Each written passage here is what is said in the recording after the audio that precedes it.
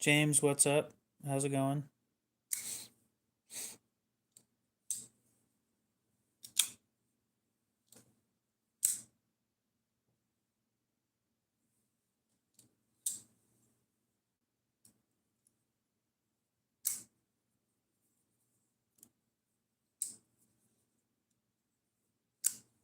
Oh, hope that's going well.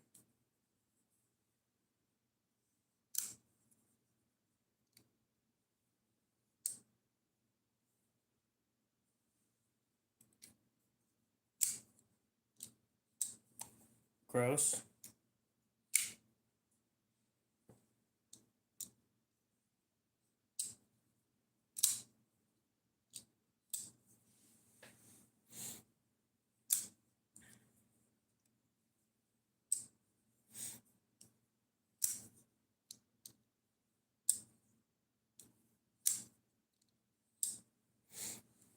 I've got this fun shit that keeps happening to my truck.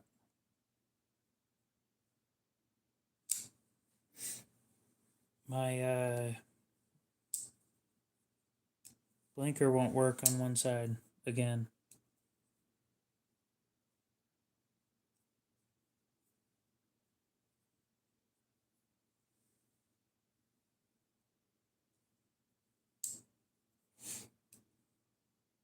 Chevy 1500.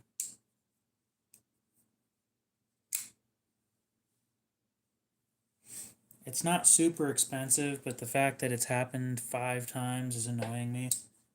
It costs like $12 every time that it happens, depending on what's wrong with it.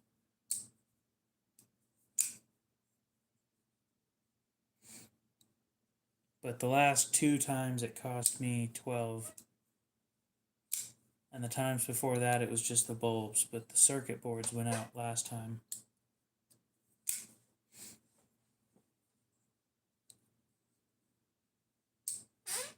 I don't know yet. I haven't taken it apart to look again.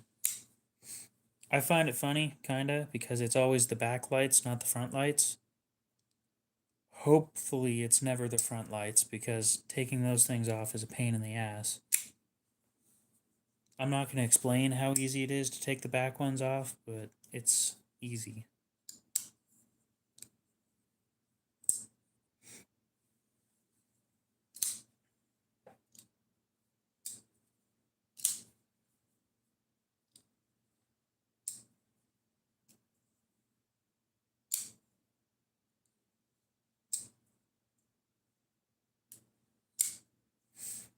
Three out of five, or 2 out of 5 times, it was the bulb. The other 2 times that I know of were the circuit boards dying. And then this most recent one, I don't know.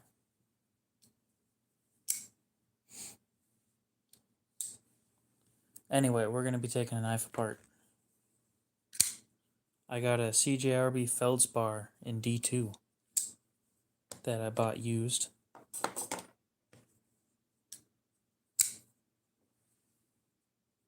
No lock rock or anything. Just needs a good cleaning. And then I've got an Emerson Sark that I need to sell.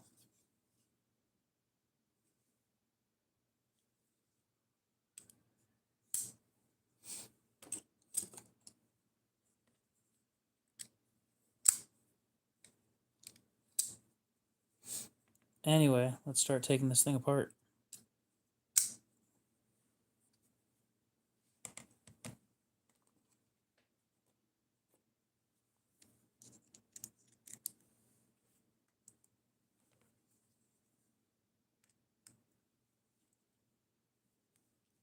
DBZ fan, what's up?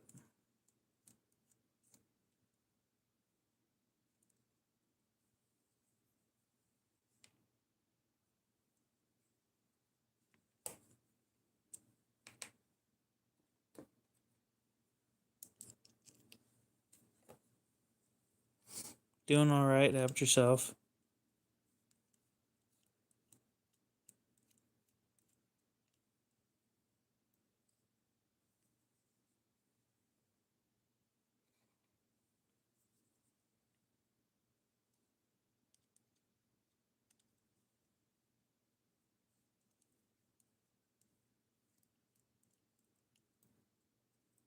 Well, that was nice and quick.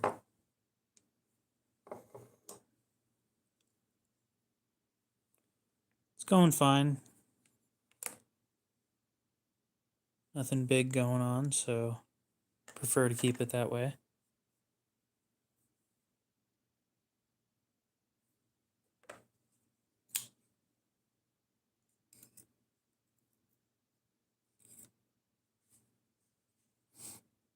All right, you have a good one.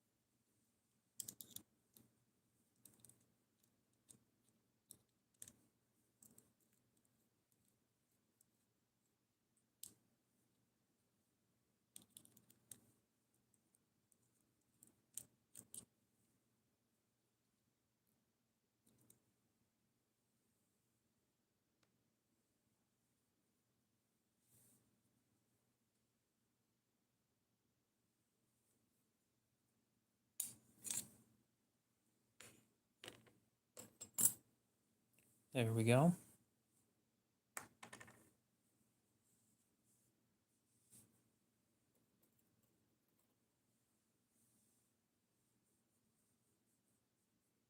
Step 1 is wiping everything down with a microfiber. Anything that the microfiber doesn't get off, we will take off with Q-tip.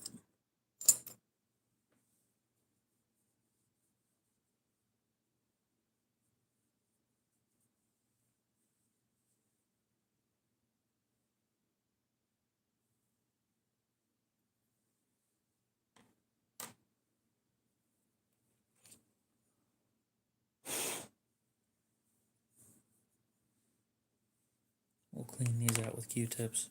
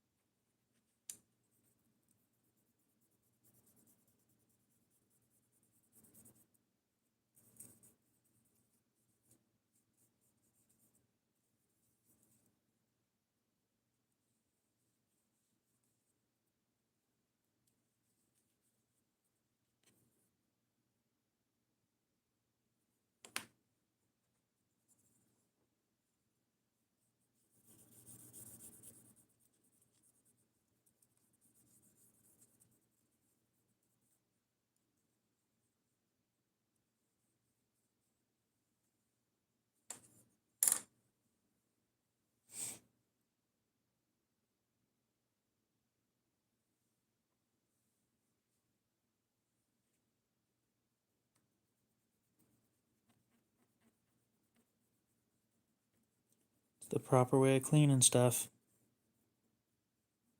When you buy something used, you might as well clean it.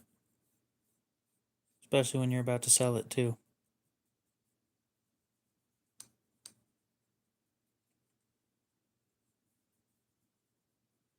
do a full disassembly, you clean it, you sharpen it, and then you get rid of it.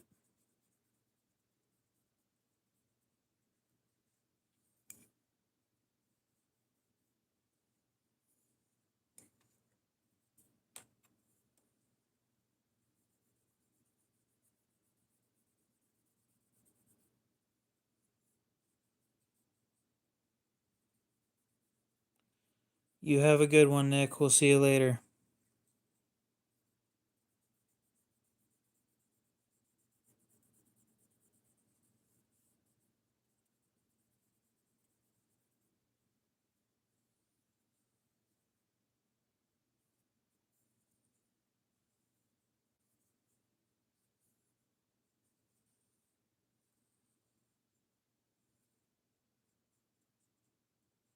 How do you pronounce that name?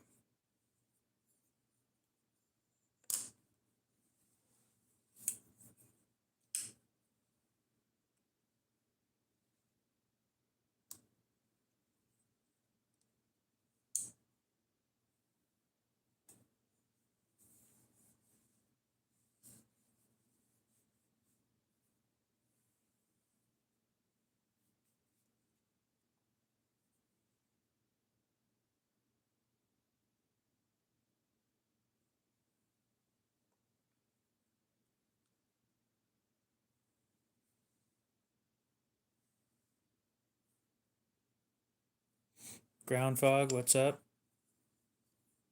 Haven't seen you talk in a while.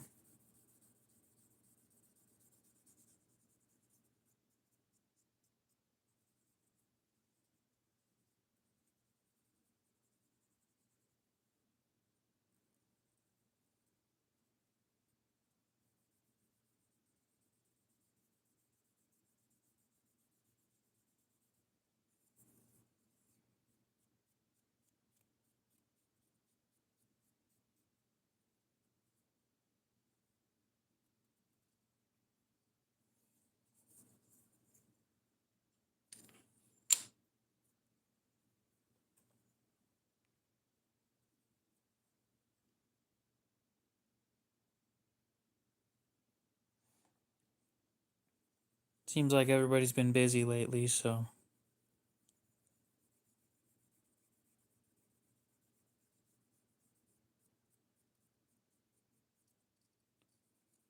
life happens. I get it.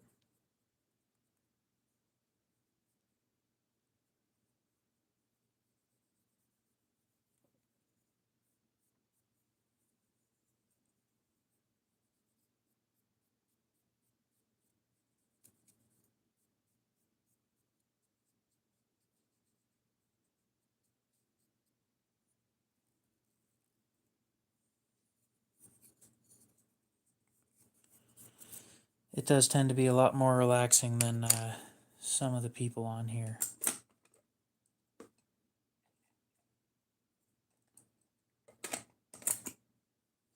Yeah, we're doing isopropyl alcohol tonight.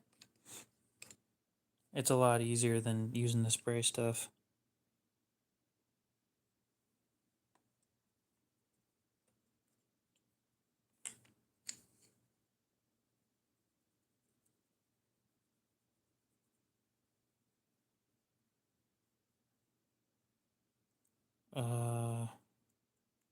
I don't know, haven't counted in a long time.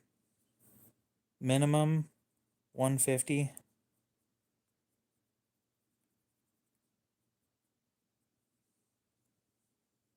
I'm pretty sure it's more than that, but I don't know. I buy and sell them so quickly that, or so often,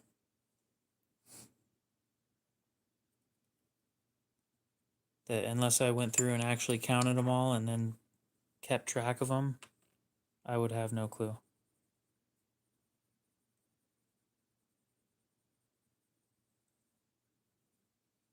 And I'm not counting and keeping track of all of them. That's a waste of my time.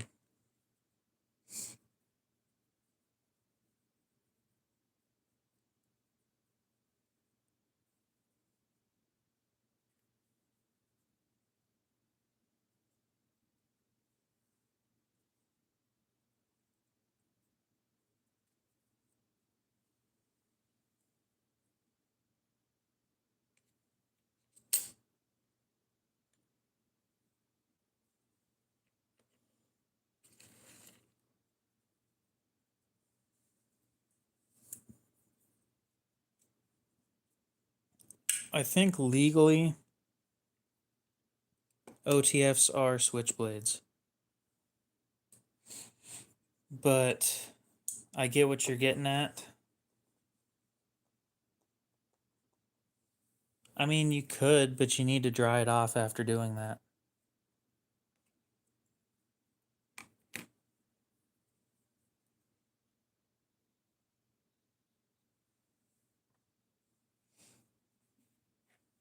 I think I'd prefer a push button automatic over an OTF.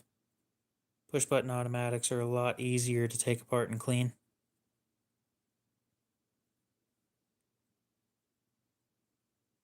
Significantly less time and a lot less worry about shit going flying.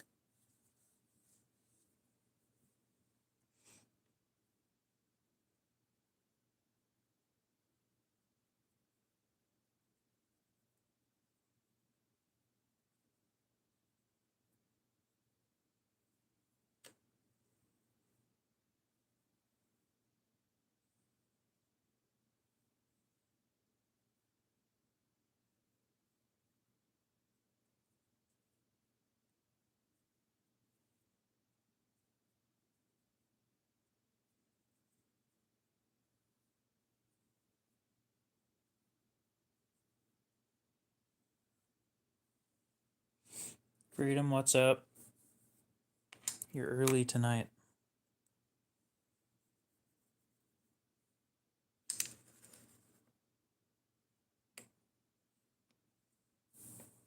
Abdullah, what's up? Welcome back.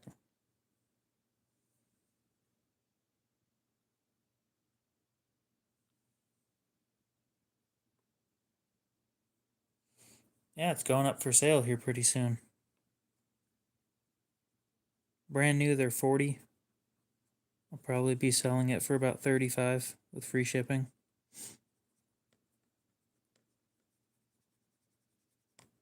After I'm done sharpening it and everything.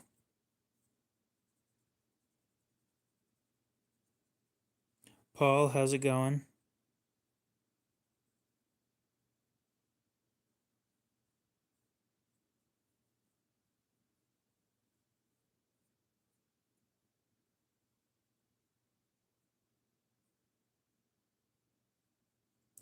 The one I was using to cut stuff.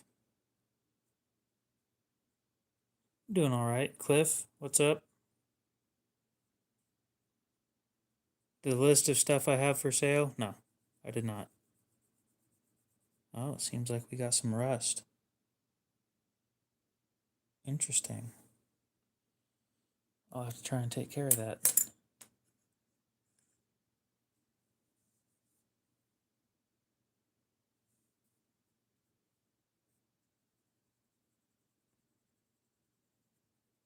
Oh, so that's not rust.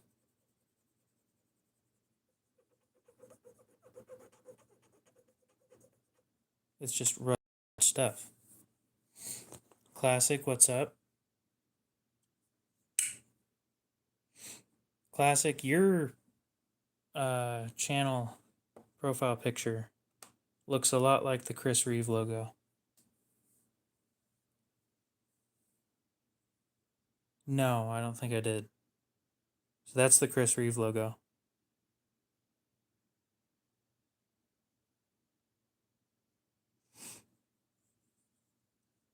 Butthead, what's up? How's it going?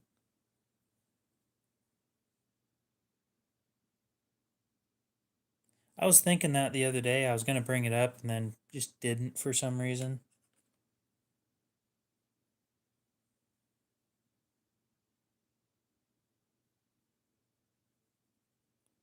What's up, Butthead?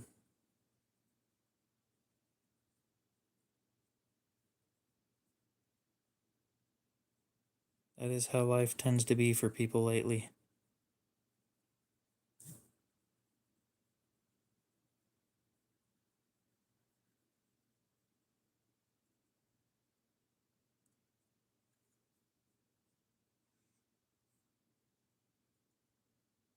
Yeah, you're not the only person. Sometimes I wish this shit was a lot less expensive.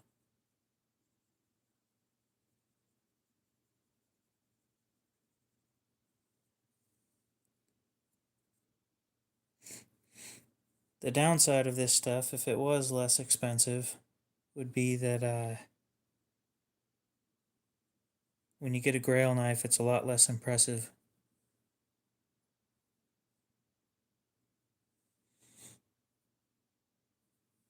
Cold steel isn't my thing. I've been disappointed with them based on other people's uh, no, I do not. There's two options I can think of when you say Joker. One of them is the that out the front switchblade from the movie, and the other one I can think of is some other one. I wasn't impressed with the only Demco I have. That's not saying that they're bad. That's just saying the one I got was trash. Just like the worst heat treat.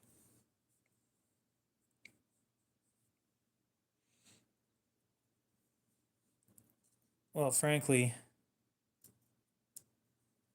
I'm not going to be chopping a pig in half, so.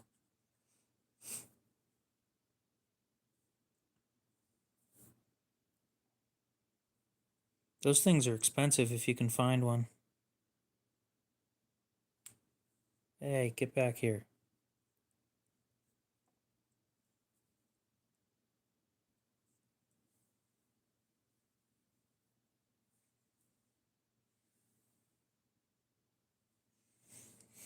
If you can get a used Benchmade, go for it. I wouldn't buy them for new prices, though.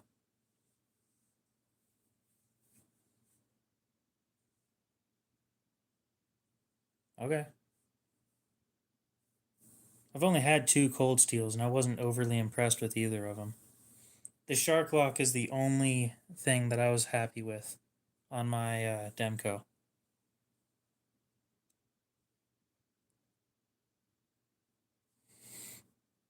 Oh, you're in Alaska.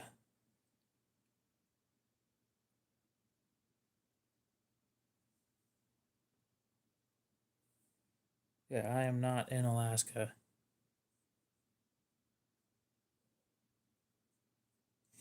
But you guys also got to keep in mind, I don't need toughness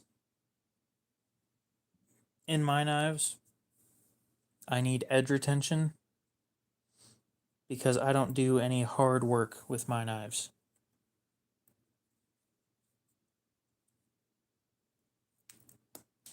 I saw that coming from a mile away.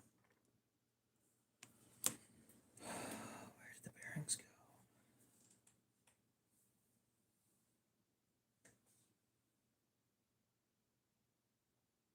Damn it, you semi-clear piece of plastic.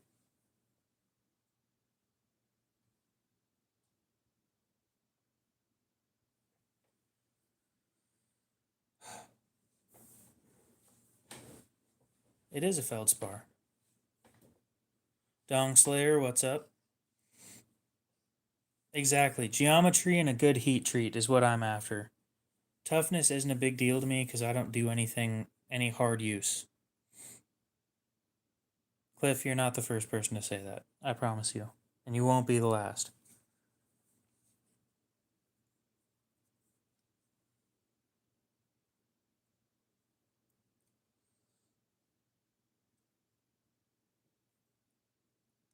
Anyway, if you're looking for a rescue knife, I have a rescue knife that I'm trying to get rid of. I just went out and bought an Emerson Sark.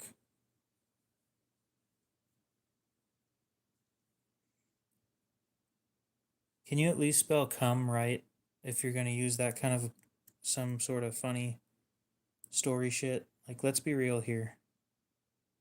You could have made that you could have made that comment so much better.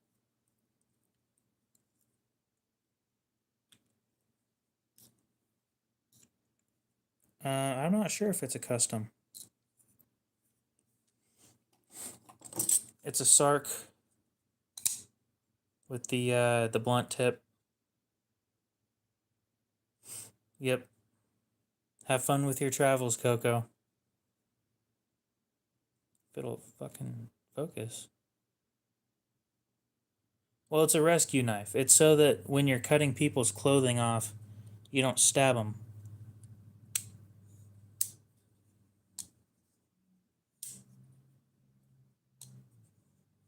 With a million hawk to us. Thank you. I needed that.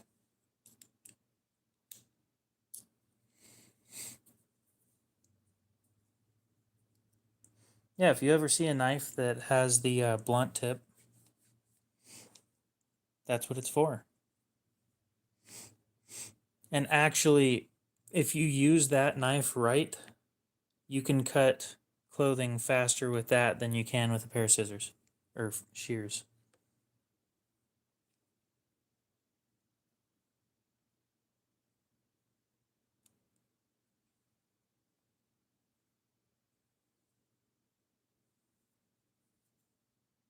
Why not use a sword instead of a knife? So, unfortunately for me, I don't wear a belt.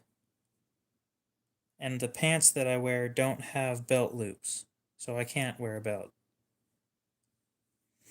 Carrying a sword is too inconvenient for me. What do you mean I clearly have no experience?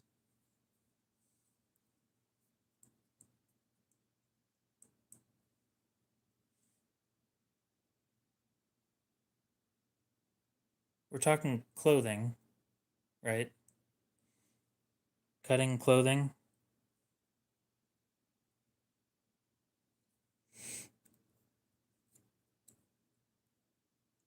Okay.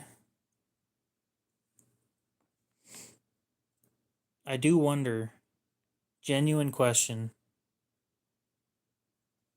I'm assuming that as well. I don't think that I don't want to say this while sounding like a douchebag when doing it. I don't think you've had a knife as sharp as I have, where you could. How do I say that? Ew. There's a burr on that. I need to fix that.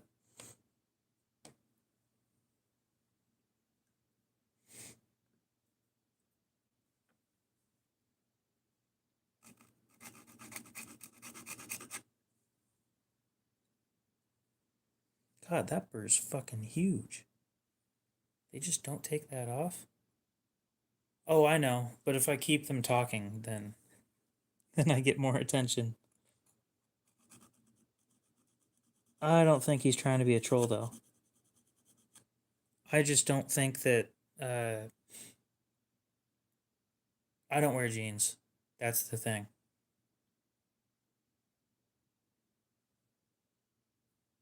I've yet to find a jean or a set of jeans that fits me perfectly.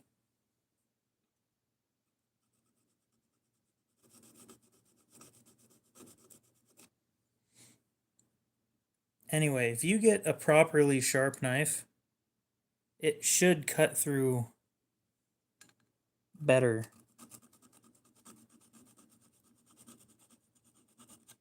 than it also depends on the clothing you're cutting, to be completely fair.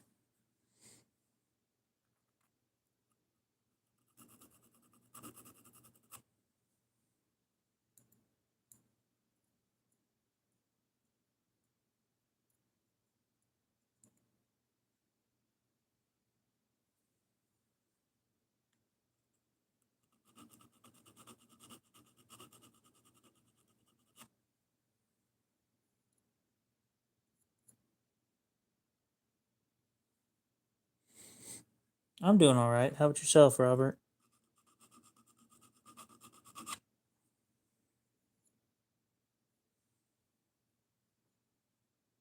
Well, now it doesn't have a burr, so that's better.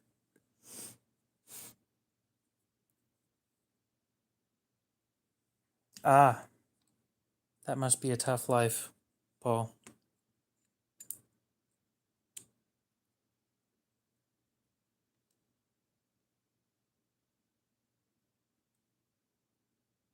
Oh, there was a burr on this that I found annoying. I don't want to sell something like that. It also, yeah, it depends heavily on the steel. I'm pretty sure that that one's 154 cm, but I can't guarantee that because I didn't see it anywhere on there.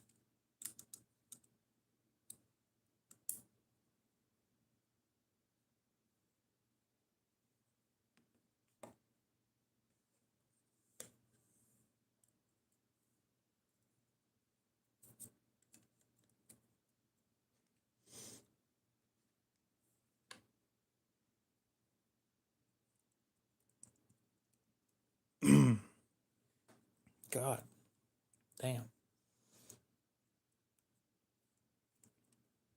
Oh, thank God I didn't drop it. I'll admit, I've never tried cutting a pair of boots.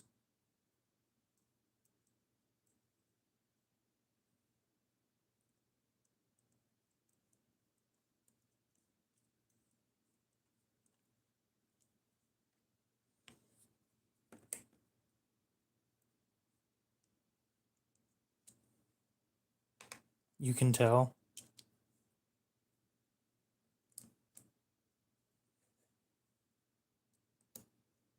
I've never thought about cutting a pair of boots either.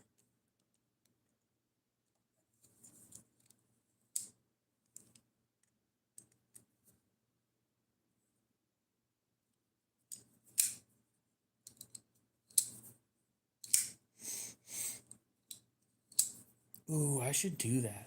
Not the boots thing.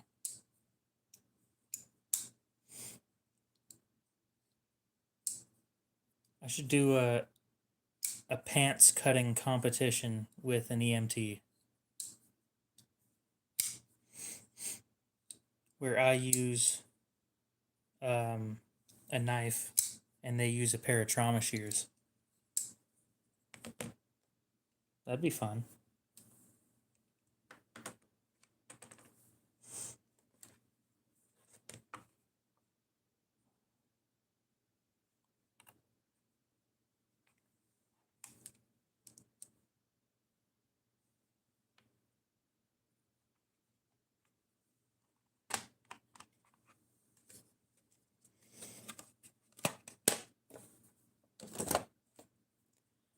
I have had 8, possibly more, people tell me that I'm always doing shit wrong. So I take everything that they say with a grain of salt. Well, a heaping pile of salt.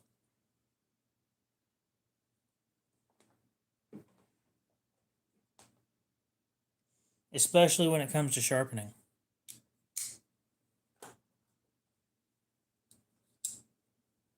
I am surprised the amount of people that tell me that I'm sharpening wrong.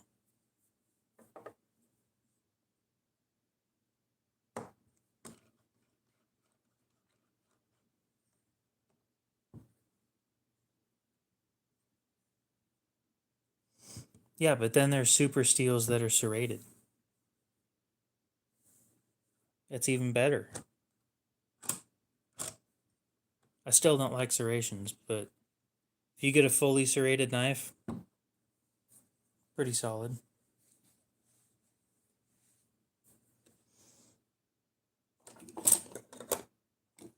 No, there's just a decent amount of people telling me that I'm sharpening wrong. I've been sharpening for 32 years and you're doing that wrong. Like, shut up.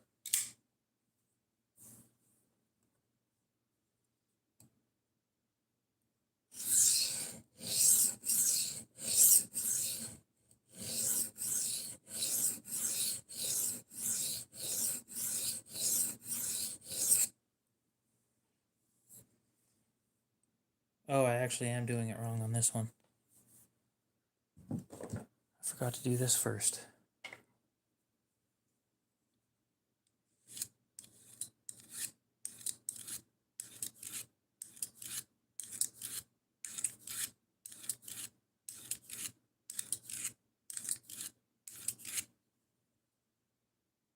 Beautiful. Okay. Now we'll get started.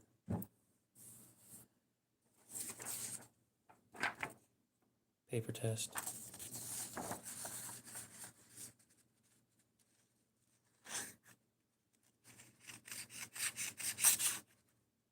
That was a tear. Okay. Now we get started.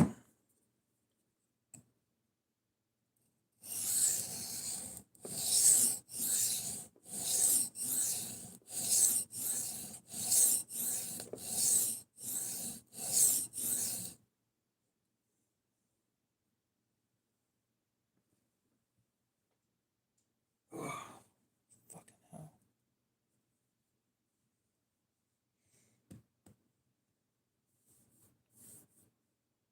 Okay, where are we going? It kind of depends on the steel. And yes, I do tend to consider my sources.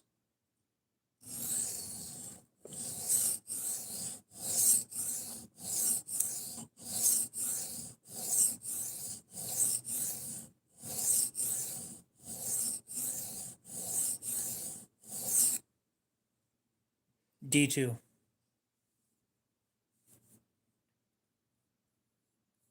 Yeah, once I'm done, it'll be up for sale.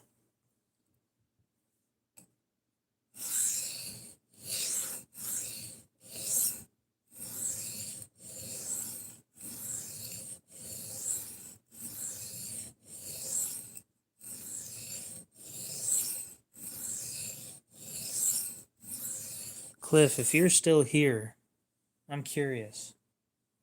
What kind of shears do you use?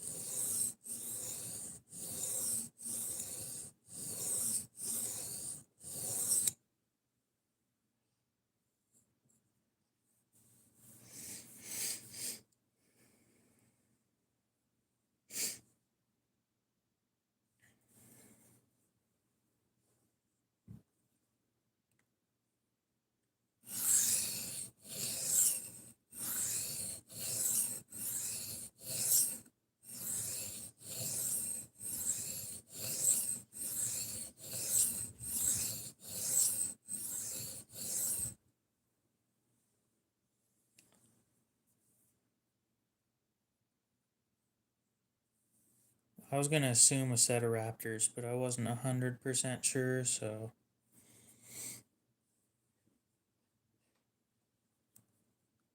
In that situation, it makes sense to sharpen them often.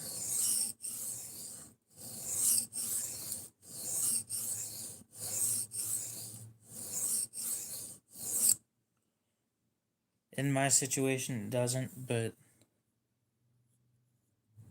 I don't have an absolute necessity of them being razor sharp at all times.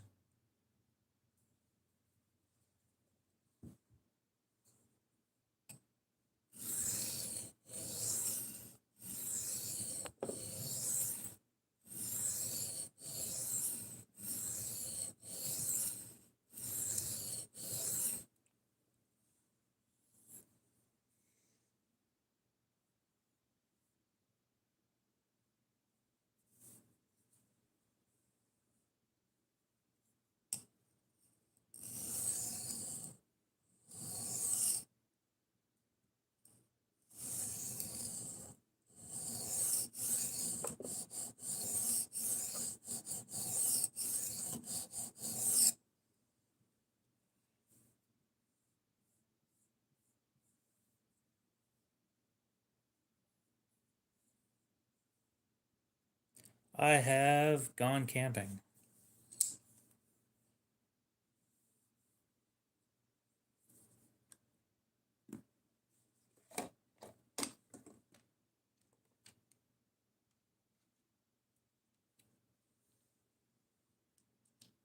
and been to the hospital once because I'm a dumbass.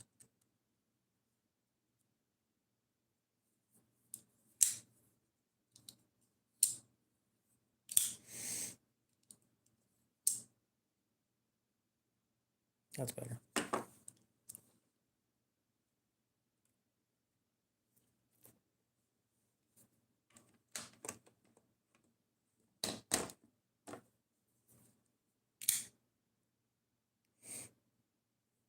I will admit, it is a strong assumption.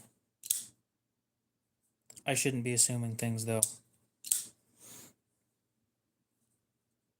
When I would believe that a knife would cut through clothing faster if sharpened properly, which nobody does these days. And the reason I say that is because if you can get one fluid motion and get everything all in one go, would be quicker than shears having to do multiple pumps. I don't know how else to explain cutting with scissors, but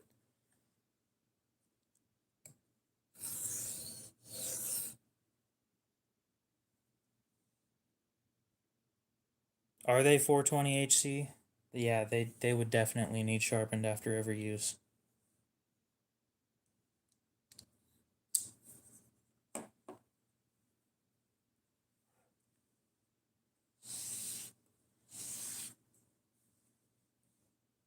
And again, it does depend on the clothing.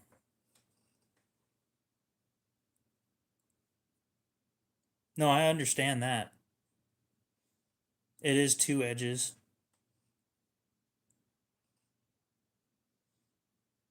Oh yeah, I can cut through wrapping paper faster with any knife on the table than I can with a pair of scissors.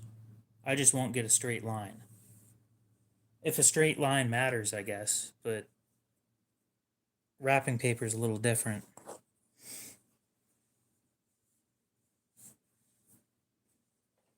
Where is the 140? Oh, duh. No, no mod. Wet, dry. Okay.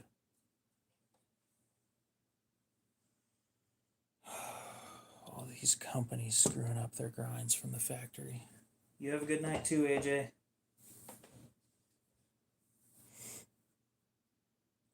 How much is a fire hose going to cost me?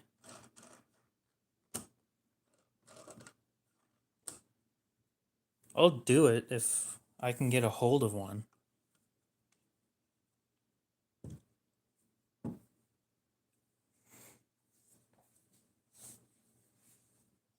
A rescue sword. Just where the tip is blunt. That'd be funny. That'd be really funny. I'm willing to try anything if it's cheap enough. Like knife related, cheap enough. You get the point. Good content is good content. And if you learn something along the way, even better.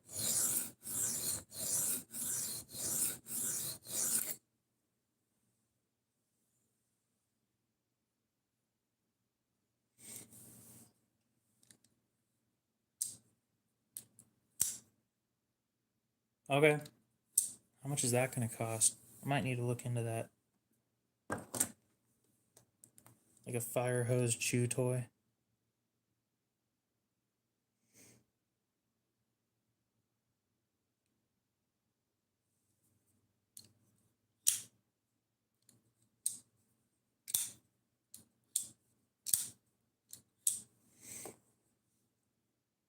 Come on, load, you stupid pile. Private pile. All right. Fire hose.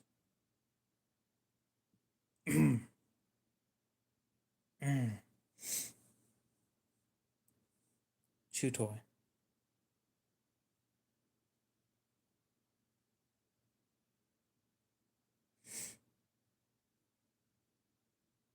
Is that actually made out of fire hose material? No, this is actually on Chewy.com. It's fairly cheap.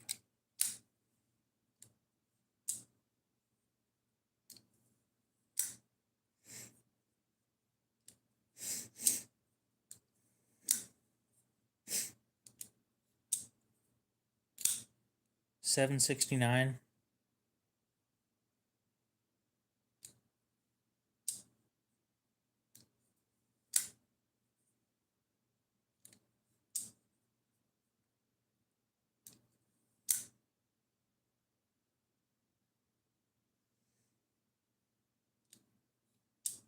I could swing that.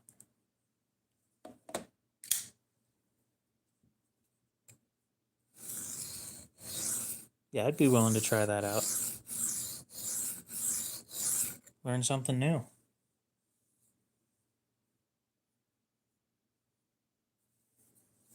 Also have a new test material that I've never tried before.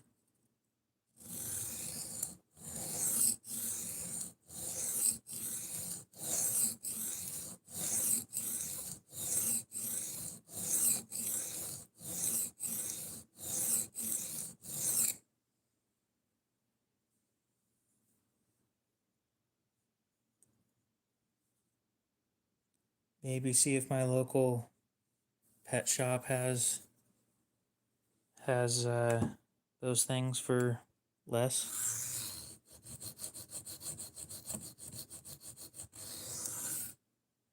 I'm always happy to try new things.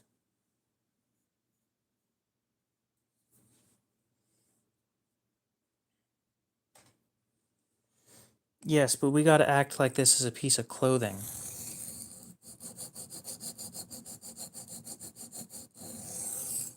To make it fair. So I'd probably cut it open, like cut the ends off or something, stick it around a 2x4, and then stick the knife up under one side. And here's the biggest problem I'm coming up with. Because none of the other knives have that rounded tip, if I'm doing a push cut forward, it's going to get stuck in the 2x4. And I don't have any other knives that have this blunt tip, and I'm trying to sell this one and don't want to use it.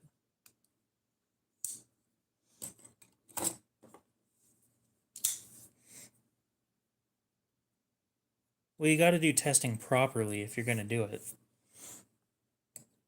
I'm not just trying to cut a piece of fire hose, I'm trying to cut a piece of clothing. And I don't want to spend that much money to do it.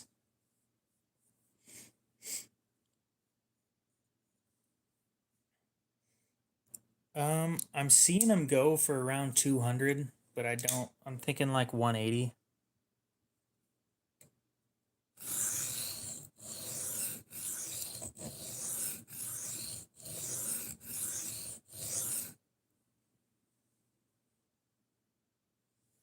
I appreciate that. And yes, I will agree, most people are morons. Unfortunately, I'm stuck on the road with a lot of them. The amount of near accidents I get into on a monthly basis is disgustingly high for absolutely no reason. All of these things could be simplified or prevented if people weren't doing their makeup while driving.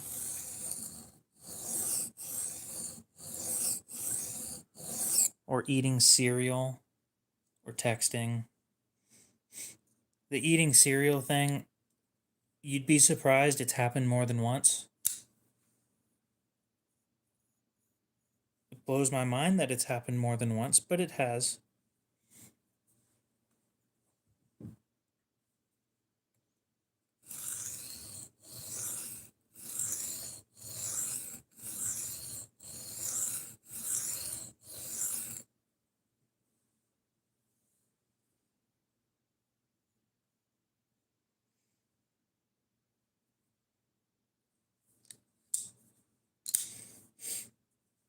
Maybe if you didn't have one hand on a bowl and the other hand on the spoon, I wouldn't be so bothered by it.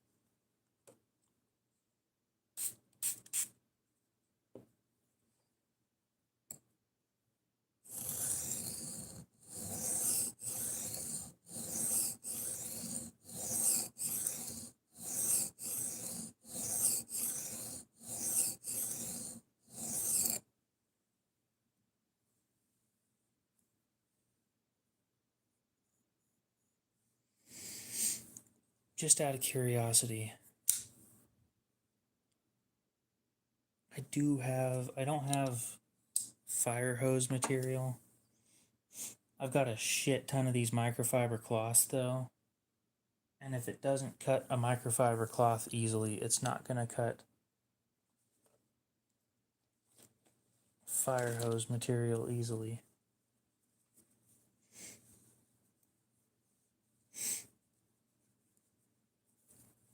Can I wrap this around something?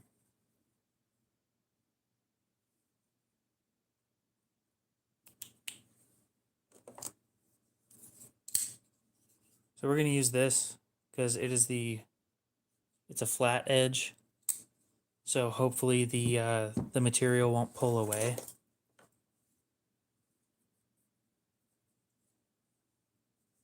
Now, how would I go about doing that? Because I don't have anything to wrap it around right now. And I don't want to get hurt.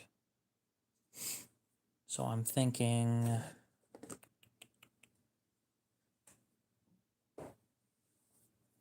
And this one should be freaking sharp.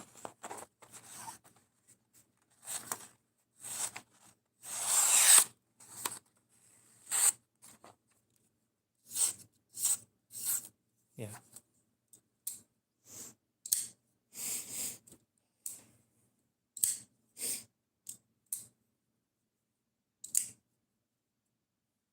I'm thinking if I just hold on right here and like put the blade under and just do a pull cut, so that way it's not going towards me in any way that I would get hurt.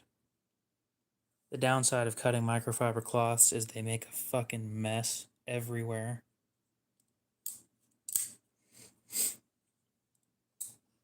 Well, I got nothing better to do. I mean, it's a live stream. What else am I going to do? Continue sharpening that other knife anyway?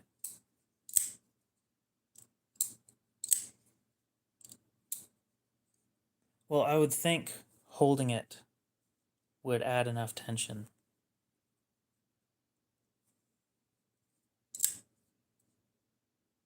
Oh, you're right. There isn't tension around the sides, though. How could I set up a jig to do this? Wood, couple screws.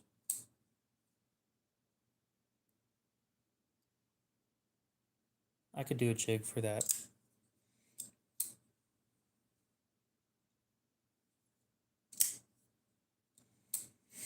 I was thinking something like that, but I don't want the board to be what I'm cutting against, because that would be somebody's leg. God, the biggest problem is that this thing isn't blunt. If it was blunt, I'd just do a push cut. But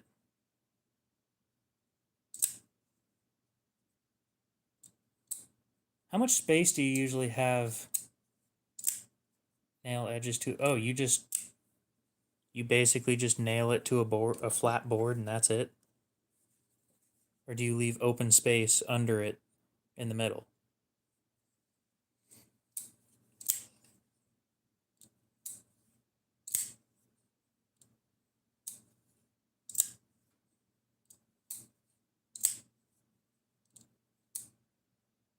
Okay. That could be done. I could probably pull that off. Okay. We'll get that squared away one of these days. Hopefully in the next month, but... wood's fucking expensive right now. I don't even know how that happened.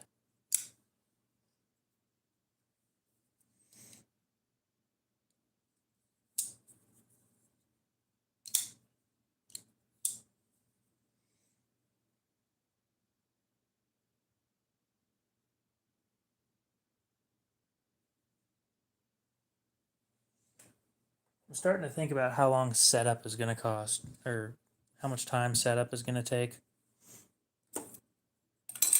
Again, I'm not using the rescue knife because it's worth more than what I'm going to be cutting with. And frankly, it's got a factory edge and I really don't want to resharpen it.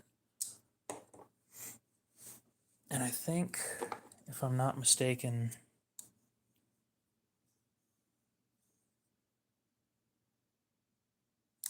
damn it, Emerson, you couldn't put what steel it was?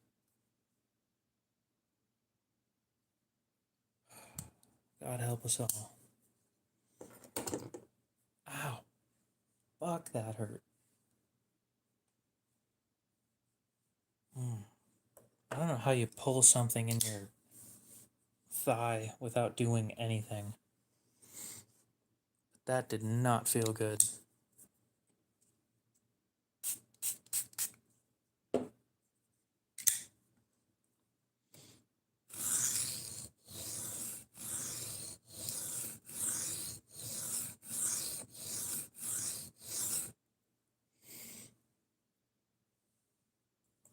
I'm doing 180 on it.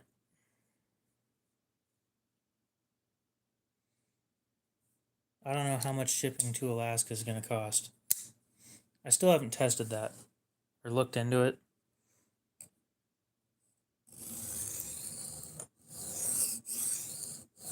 Oh, wait, no. If I did shipping to Alaska, USPS flat rate includes Alaska. So it'd be like 185.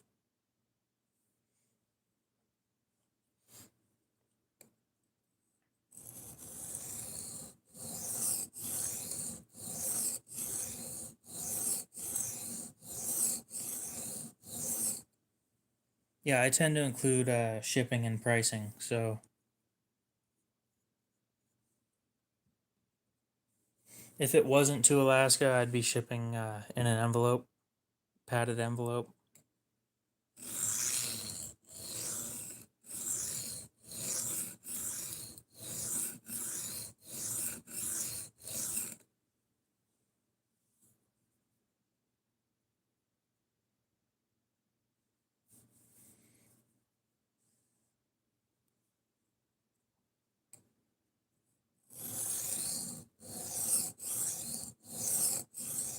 If I'm not mistaken, it's been discontinued, but everybody wants so much for those things on eBay. 6 have sold.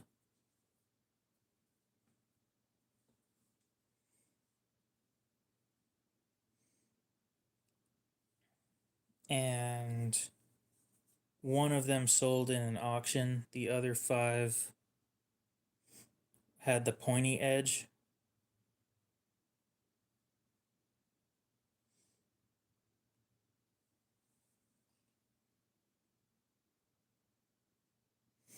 So here's one for $249.99, and then another one for $337. But the $337 has a DLC coated blade by the look of it.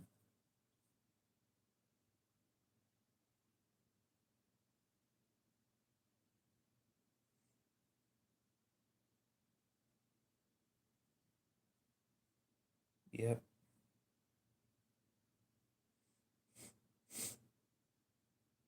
Looks like DLC to me.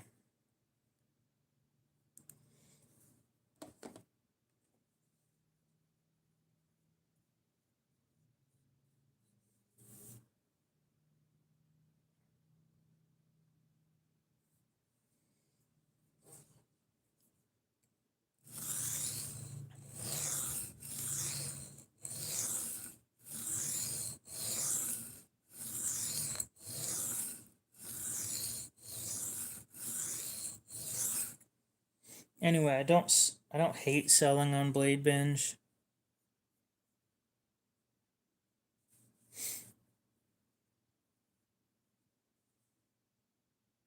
On a daily basis, I EDC 2 knives, and I've got 2 in my truck.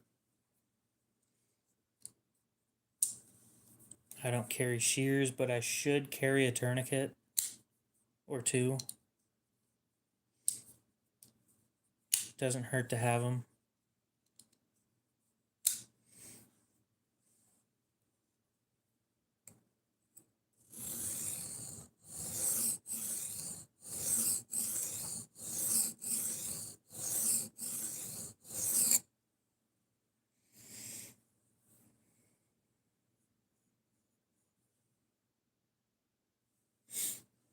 That's true.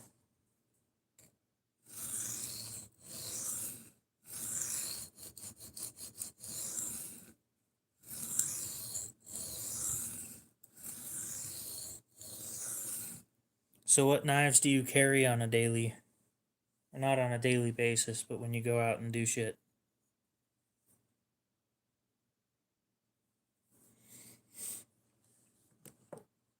I would have to assume at least one of them's a Spyderco.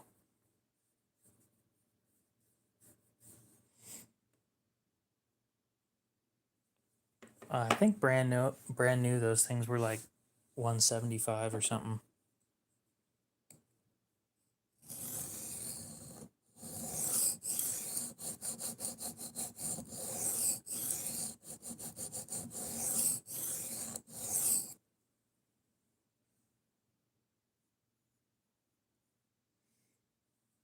So I'm going to assume you carry at least one Spyderco and a Leatherman of some sort.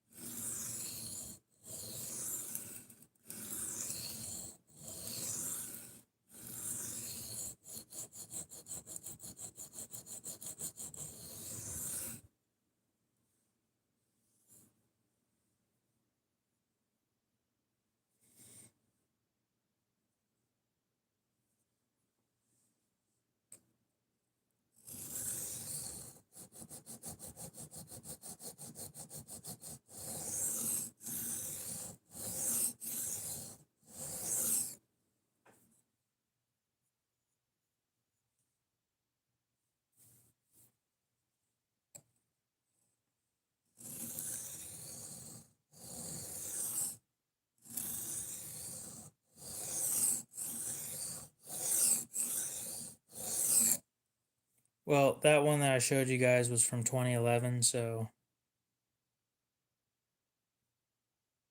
not that I want to doubt that it's DLC, it probably isn't, now that I think about it.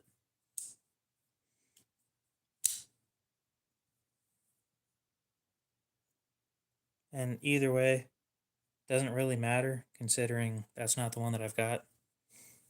80-10 or 80-20.5, not bad. Finwolf, not my thing personally, but you do you. Leatherman Wave, solid. And a modified tracker. Do you mean a tops tracker?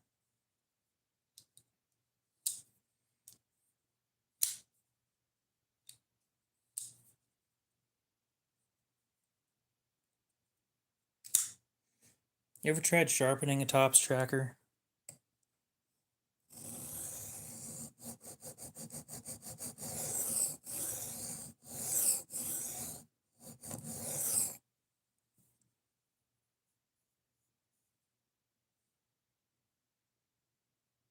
I got into knives like 3 years ago. I have no clue when they got into DLC. I just remember learning about that shit, and I thought it was like the most mind-blowing bit of engineering.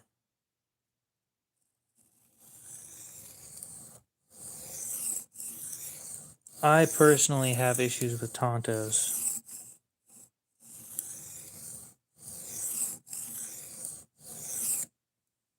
And recurves. I don't have the tools for recurves. I can do them, I just don't have the right tools.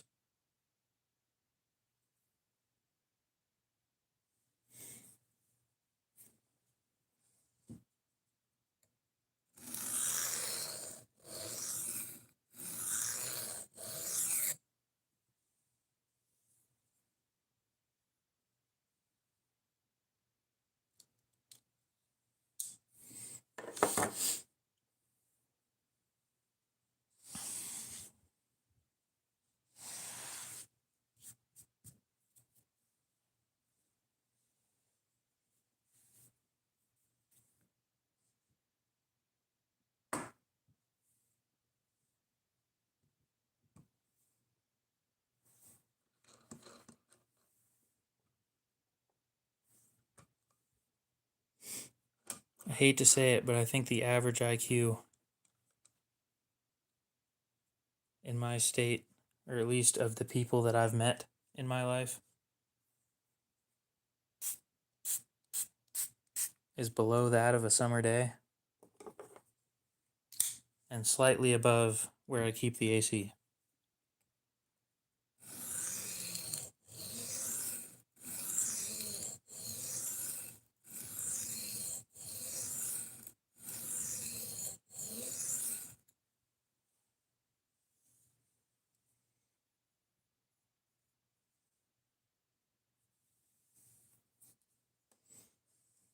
And the biggest issue I find with people being that unintelligent is I don't understand why they make the decisions that they do.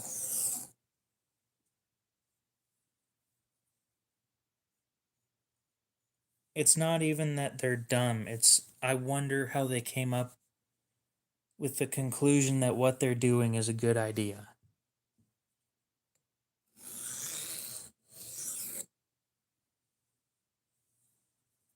Holy cat, what's up?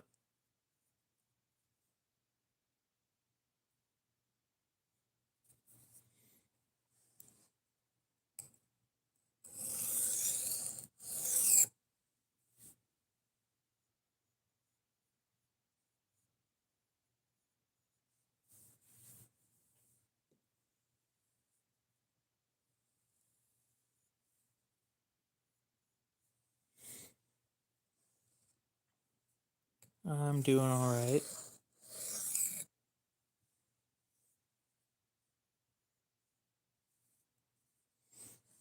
Just sitting here sharpening CJRB feldspar.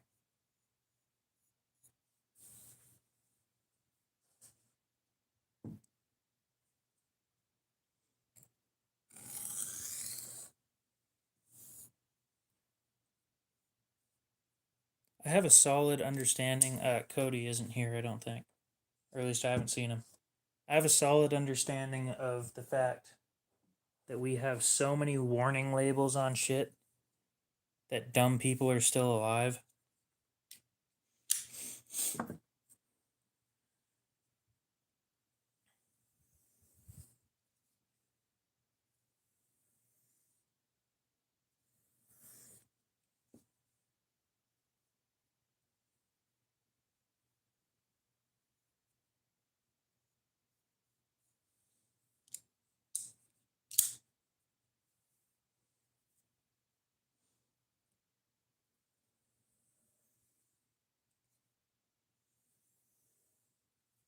There's a dude on Instagram who came up with an idea like that.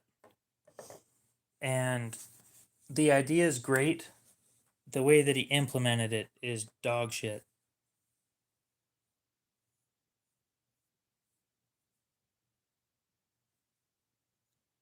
Basically, it's a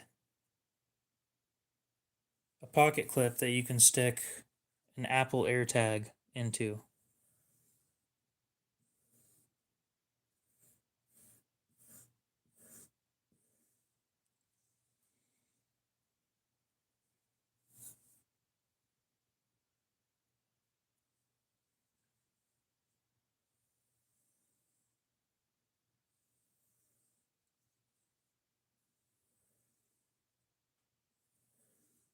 The problem is the Apple AirTag is fucking huge and it looks dumb and it can't be comfortable.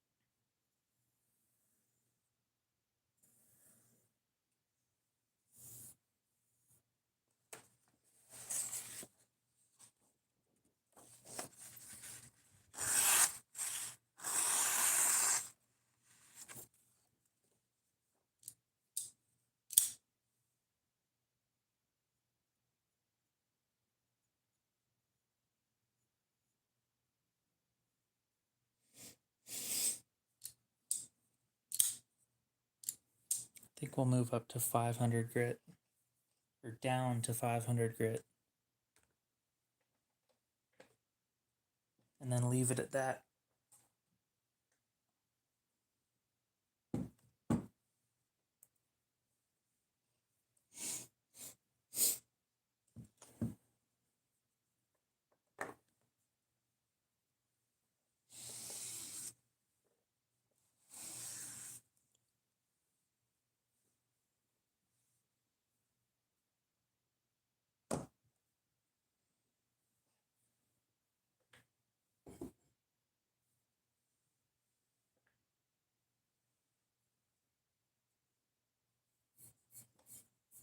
And I'm not trying to sound like dumb people deserve to die or anything like that.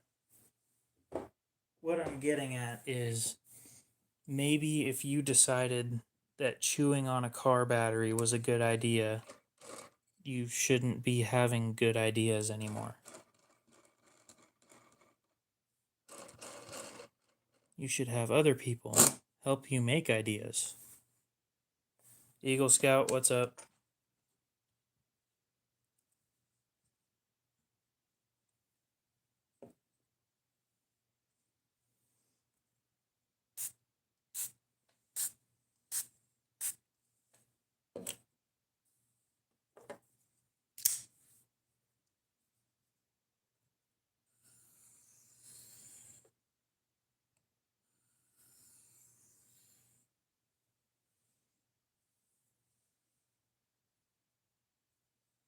So Eagle Scout, did you still want that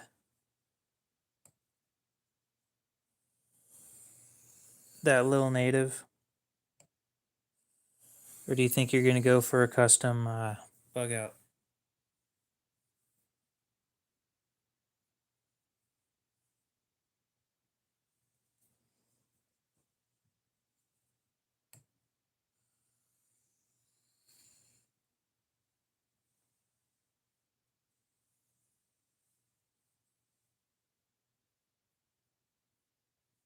I don't wear jeans, and I don't tend to carry knives that are small enough to fit in that pocket. Personally.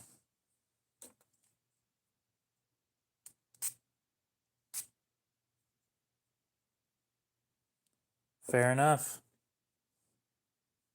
Go ahead and take it off the list then. I think before I sell it, I'm going to try and do the rattle stonewash.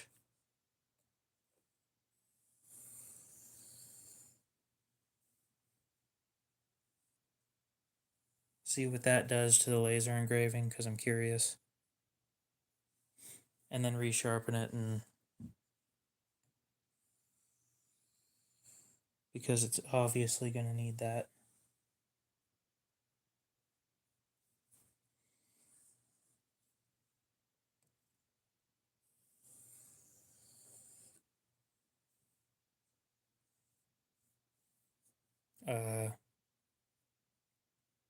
Yeah, I just stick it in my pocket.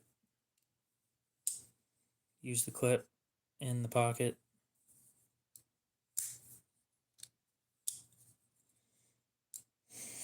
My pants don't have back pockets. Do I have what? In Idaho?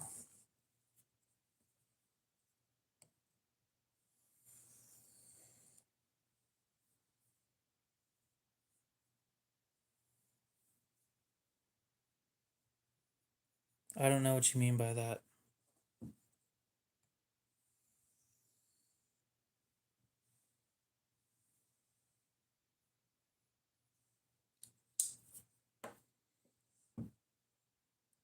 Holy Cat's been around for a while.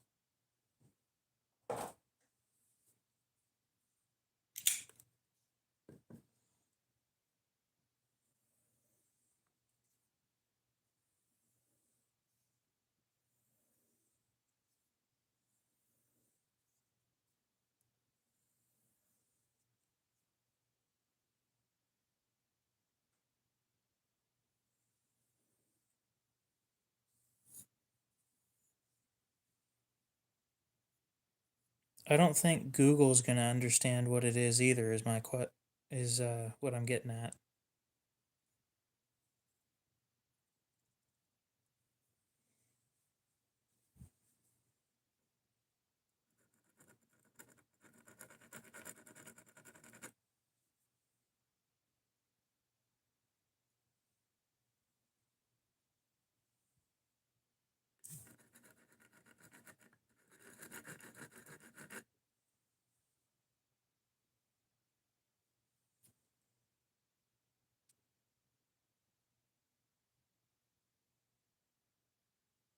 If you're referring to gang activity in general, not a common thing here.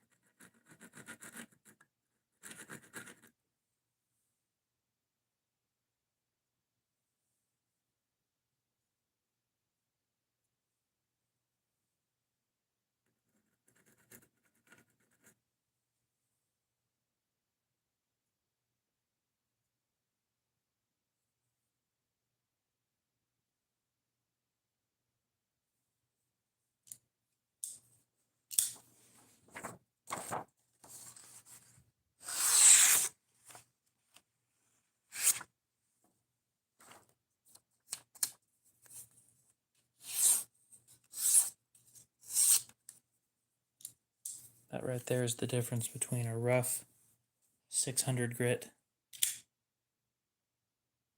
and a finer 500 grit.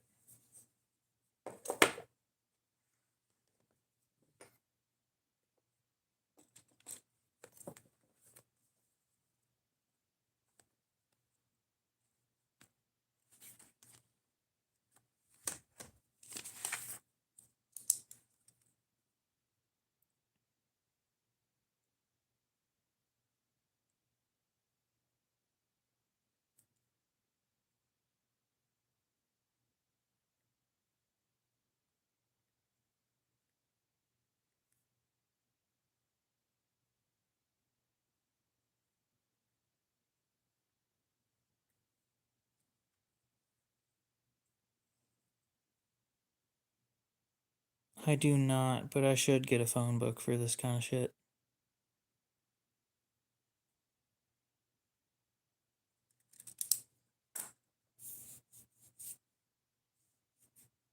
What do you mean, Emerson Wave Karambit?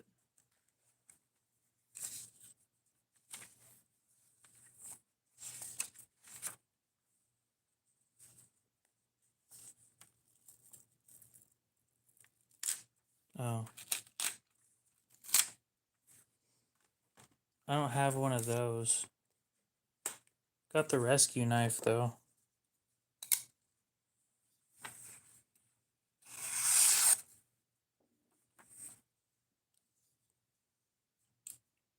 When I take my time, it looks good. When I do things quickly, it looks like shit.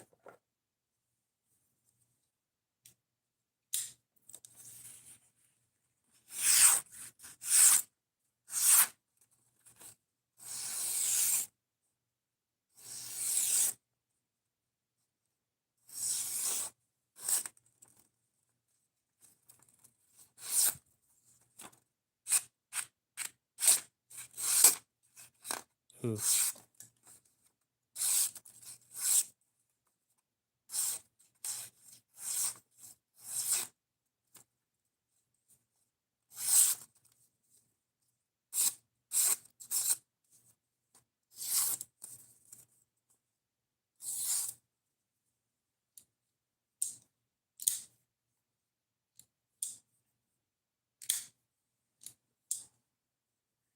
I think just about any knife can cut through carbon fiber if you do it right. Carbon fiber is actually, no wait, that would be a little rough. Might have to try that too.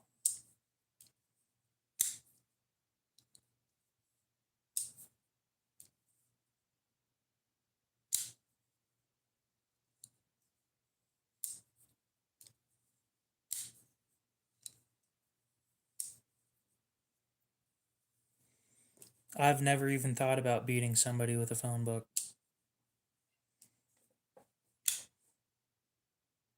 It's never come to mind until now.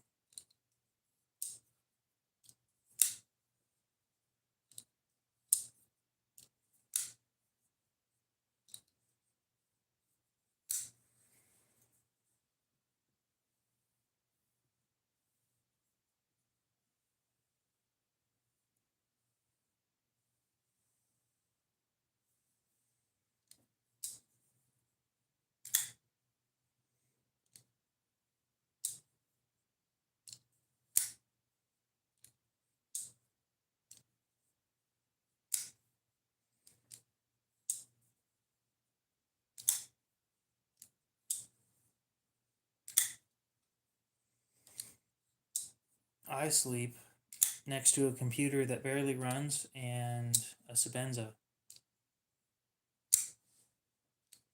and a phone.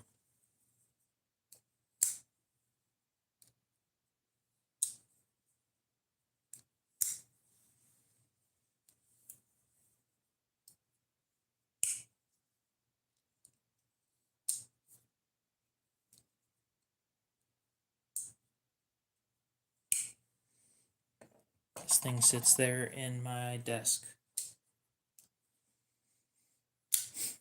I need to clean my desk.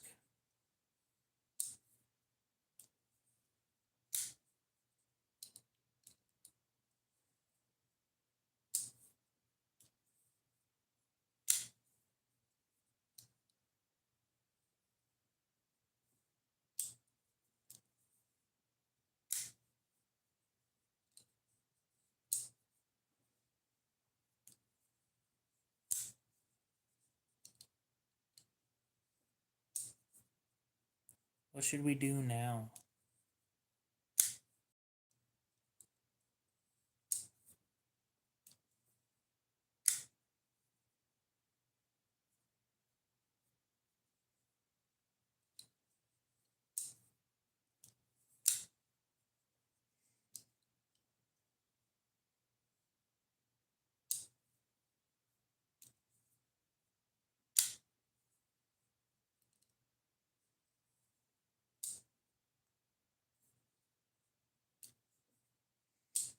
Never looked at it, but we can do that.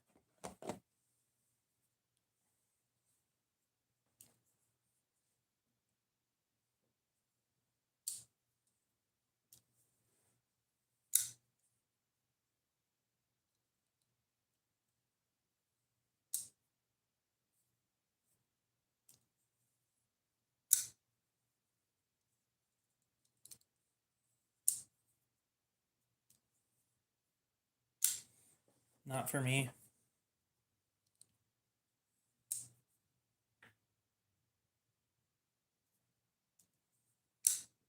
I don't need a knife with a 4-inch blade.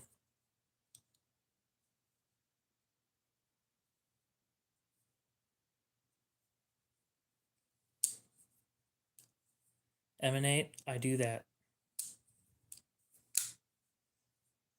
Almost every Kershaw leak that has been up for sale, I bought because they had issues. And then nobody bought them back. So, also, I bought this one used. It was trashed earlier today, and then I cleaned it up and sharpened it. It's ready for sale now.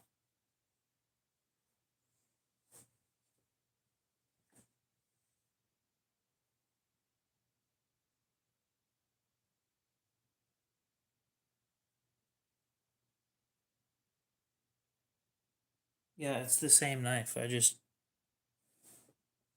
not for me.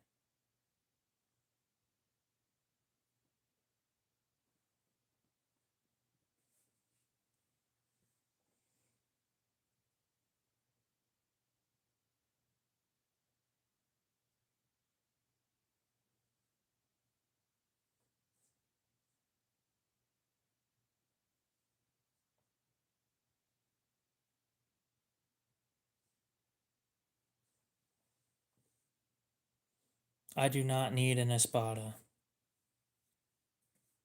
And I definitely don't need an Espada XL. I'm happy with the Sebenza. We'll just leave it at that.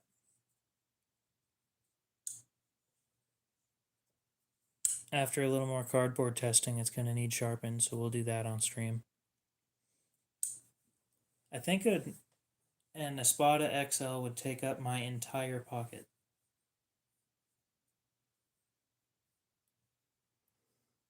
And don't get me wrong, I don't give a shit about people looking at me funny when I pull that thing out.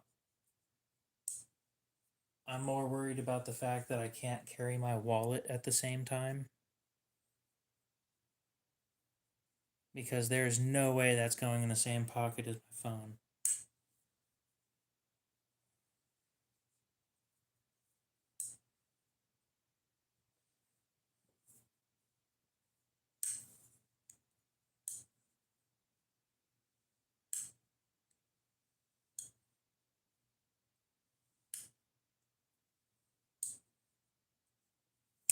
What is it, like a 7.5-inch blade?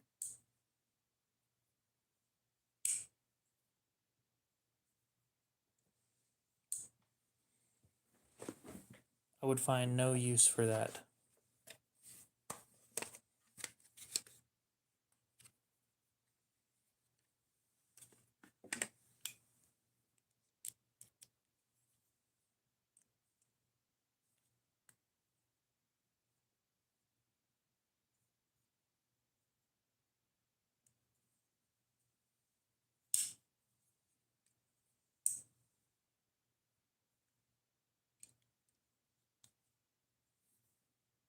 That's better.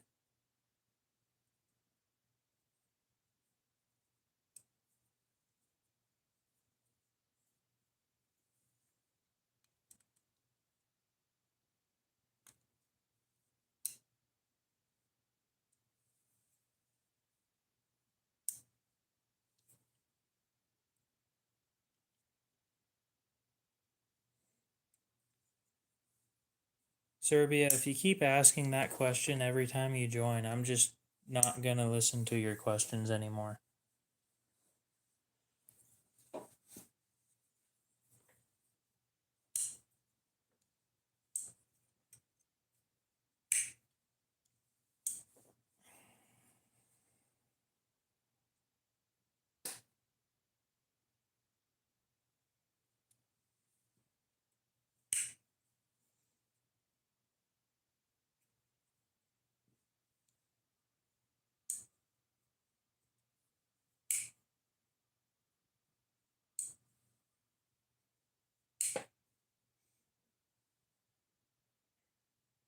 Nah. Dude, I've answered it like 5 times.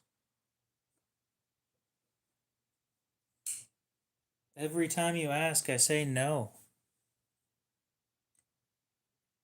And then you just go and ask it again the next time you join.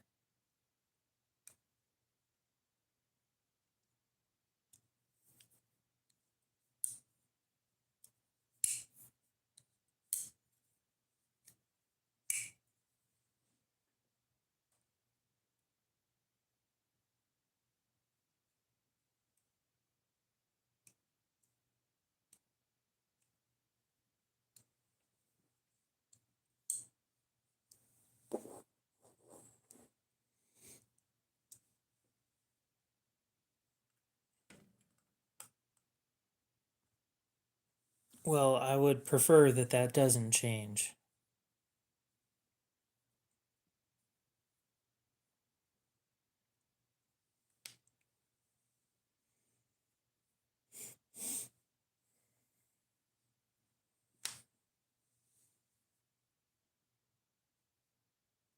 As a supplier,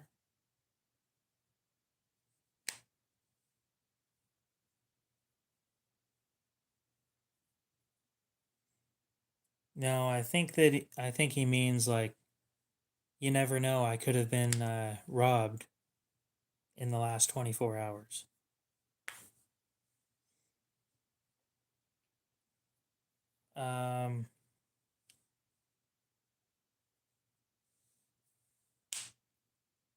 Probably a utility knife of some sort.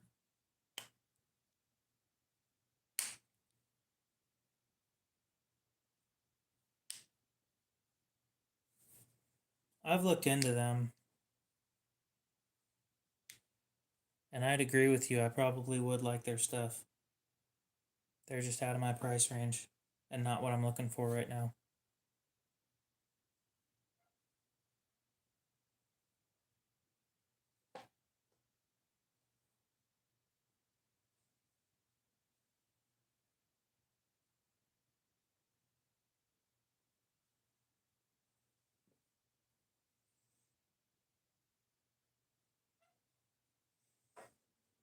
Yeah, I'm gonna be honest. If somebody tries to rob me for like the $5 that I have on me at any given point in time, like,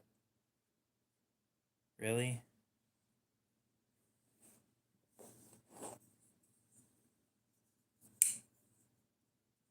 Like, whoop-de-doo, I had $6 that time.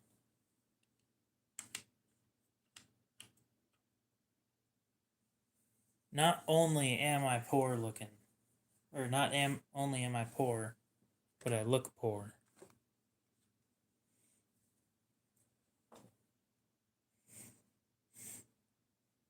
Just because I have an expensive knife doesn't mean that I have a shit ton of money, because I spent all my money on that knife.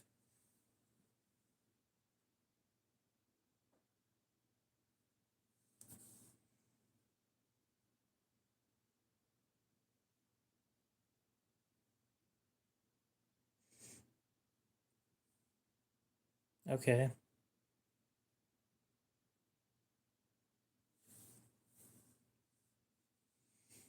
I have looked him up.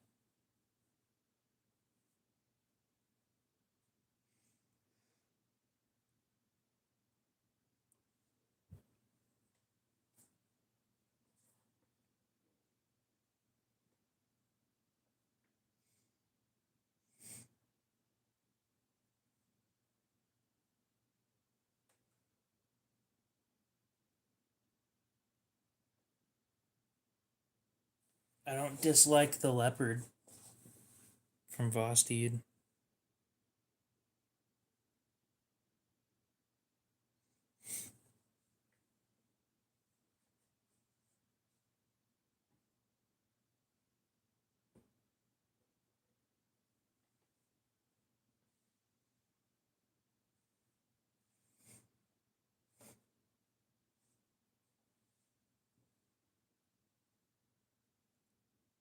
I think instead of legendary, I'd have to replace that with iconic. And the ones that are going to be on the list in no particular order are the Buck 110. They've made over 1 million of them. It's been around since '64, and everybody's grandpa has a Buck 110. Let's be real.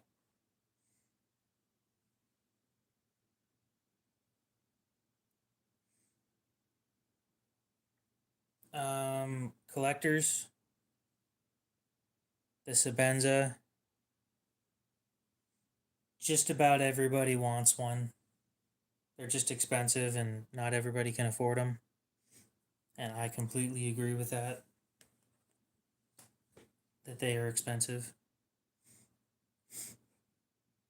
Now, the bug out.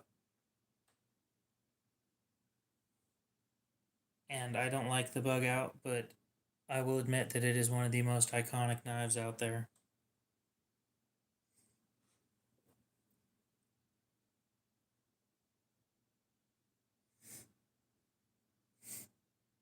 Um,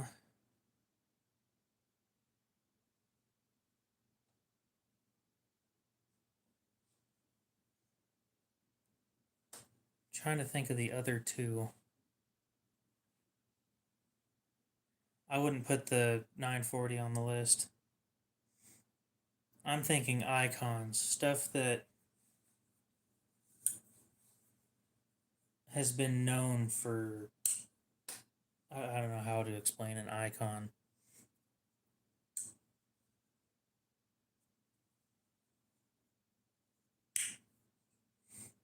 I could probably stick a Victorinox on there, but I don't know which one I'd pick.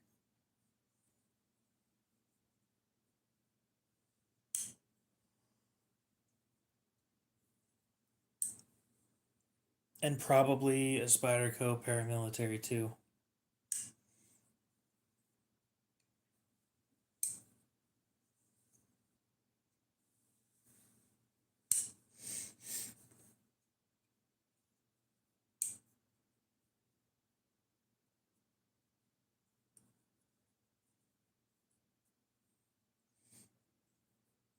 So we've got something that everybody's grandpa has, and everybody knows about that. When you think of a folding knife, a lot of people, the first knife that comes to mind is a Buck 110. You've got the knife that everybody wishes they had, the Chris Reeve Sabenza.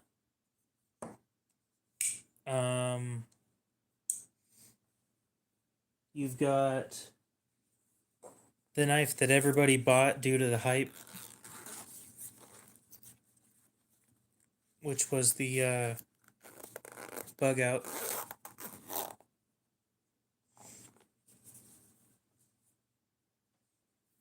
Some sort of Victorinox.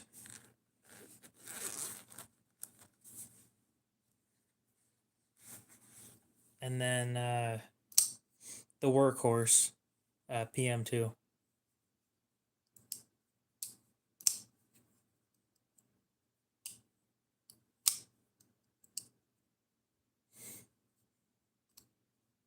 I've got two of these.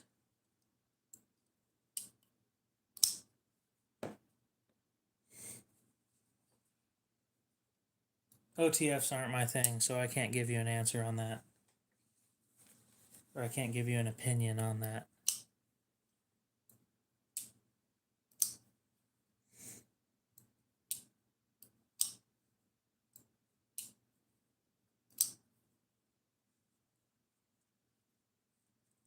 I always forget that I have this thing.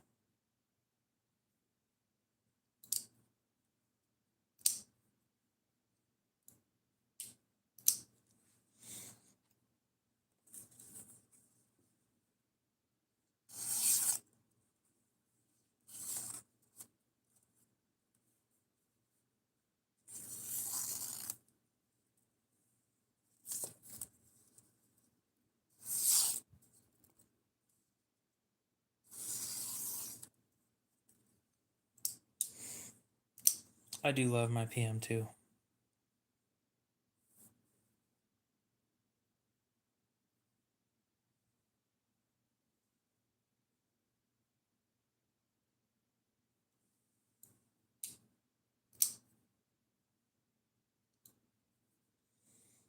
I don't think the Kalashnikov needs to be on the list.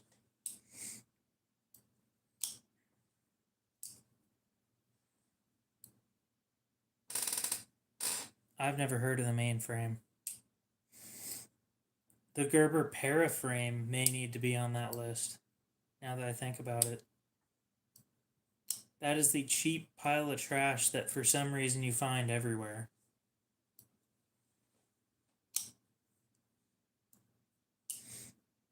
I think the materials are outdated. Namely, the blade. Blade steel needs an update. Paraframe.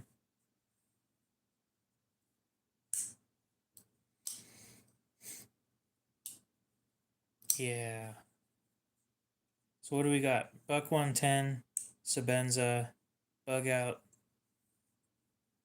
I don't remember what the fourth one was, so we'll just replace that with the Paraframe.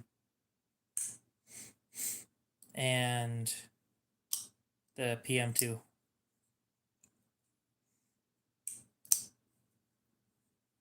Three of those knives are knives that built companies.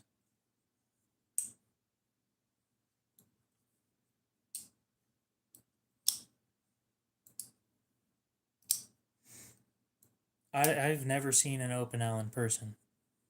At all. Never seen a store have one. I've never seen somebody carry one. Never seen it.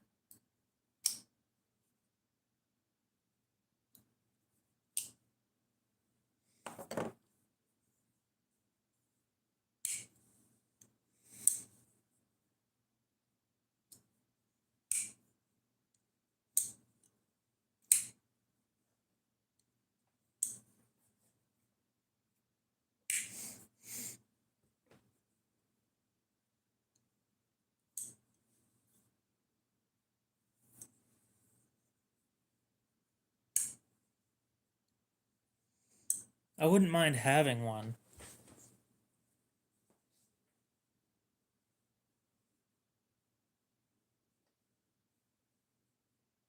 Number 5 would be the paraframe. And these are in no particular order. I'm not saying that any of them are better than the others. Spence is better. Anyway, I'm just saying that those 5 knives. When you think of a knife, those are probably the ones that come to mind. Big Hank, what's up?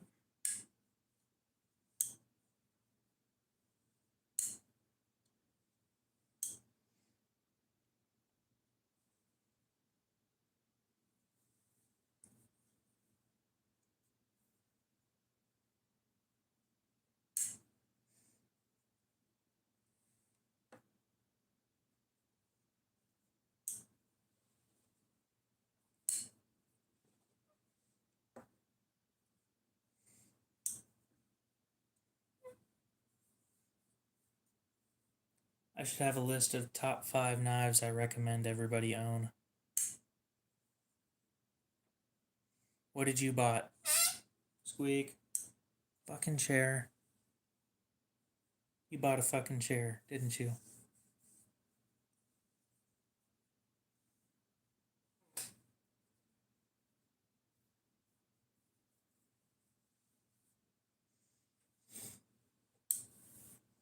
That is out of my price range.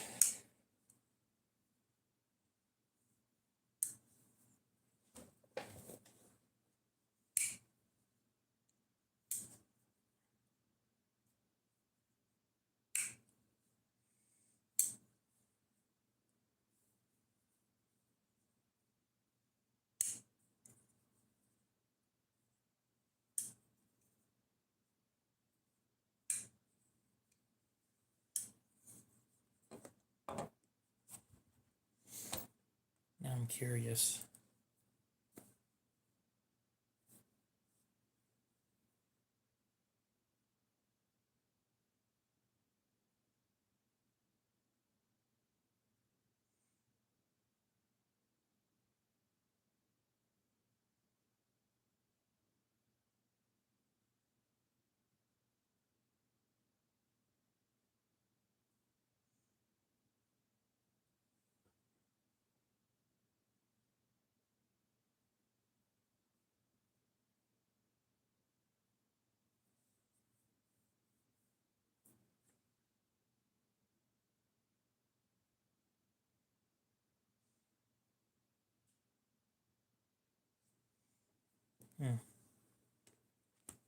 Well, if that's the only real difference, and I don't have to spend $15 for a tiny tube,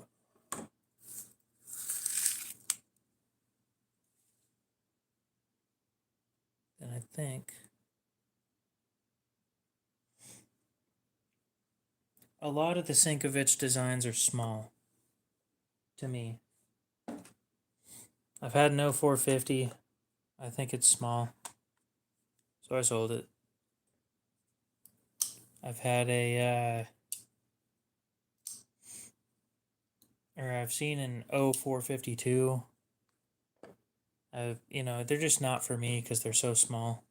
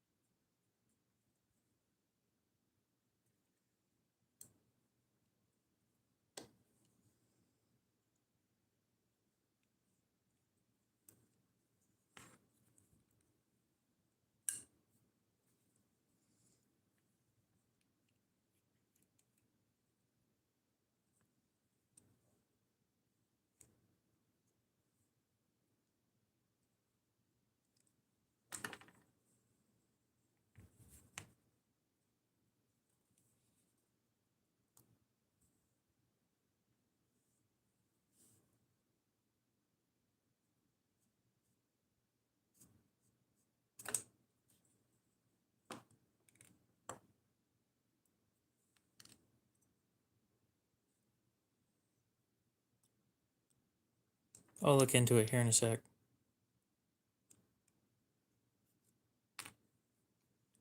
A karambit made out of obsidian is a bad idea.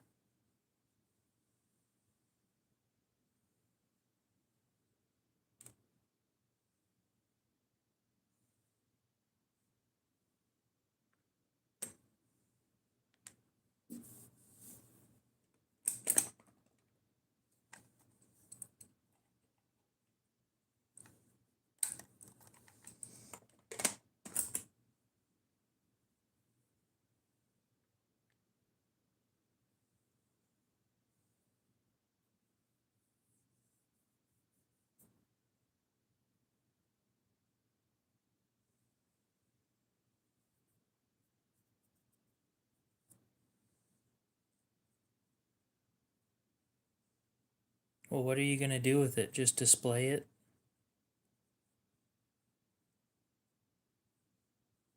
Just have it as something to look at? So if that's your plan, sure, go for it.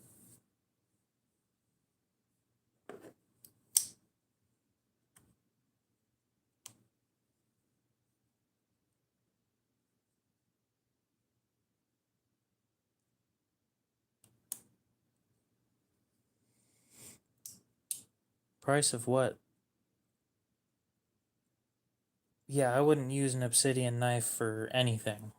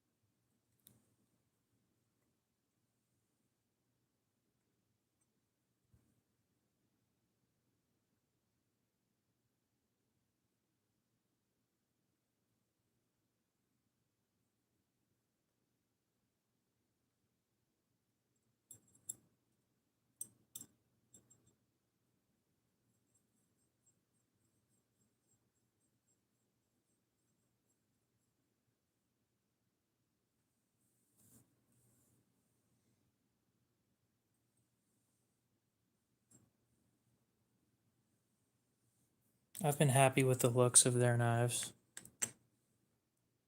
Never actually carried one.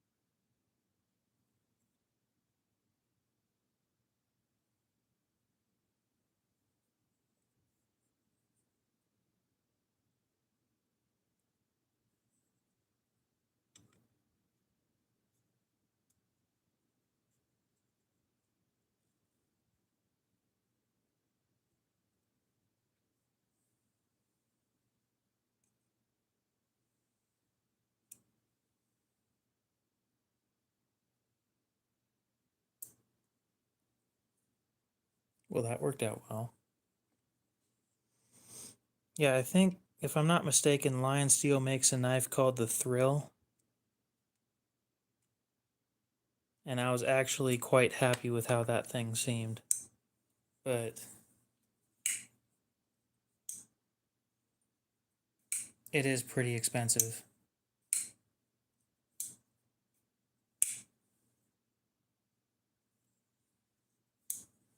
Especially if you wanted to go with the titanium integral, which is, I think, the way that it should have been done.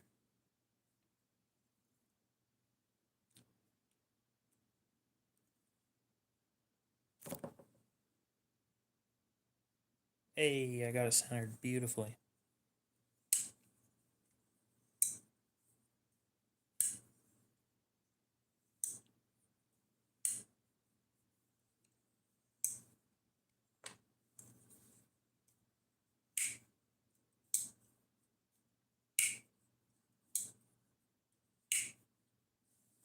Oh, it's so much smoother now.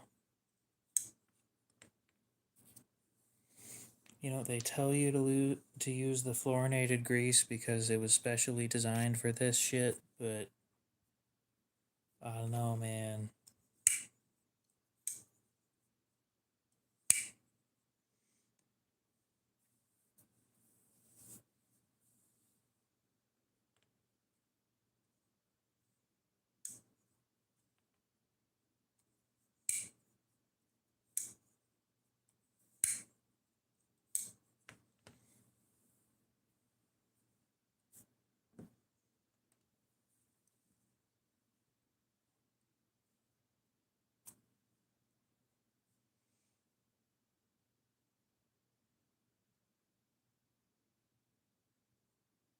Yeah, so I was right. The Lion Steel Thrill is an integral slip joint.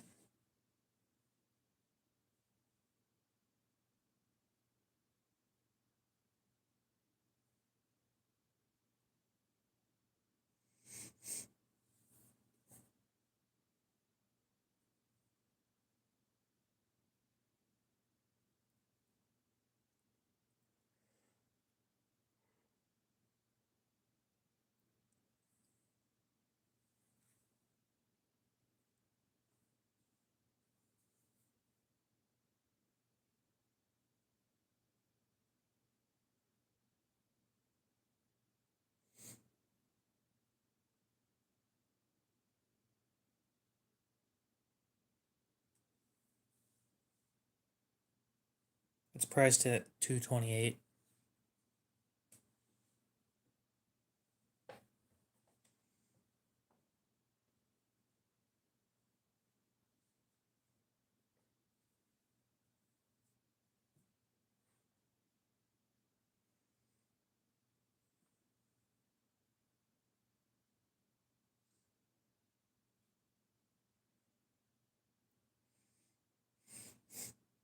Well, that could have been heat treated better.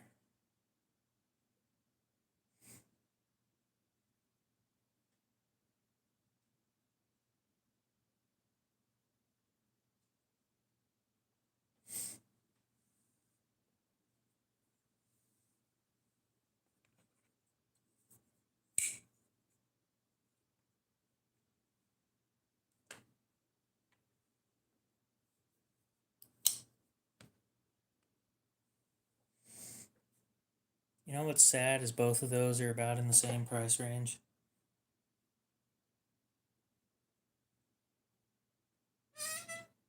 Squeak, squeak.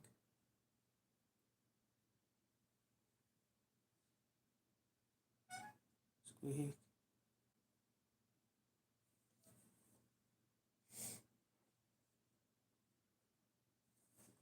Wonder if chat's broken again.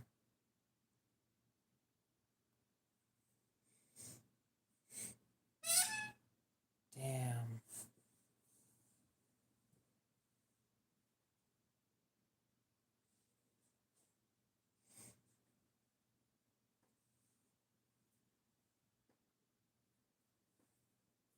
Thank you. I would agree, or else I wouldn't own them. like the stuff that I have, then what's the point in having it?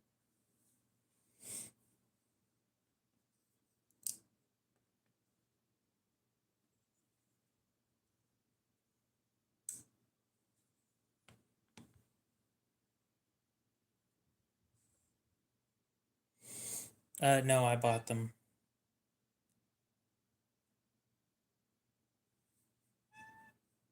Sweet.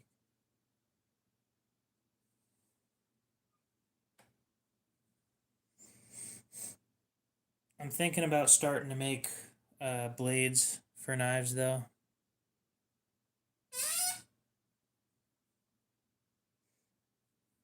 They're zirconium, not aluminum. And they're from Met and Boss.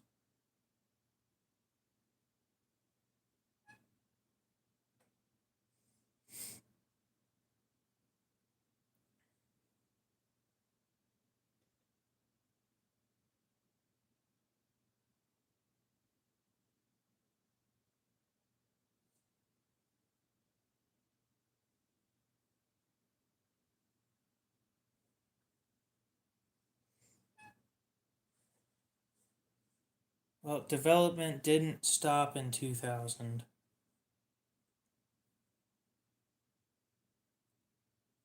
Palmer, what's up? It is a Spyderco.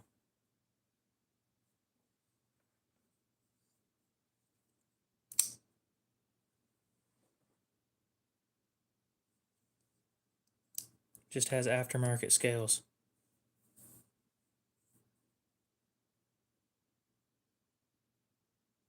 Nope. I don't flip my knives around. I've been cut enough times to understand that medical bills are expensive. Yes, it is a great knife. I still carry it, even with the expensive ass scales on it. Nice and smooth. I'm trying to get this one to be that smooth. It's gonna take a bit.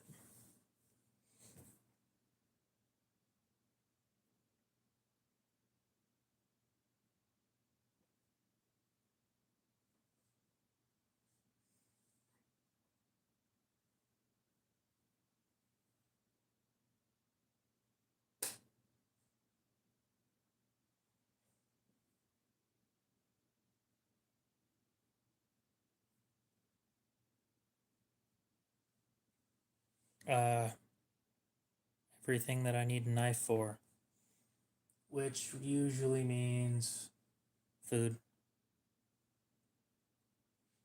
Opening boxes, cutting up boxes, opening mail.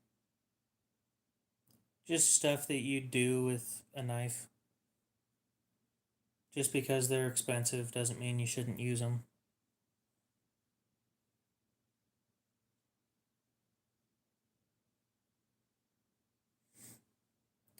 What did he buy you?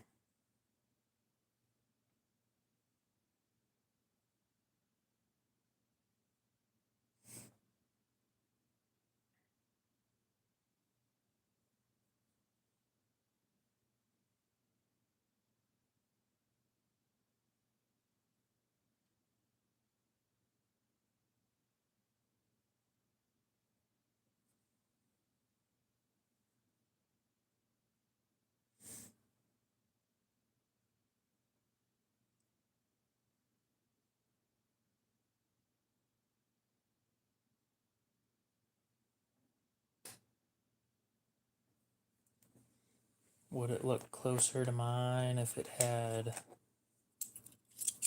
these scales instead of the fancy ass zirconium scales that it has on it?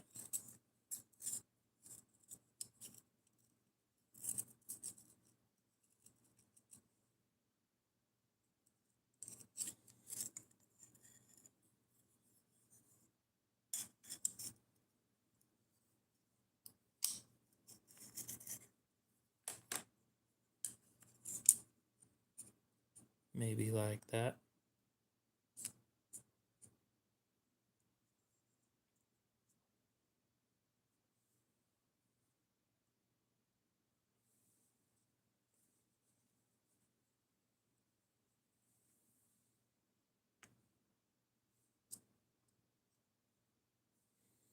I do have a pink knife.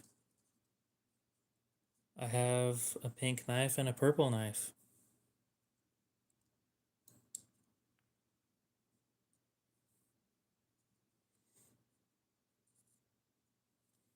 Okay, so this is a Spyderco Paramilitary 2. If you're trying to get another one, that's what you're looking for.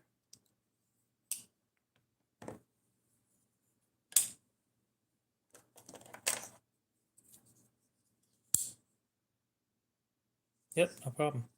They run, depending on which one you get, are there lightweight versions of that? Give me just a sec to look it up real quick.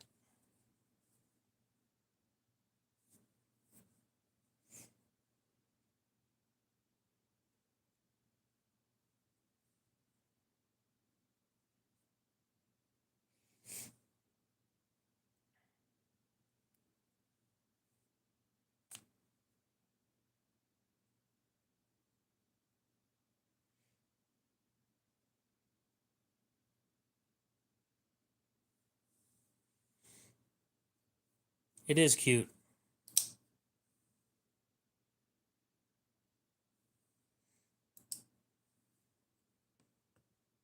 I'll show you the purple ones here in a sec. Okay, so I don't think they make a lightweight version of the PM2.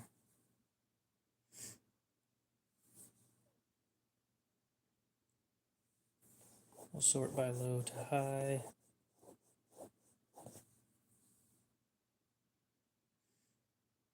So these start at 198.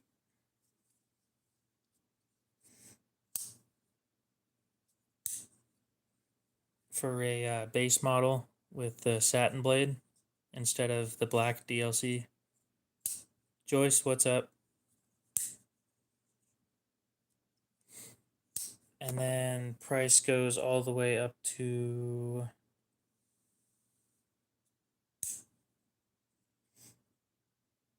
$288 in Maximate, which for the average person I highly don't recommend buying.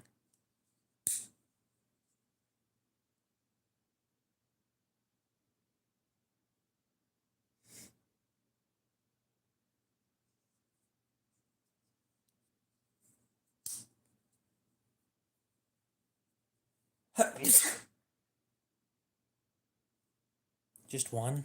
Really? That one's the most expensive. Here's one of the purple knives.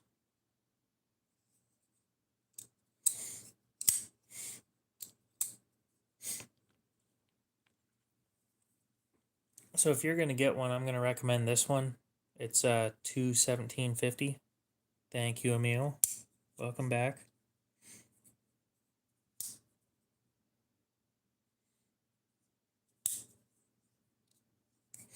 And they're meant to be used. Just because they're expensive doesn't mean that you shouldn't use them. It's unfortunate when you lose them, but it happens. I would hate for it to happen to me, but it does happen, and knock on wood that it won't. So this one is a Chris Reeve Sabenza. This one in the current configuration is 580. And my PM2 in its current configuration is right around 400. If the zirconium scales weren't blemished. Oh, I completely understand. Losing a knife in general sucks. Losing a gift sucks more. Losing it to TSA, that is the worst.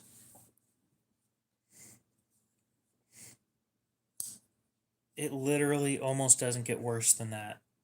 Losing a knife to TSA that was a gift. Oh my god, I would be pissed.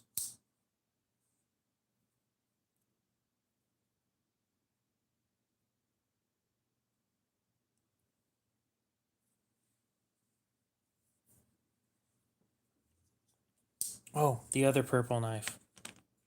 Let me go grab that.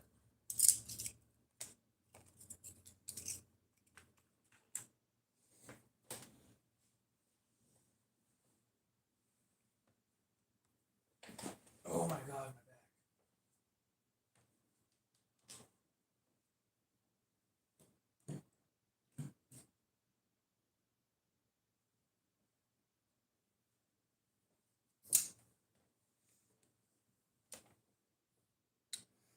J-Dog, what's up?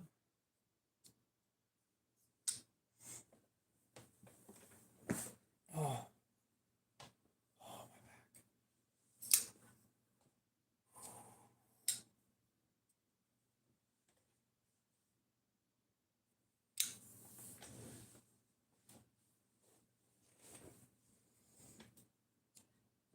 And then my other purple knife. With gold accents.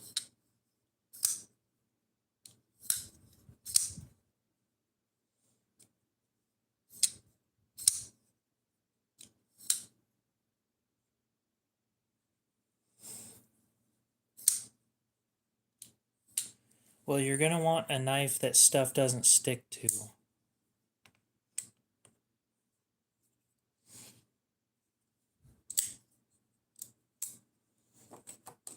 So these will run you about 100, but it's basically just a Chinese remake of this, which will run you like 800.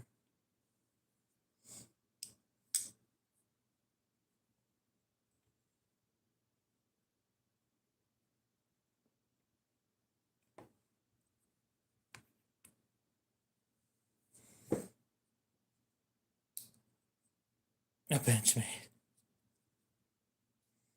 J-Dog, is there any particular reason you wanted to use a P.O. box? Just out of curiosity.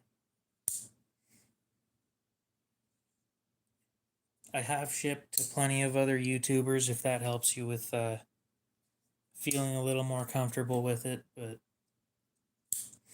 kind of up to you. How many do I have in my collection? Minimum 150. I have no clue. I stopped counting a while ago.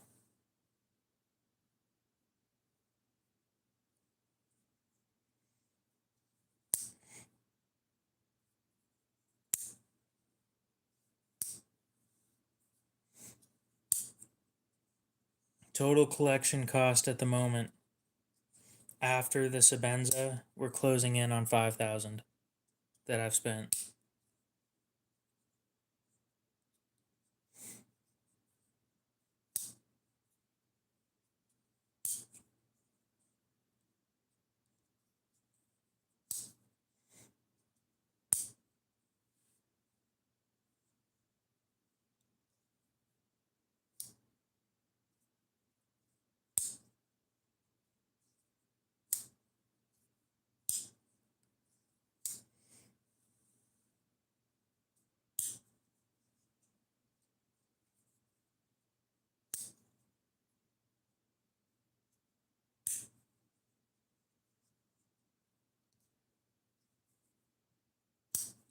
Wonder if tumbling something in a square or a cube does anything different.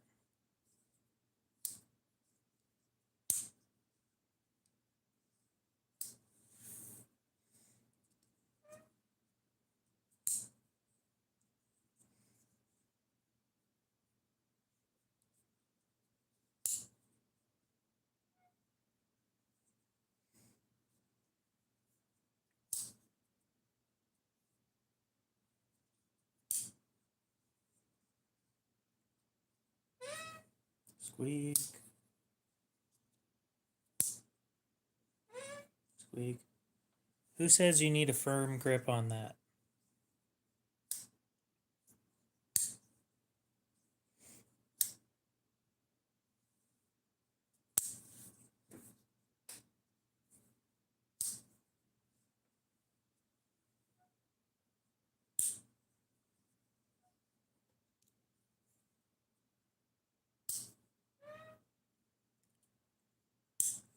the chair starts doing it again.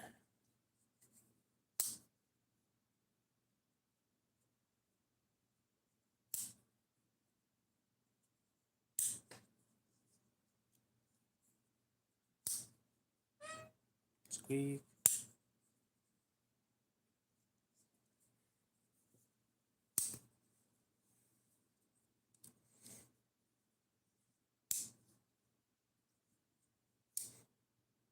No, that's fair.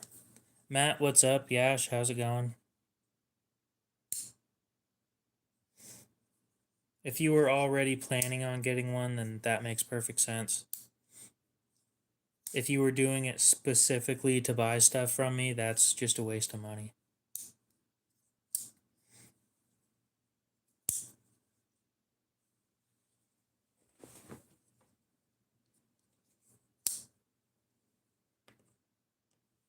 If you ask me, it's a waste of money anyway.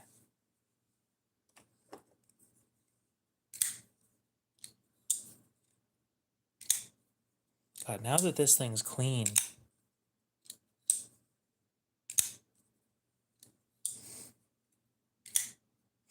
I remember when that meme first came out, and I was thinking this is like the stupidest meme I've ever seen.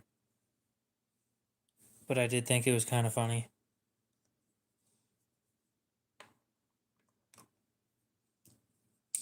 The concept of a poop knife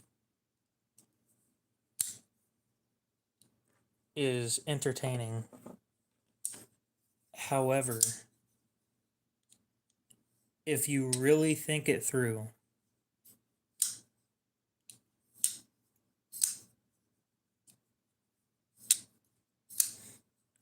no, I don't always buy used. Like the Sabenza I bought new, I paid full price for that.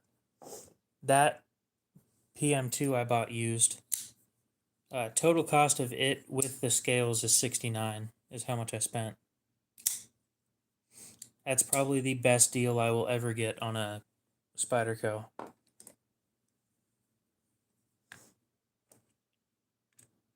Oh yeah, we're set up for the Chris Reeve. Let's swap that.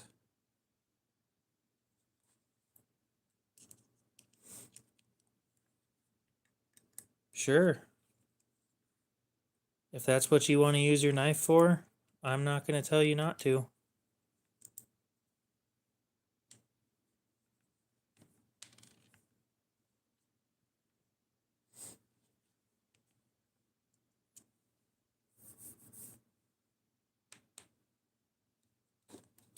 Do non-serrated butter knives exist? I don't think I've ever seen a non-serrated butter knife.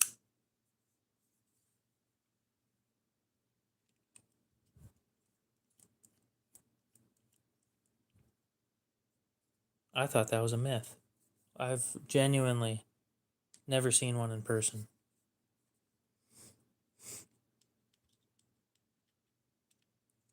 I mean, if you want to dump a shit ton of money into a knife for that, then yeah, I can find you something.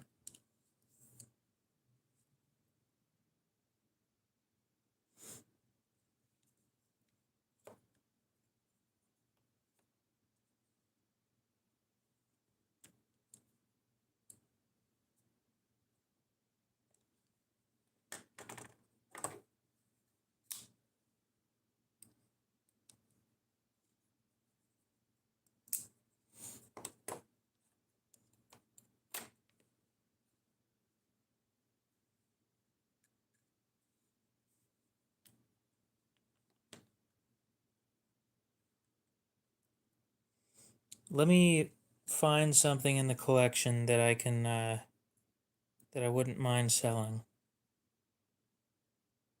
for something like that. Well, it doesn't really matter what it's used for once you own it. No, I'm not opening a knife with a knife and Maximate. This is the Spider No.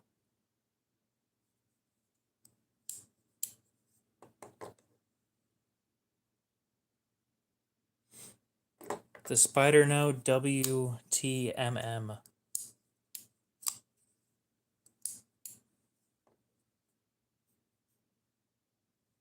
Or WTDE. We could do that. No, I'm dumb, but I'm not that dumb.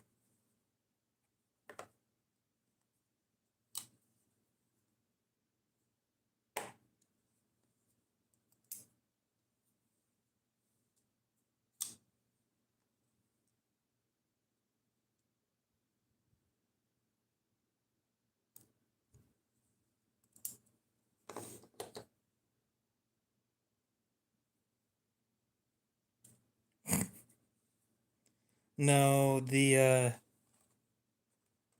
pair of 3 is in the pouch right here.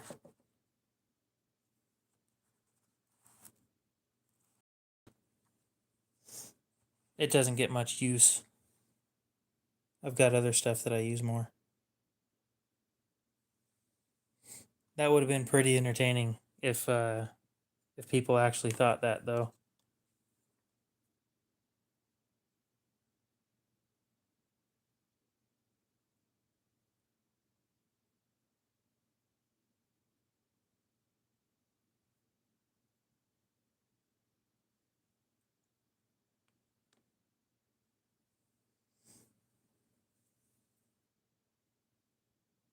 I just want to say there's probably a good chunk of people who have no clue what the hell you're talking about.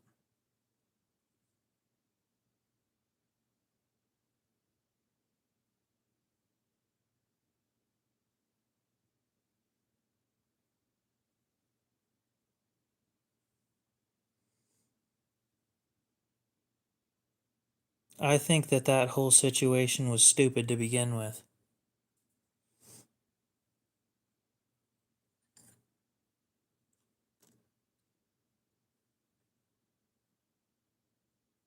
Oh, sorry, I forgot to answer that question. So basically, there was a meme going around a few years ago where somebody was at somebody else's house or something and found a knife in the bathroom and asked the homeowner what it was used for, and they said it's a poop knife, and then explained that it was used for those dumps that you take that would clog the toilet, that you know would clog the toilet. So instead of letting it clog the toilet, you cut it up while it's still in the bathroom or still in the toilet. And I'm like,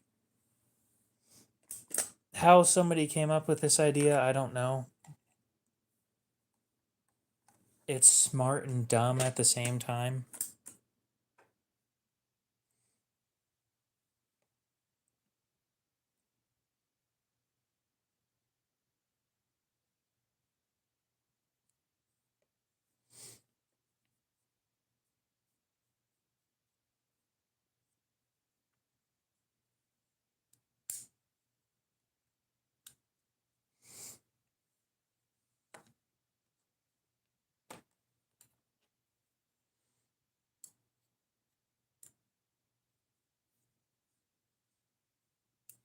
But yeah, I don't support either side of that conflict.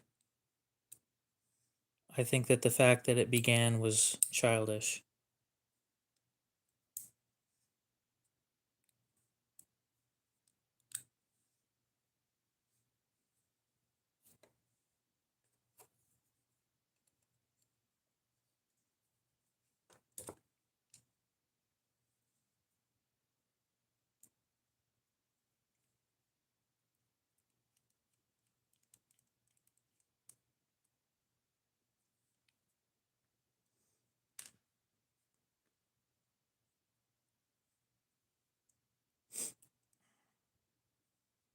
There's no way to donate anyway.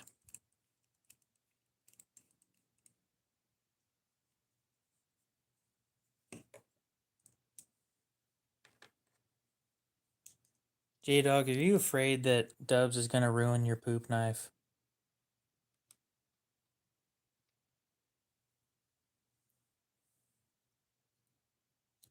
I mean, I haven't killed anybody and I collect knives, but I can't speak for everybody.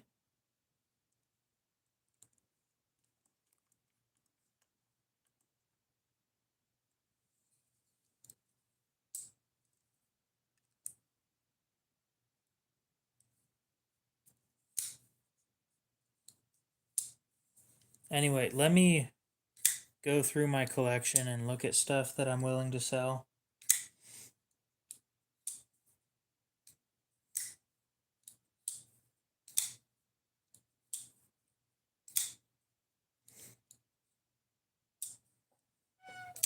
Sweet. And based on that, I can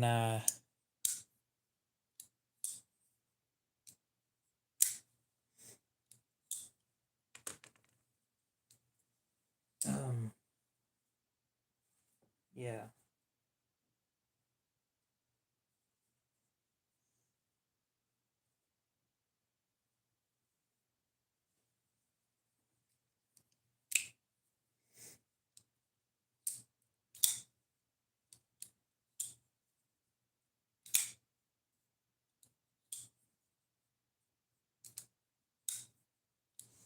Well, it's not S35.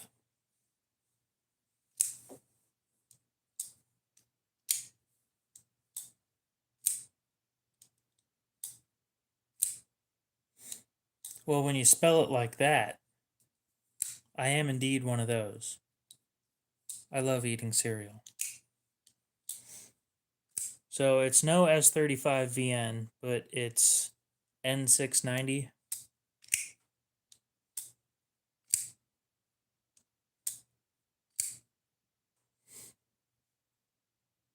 Solid micarta scales that look like a turd. It would be perfect.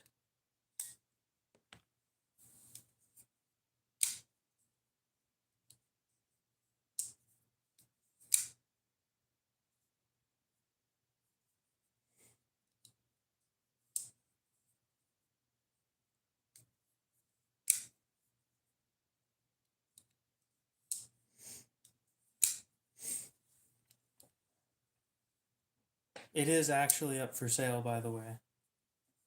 But it looks perfect for the job.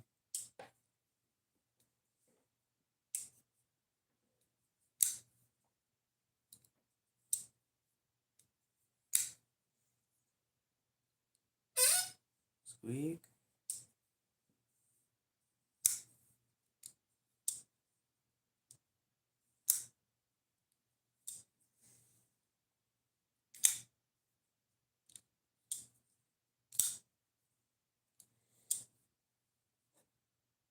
Yep.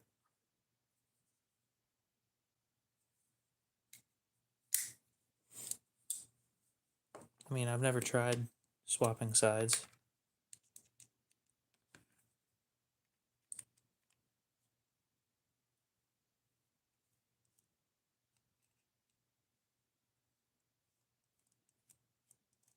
I'm not wrong-handed, so never tried it.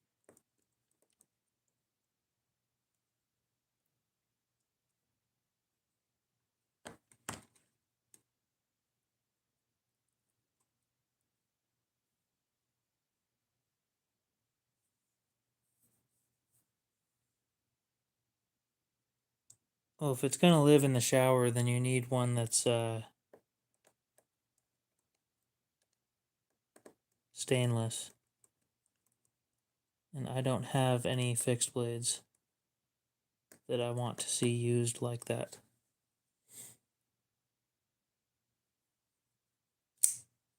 I'd hate to hear about my knife in Elmax being used to cut up turds.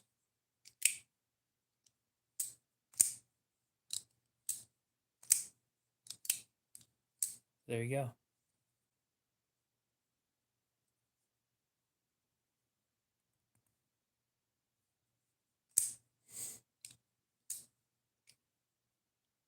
Yeah, but then it's gonna get all up in the hole. Do you want a turd in the hole? Like, let's be real here.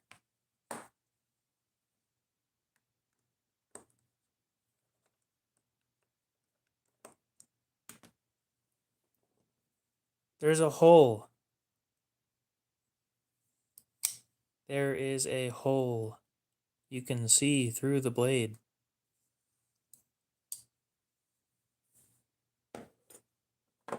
You guys got to think ahead further.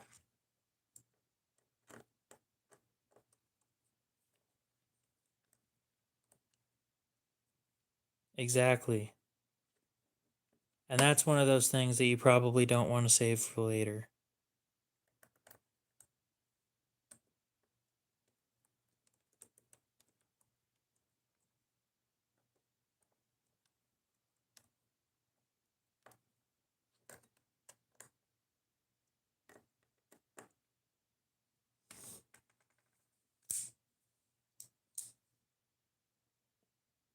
Crisp, if you're actually interested in this thing, it's $80. Shipped anywhere in the US. Except for to Alaska and Hawaii, those are 85. You shouldn't look at Spyderco the same again after hearing about that.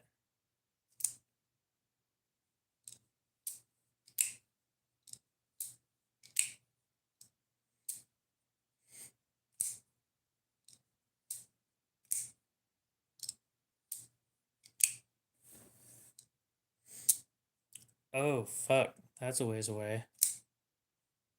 Never mind then. Squeak.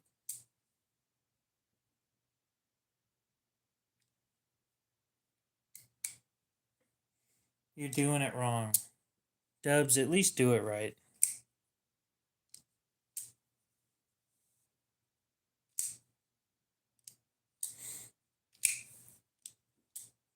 I wouldn't mind having one of those. Would you take PayPal goods and services?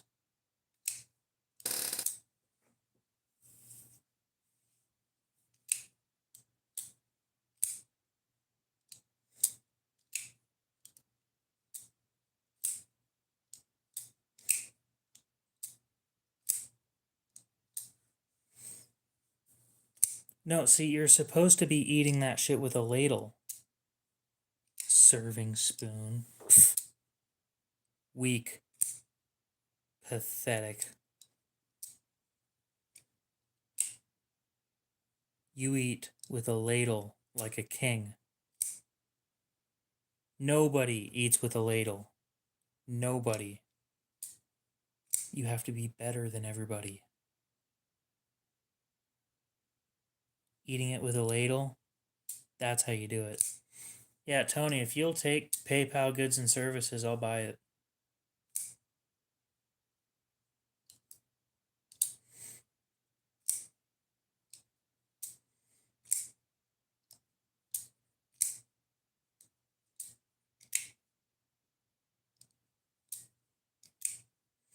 You don't have a ladle? Then how are you a king?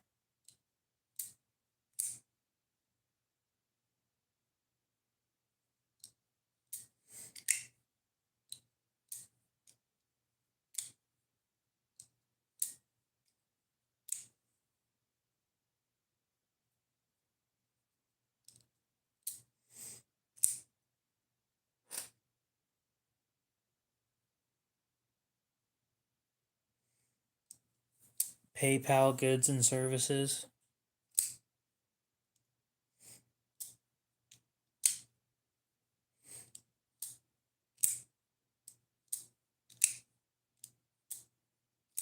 No ladle equals peasant status. I love that.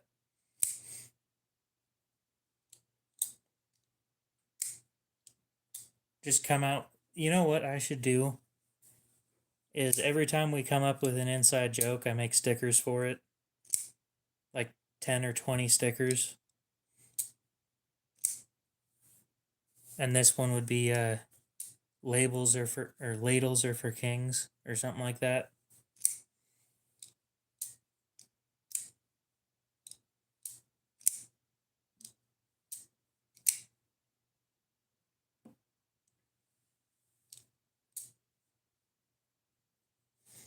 I don't think I'd end up doing that one.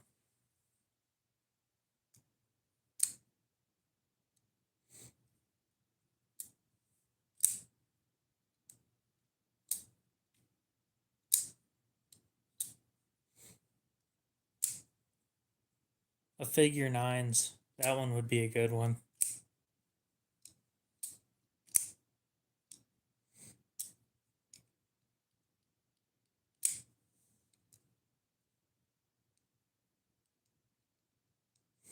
Oh well.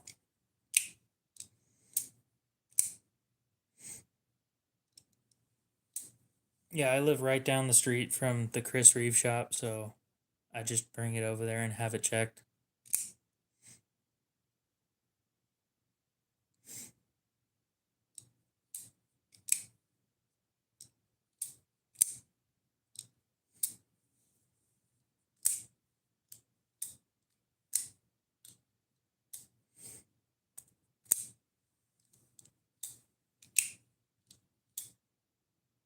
Milk before cereal? Oh, God. Who are you? We got a monster in here.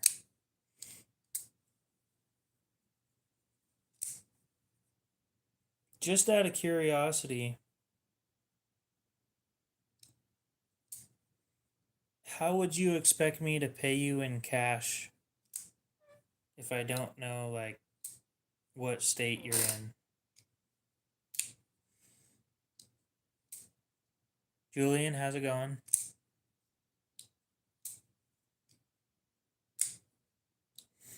Oh, I'm not even anywhere near Chicago. That's what I'm saying. Who puts milk before cereal?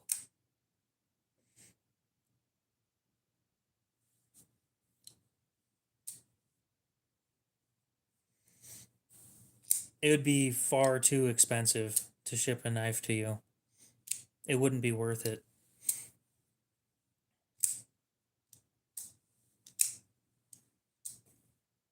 Sorry, I wouldn't do Zelle on that one. It would have to be PayPal Goods and Services or something of the like.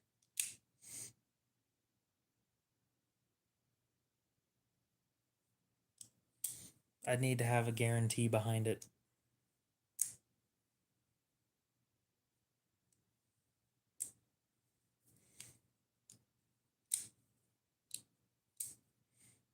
Okay, so this may be controversial. I don't like overly crunchy cereal. Like, it has to be in the milk for like a couple minutes, maybe like 1 or 2, but that's it. And then it's like perfect. Because when you bite it, it has that little splash of milk behind it. Yeah, if you'll take PayPal Goods and Services, I'll buy it. If everything checks out, cool. If it doesn't check out, I'll ship it back. Oh, fuck, my lower back hurts. Mad Flavor, what's up? How's it going?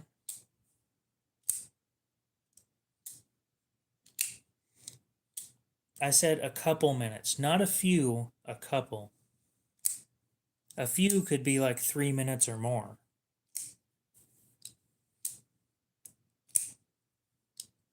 But it seems like it also depends on the cereal. Like Captain Crunch or Captain Crunch, that shit is absolutely diabolical. Whoever came up with that um, needs to be in jail of some sort.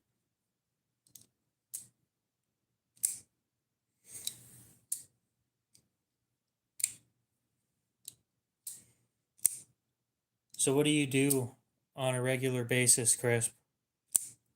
We'll base my recommendation off of what you do and see if we can find you something that works.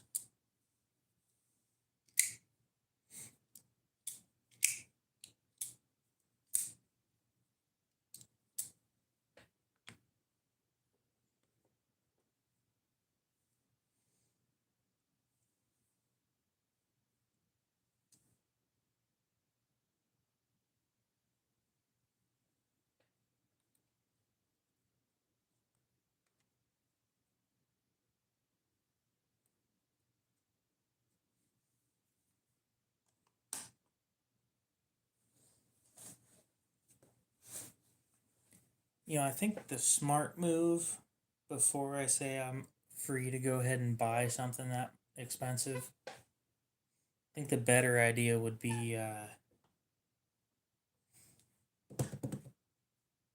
need pictures first.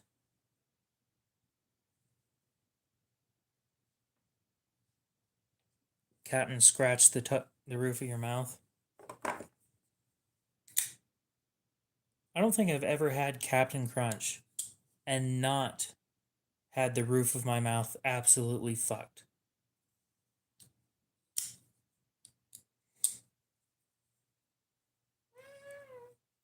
Squeeze.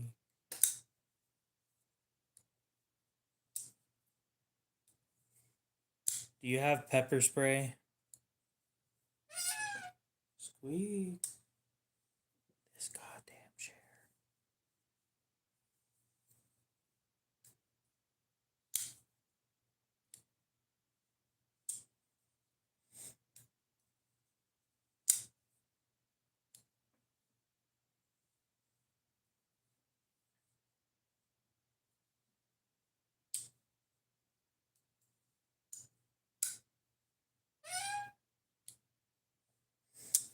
I think I need to put my chair on bearings.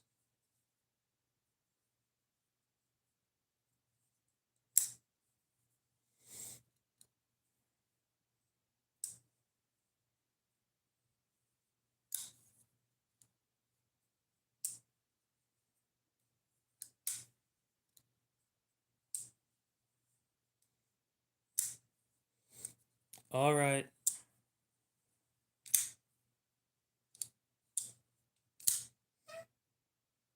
We'll see you later then, Tony. You have a good one.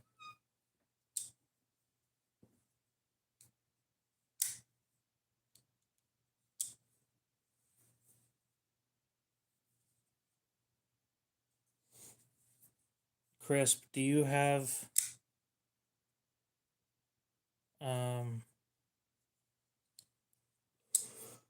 pepper spray?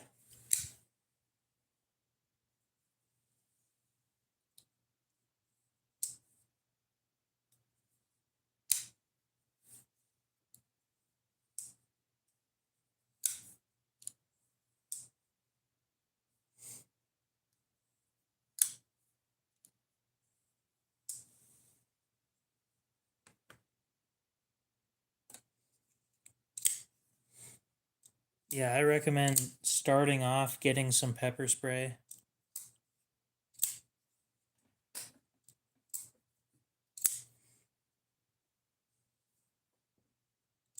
As long as it's legal. Because I wouldn't pick a knife over pepper spray. At least with pepper spray, god damn, you get some distance between you and whatever's going up against you. A knife is not my first choice. It never will be. It's illegal.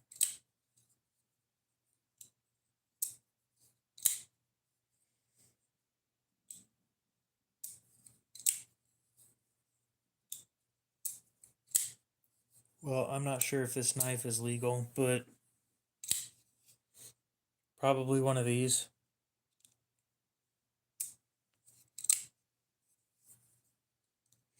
It's a CJRB Ruffian.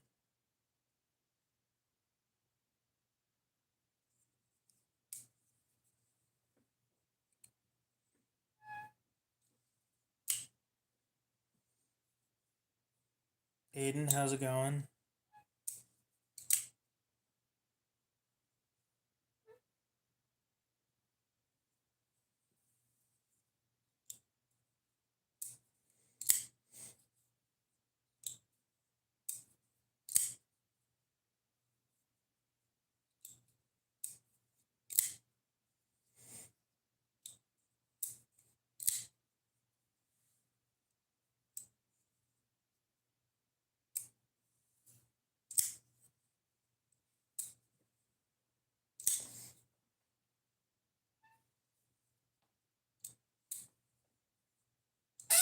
I already said I don't like it soggy. I like when you bite into it.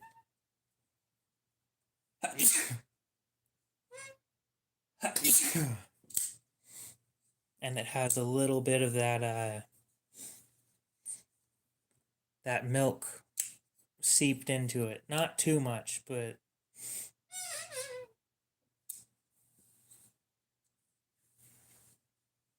I think you mean al dente, but yes.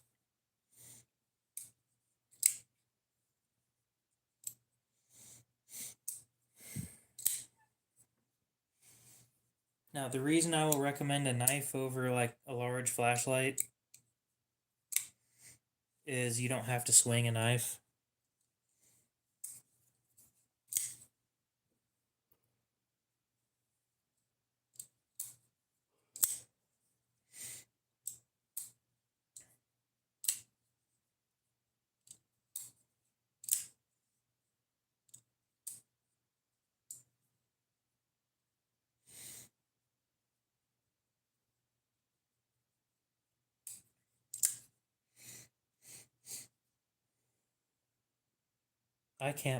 I still can't believe that Australia, of all countries, let their gun rights go.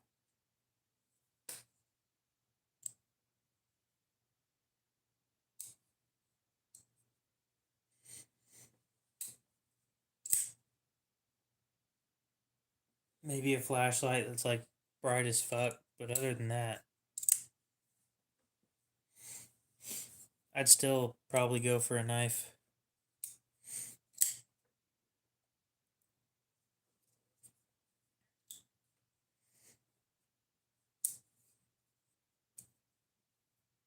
If I'm not mistaken, Australia was once a prison.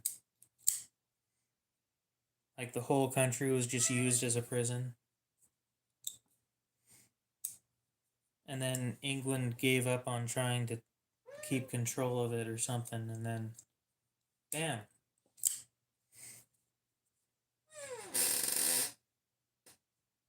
So the chair squeaks again.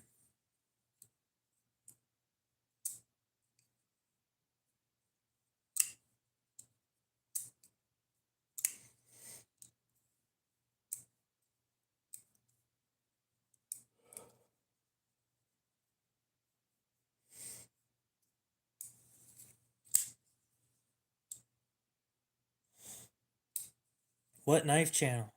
Now I'm curious. Who else is live streaming right now?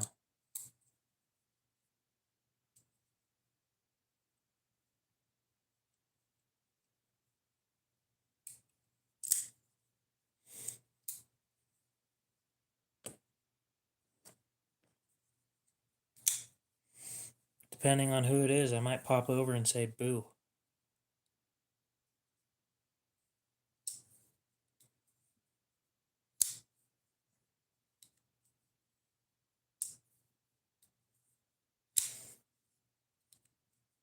What? Oh, I was talking about Australia, not Palestine.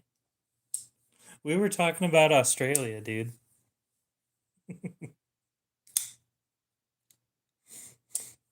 Oh, triple price? Holy shit, that's expensive.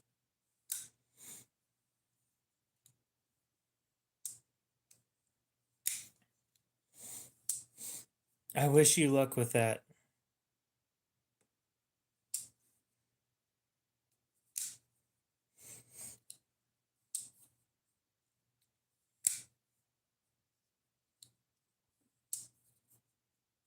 Yeah, I'm not a professional when it comes to Australian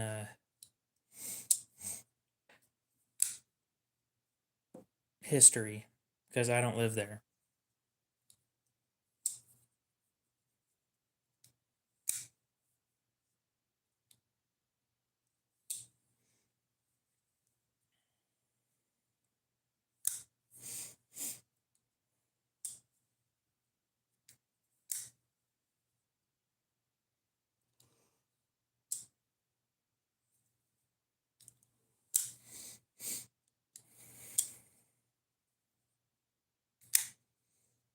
Unfortunately, no sales tonight.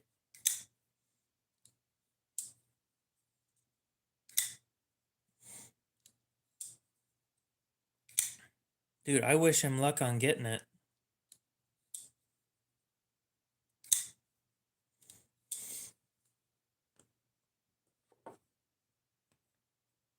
I'd hate for something that expensive to get confiscated.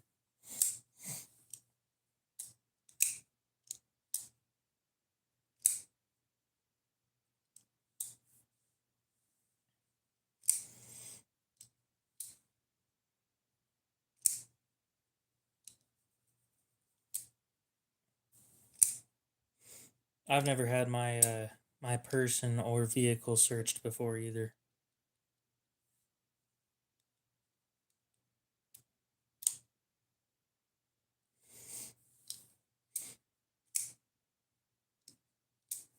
I have Fourth Amendment rights, and because I don't look like a sketchy idiot all the time,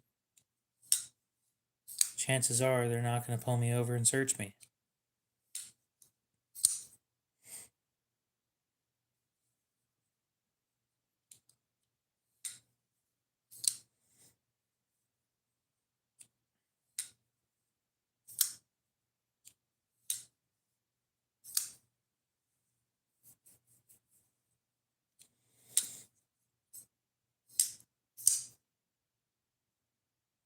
You mean sketty noodle?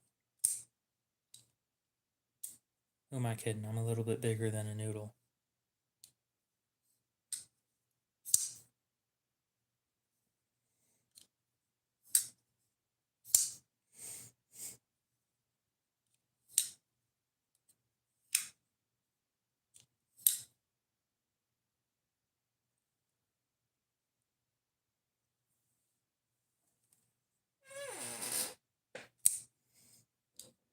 So, what do you think about the custom that I sent you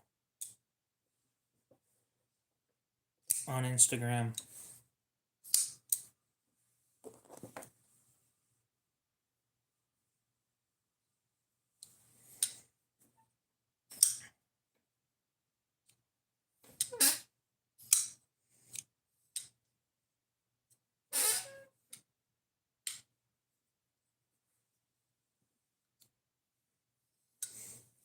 We'll see you later, Dubs. You have a good one.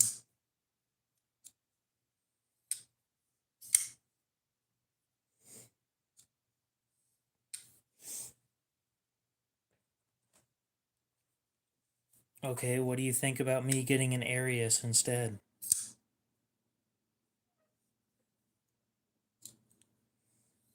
I wish they made the Arius in different steels.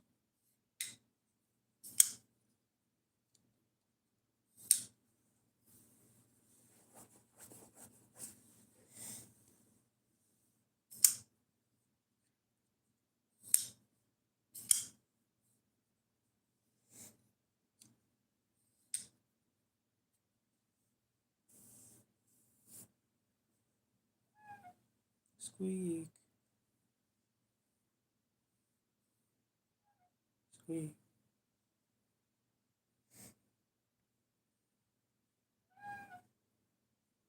Squeak.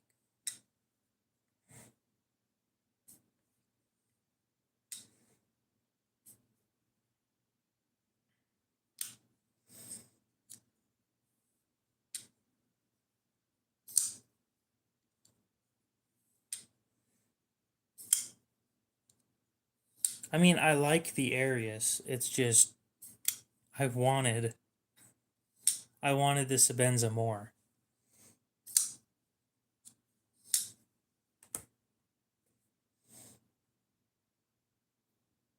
Oh, does it come in Magna Cut too? I guess the only ones I've ever seen were an M390.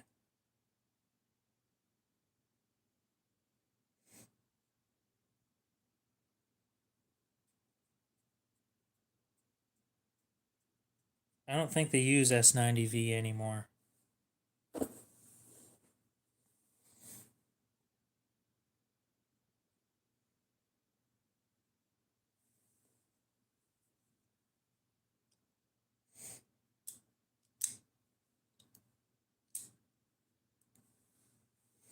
Basically, I want this minus the flipper tab.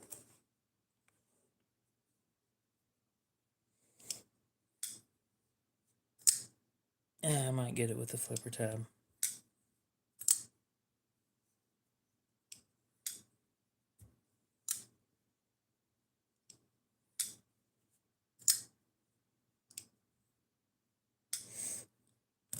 To be fair, never said it had to be new.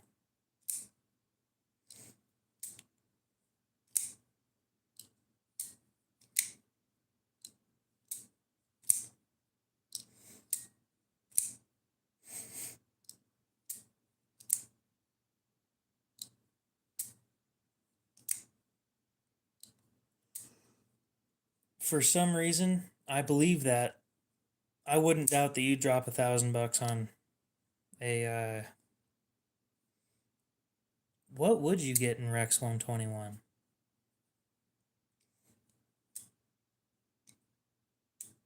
Probably an Umnumzon. That's probably what you'd go with. Knowing you.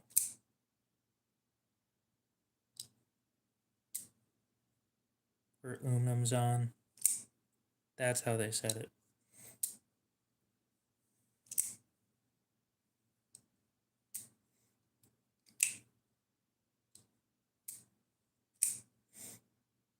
Base models like $695 or something.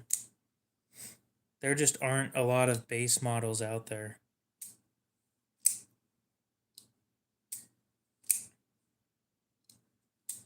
Congratulations. Were you talking about the poop knife spreading the word?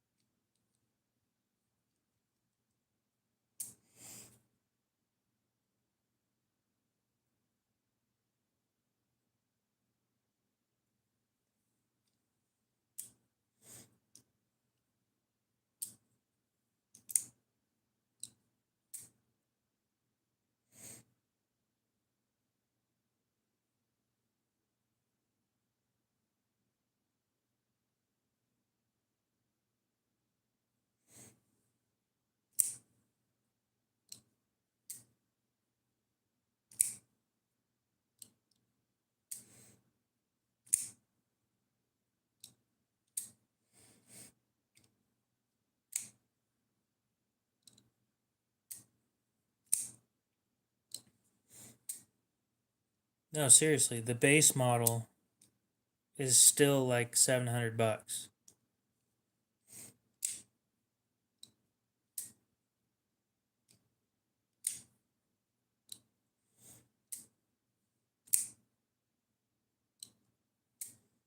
Oh, I see.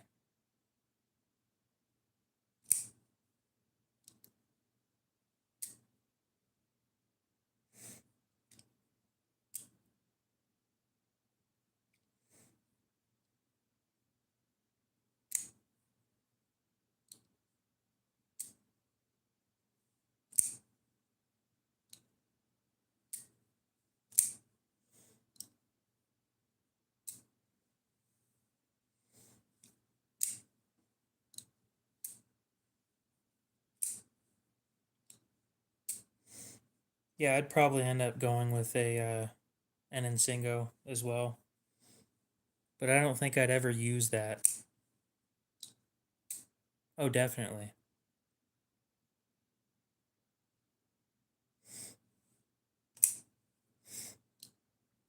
Well, let's look on eBay and see if there's any.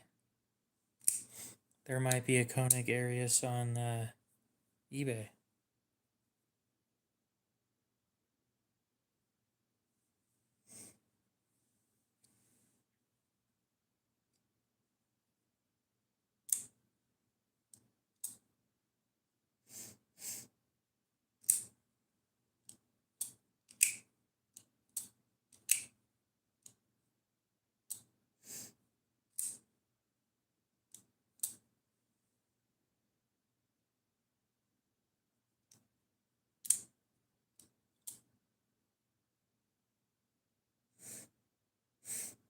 Oh, that wouldn't be bad.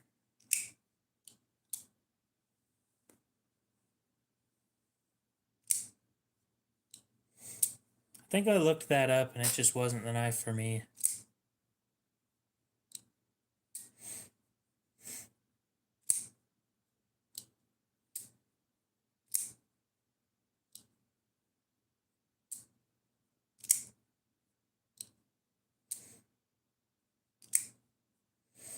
Is it so much to ask for a Chris Reeve or a Koenig that's been used and abused that isn't rare?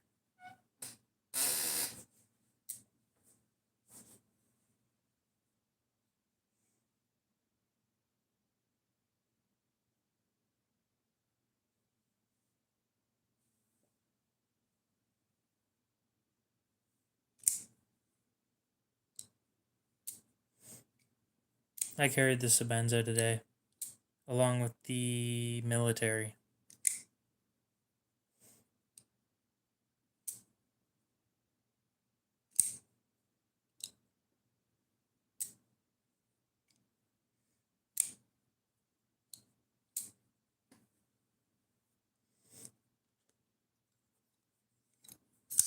It was a fun carry day.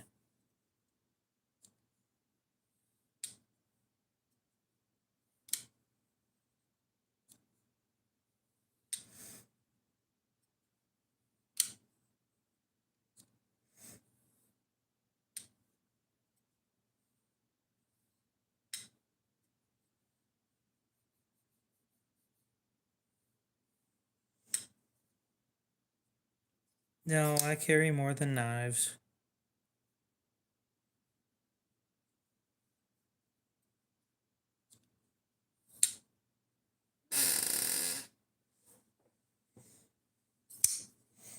Wallet, keys, phone, and then 2 knives.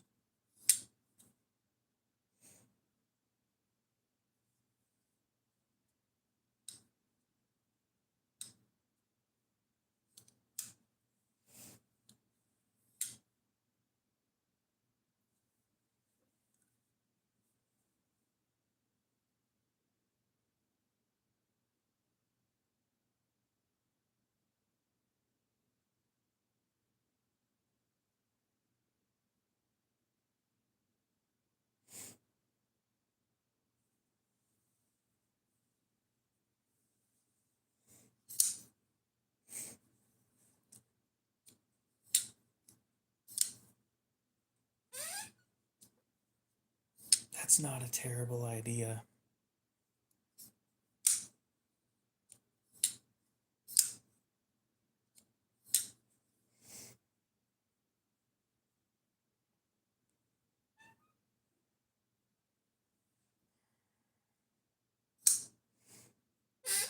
Squeak.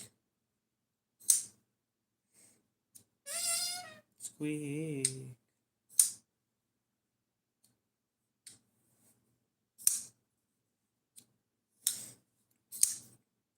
Knives give me something to do other than drugs.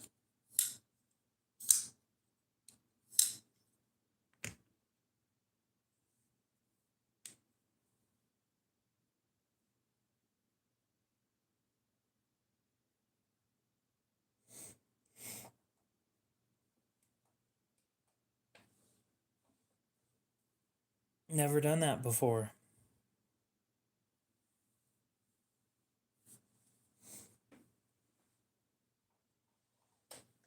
I personally can afford one or the other.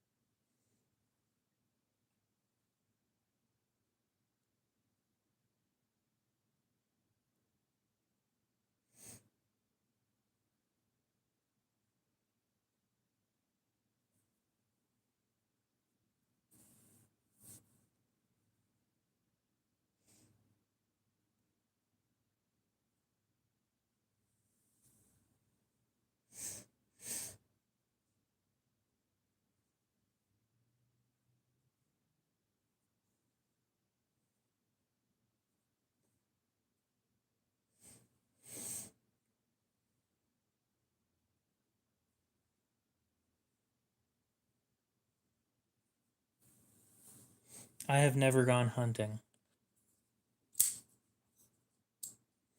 I'm pretty sure the local crackhead died.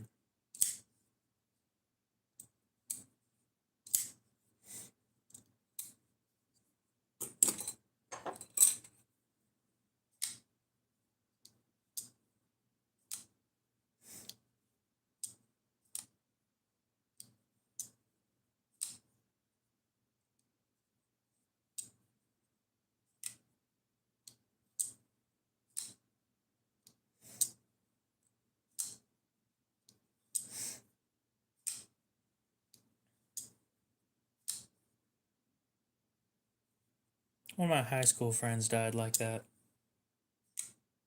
Yep.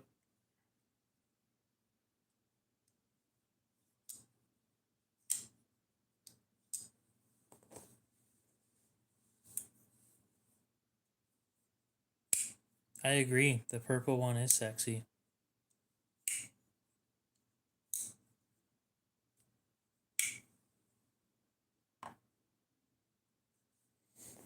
I got that thing nice and smooth.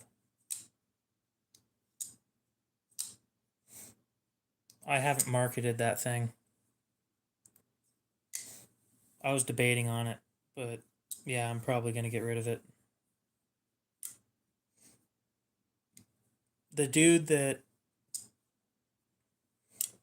asked if he want or asked if the dude who had dibs on it figured out that he could find one a factory seconds on sale. So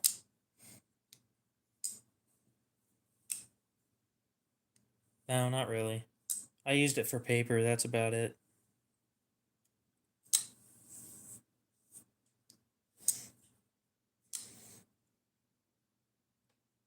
With how heavy it is, hanging it off of the Mason, how's it going? Hanging it off of the lanyard that it came on, or the paracord that it came on, is not comfortable.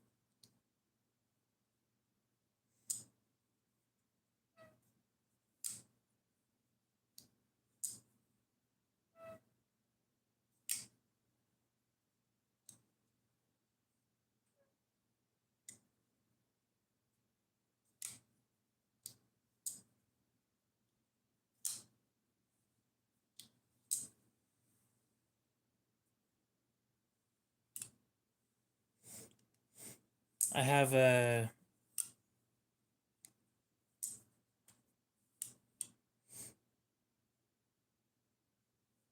Manix 2 lightweight in 15V.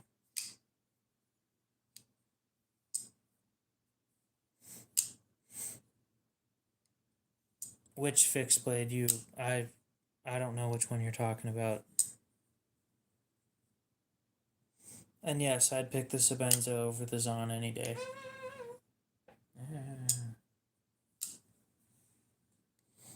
I find it more comfortable.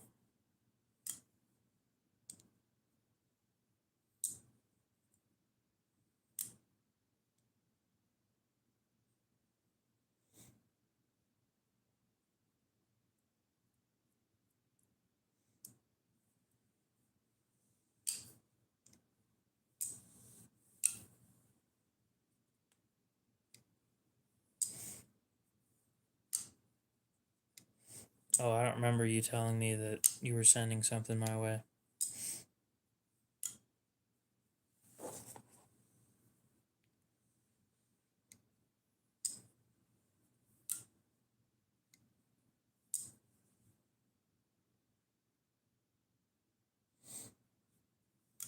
We know what you meant by handles.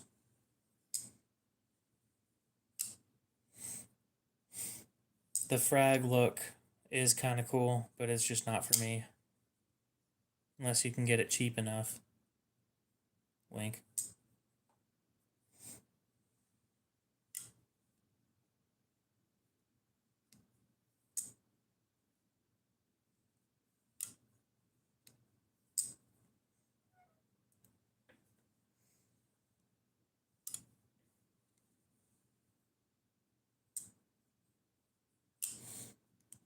I see.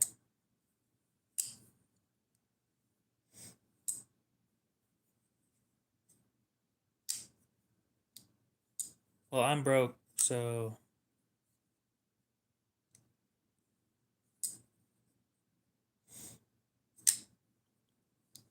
What, you want me to go through my whole collection? Do I need to make another video like that? A state of the collection? Is that what I need to do?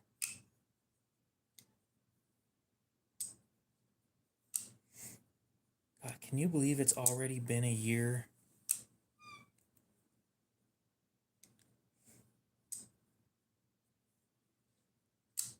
It's been 10 months since I made that Knife of the Year video for 2024.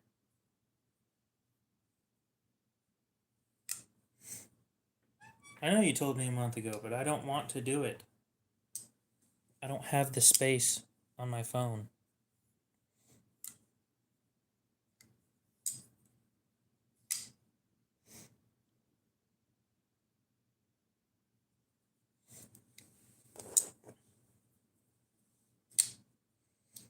Brandon, do you have a little native?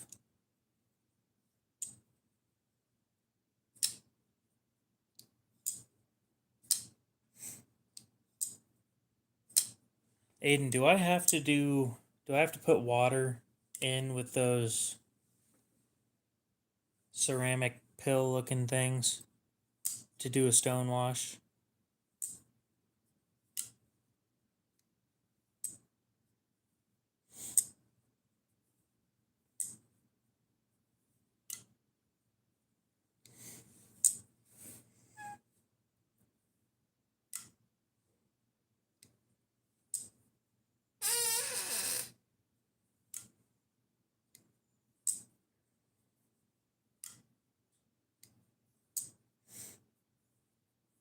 I don't think it matters what stone you are using, but probably like 18 degrees would be fine.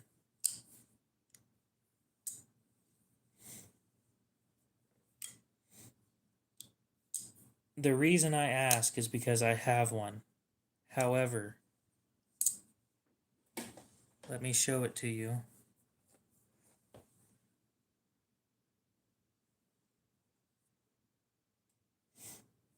I'm not strapping it to my tires.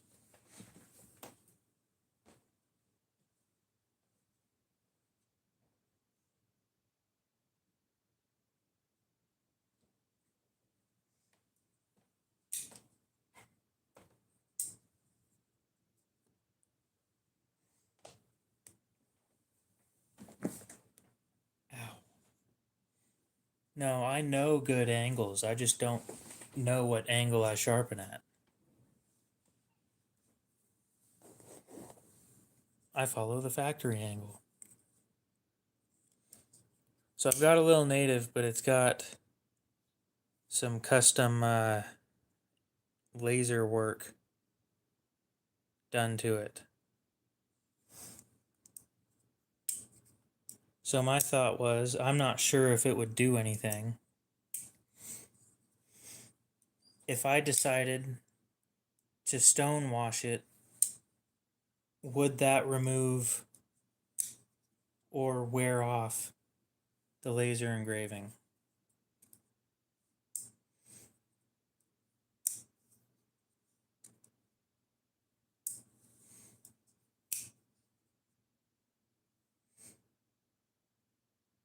Jack lost it to TSA.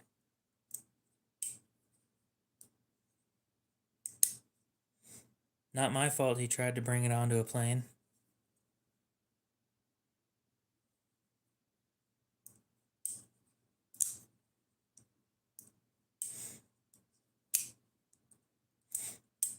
It's going to cost a decent amount.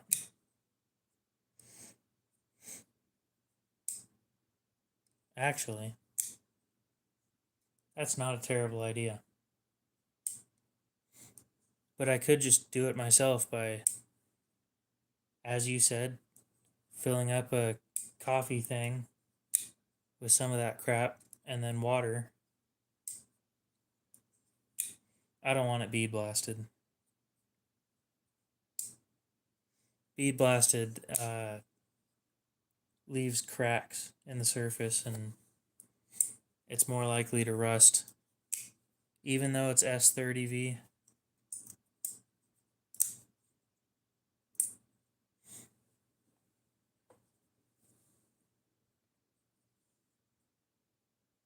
Anyway, I was wondering if Brandon had anything to trade for it.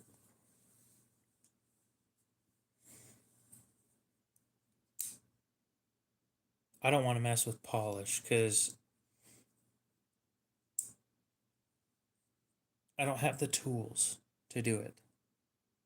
I have the tools for a stone wash. I can pull that off if I just stick it into like an empty egg salad container with some water and ceramic shit.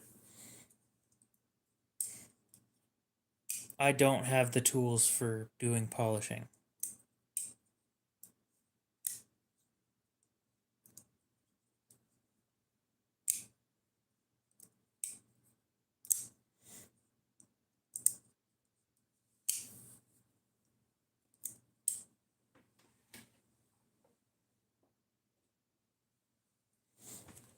Well, that will be where this comes in handy. Everybody say hello to Cecil.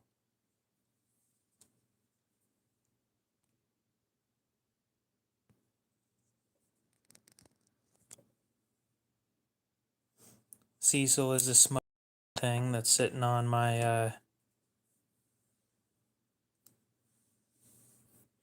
my microscope lens that I can't seem to get off.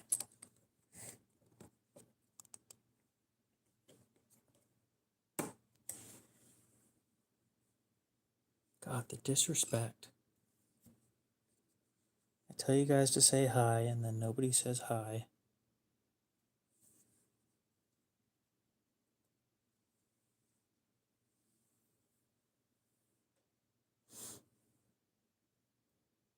Well, I'm gonna say that you scooped up what blade?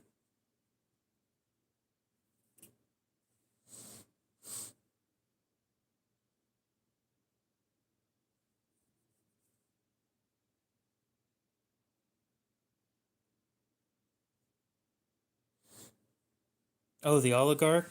Nice. Dude, those things are sick.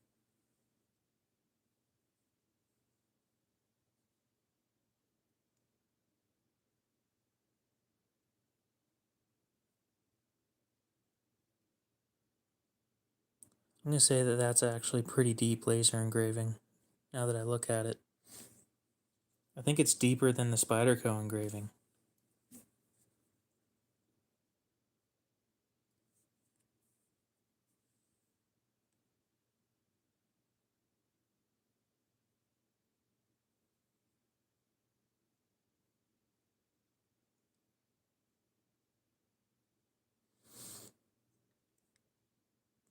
Oh well. It was worth a shot.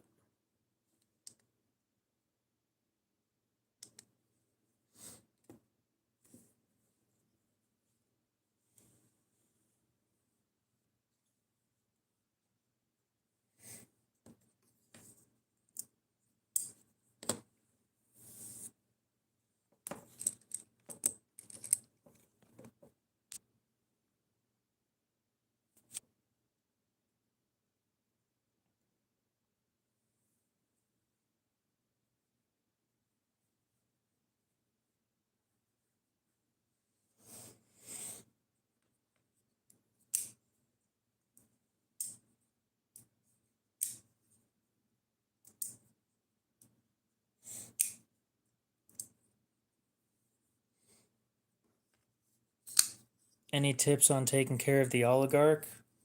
Not a whole lot.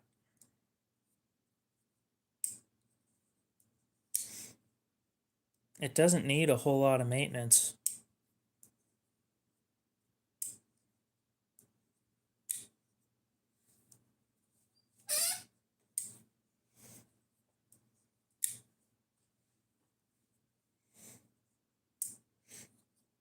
I mean, on the off chance that you ever have to take it apart, I'm assuming it's similar to a Kershaw launch series, and those are pretty easy.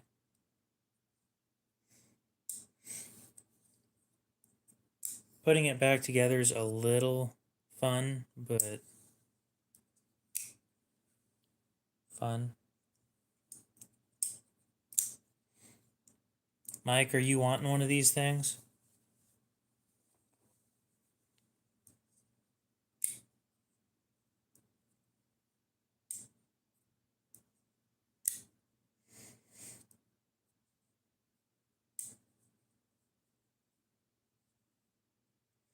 Well, the oligarch that he got's in aluminum and DLC coated MagnaCut, if I'm not mistaken.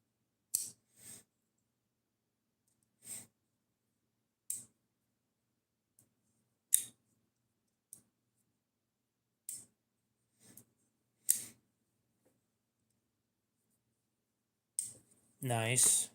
So yeah, he got the all blacked out operator version of that shit, and that is sick. I've wanted one of those for so long, but I was never in the never actually looking for one on purpose. It kind of just popped up one day, and I was like, I need one of those. It never happened.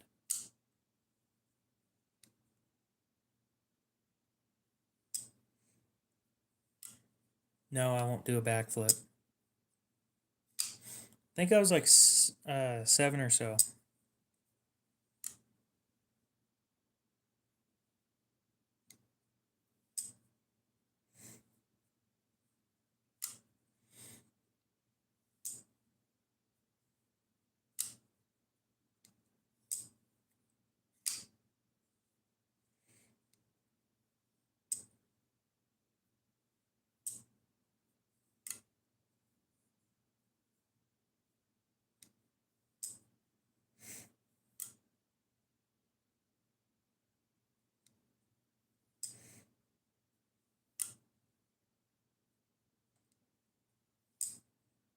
We'll see you later, Wyman.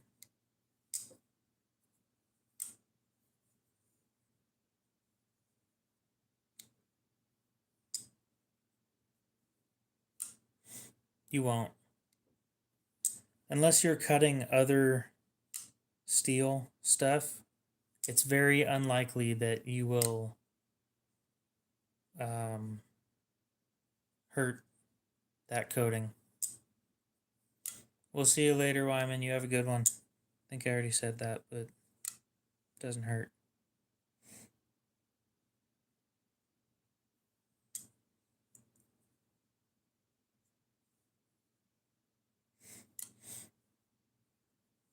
Mike, do you want one that's green?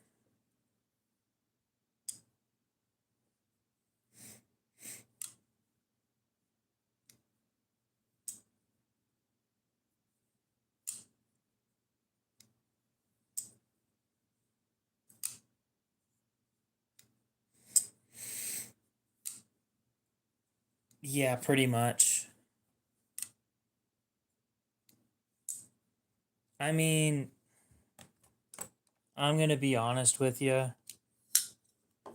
I don't think I've ever actually scratched DLC.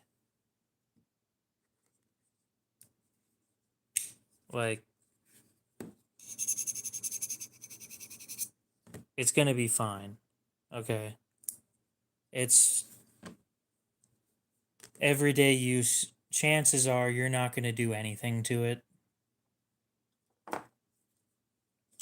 Well, that one's... How old is this one? I think a 21.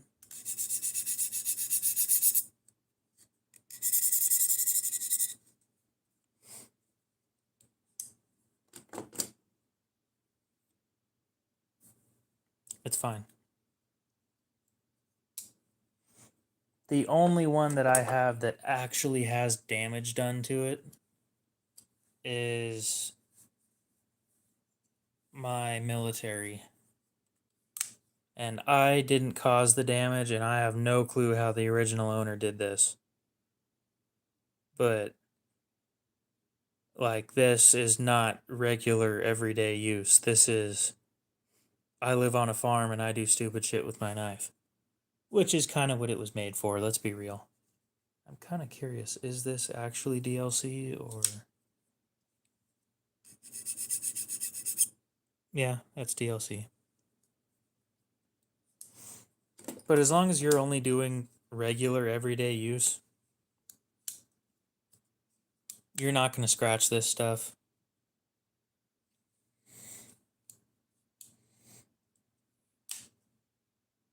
Oh, good point. Yeah, I never looked at it that way. That could be from not knowing how to sharpen a knife.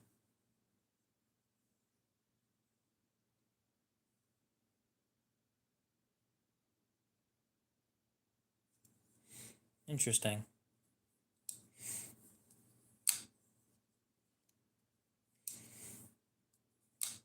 Oh, we were just talking about how this scratch pattern on the blade looks like somebody didn't know how to sharpen it.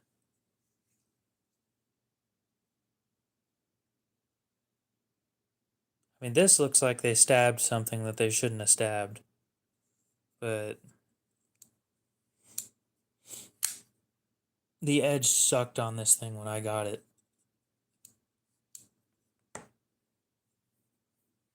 I scooped that one up in an auction lot with a bunch of other Spydercos, including this little guy.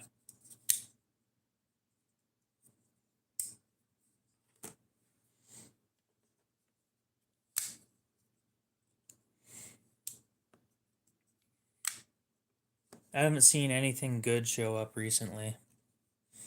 Yeah, the tip of this thing was destroyed when I got it.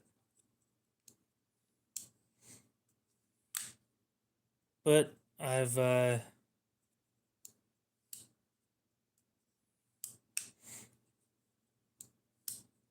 I'm not fucking around with a buffing wheel on that thing.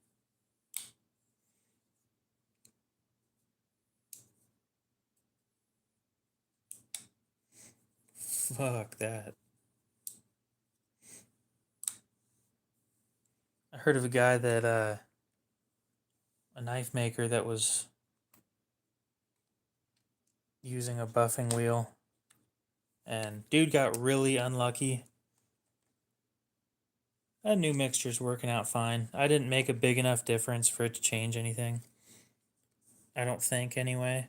But,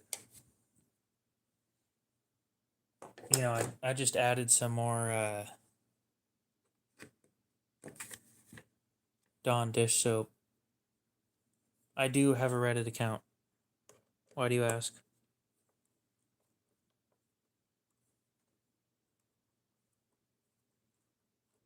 I had a chance to get a Spyderco bug, but no, you will destroy the DLC, most likely.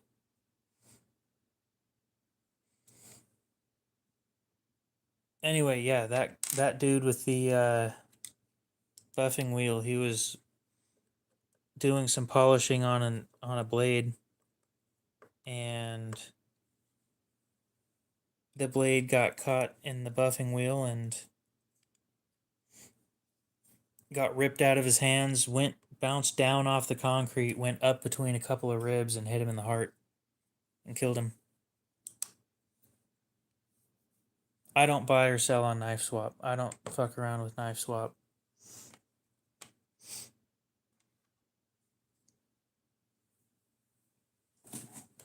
Oh, where's my set of tools, damn it? There you are. And the reason I don't is because they use PayPal, and they want you to use PayPal goods and services, and I just don't want to, so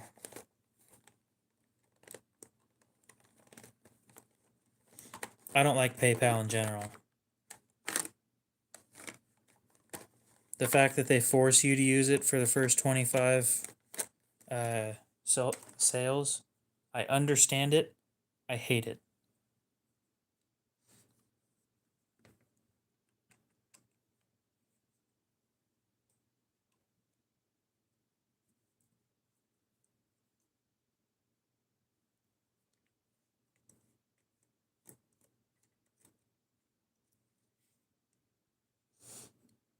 The idea behind PayPal goods and services.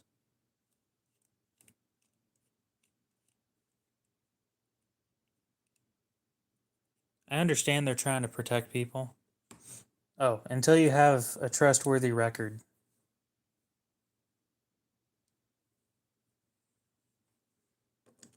$25 trades gives you a good record of being trustworthy.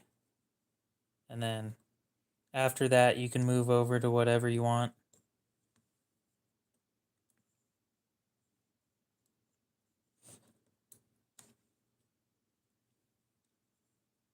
Sure, I'm not saying that that's a bad thing at all.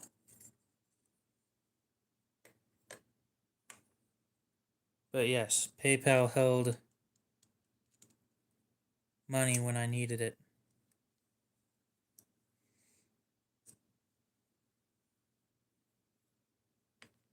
Because PayPal doesn't give a shit about the customer. They just want your money.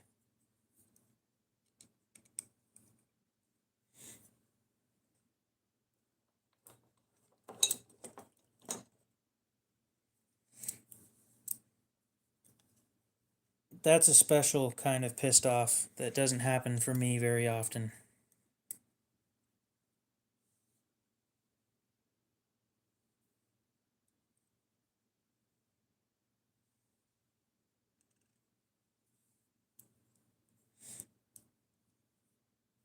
I don't have enough money to buy 25 knives.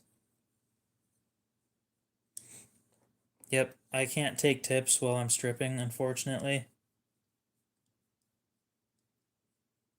So if you guys want to go to my OF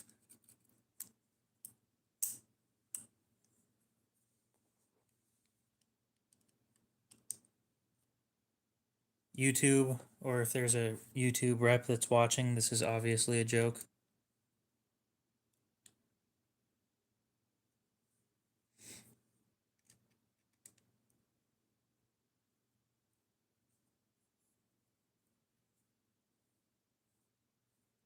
I am not advertising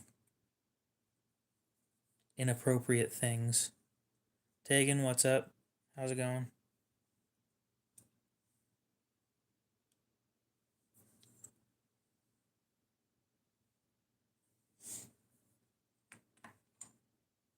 Link in bio.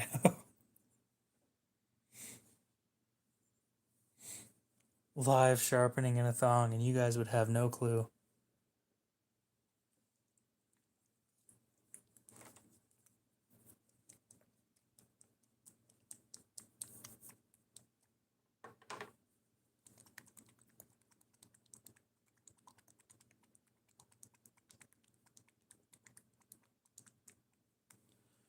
Okay.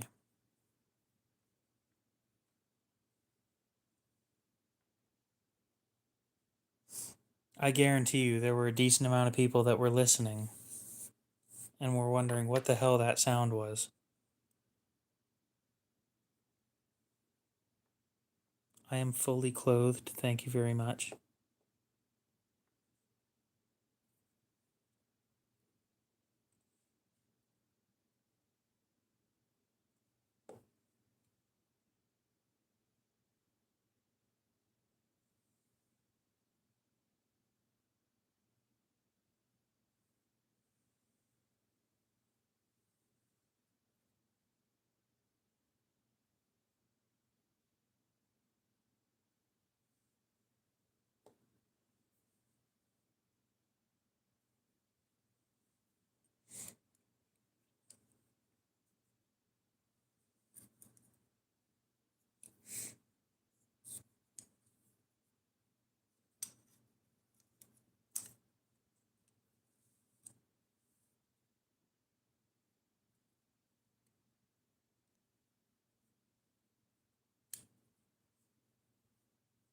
I mean, if that's what you're dreaming about.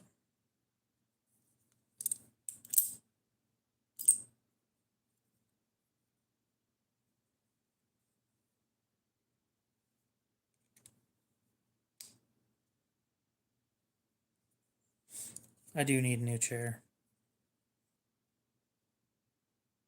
Chair's old as shit.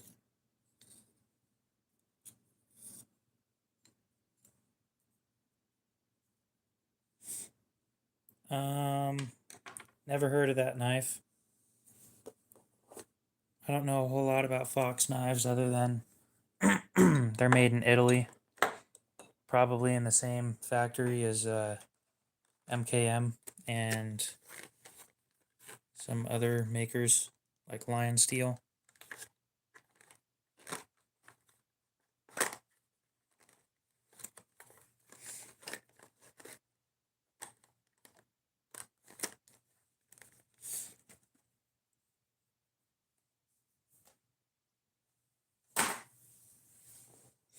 Yeah, I don't think dreaming about peeled baby hands is acceptable at all, whether a potato's in there or not.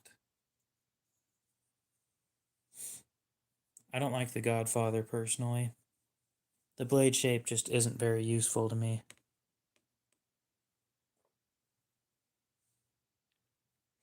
I wouldn't use it for anything, it would just sit there.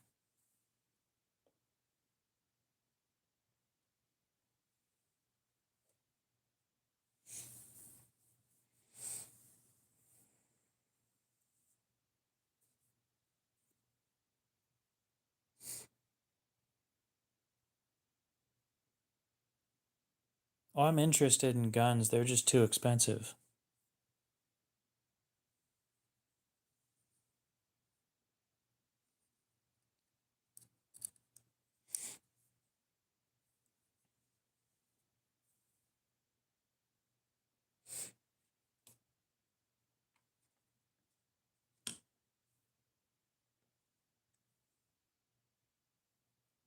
Yeah, like, why would I want a knife where if I scratch it, Aiden doesn't think it's sexy anymore? Could you imagine? That'd be such a shame.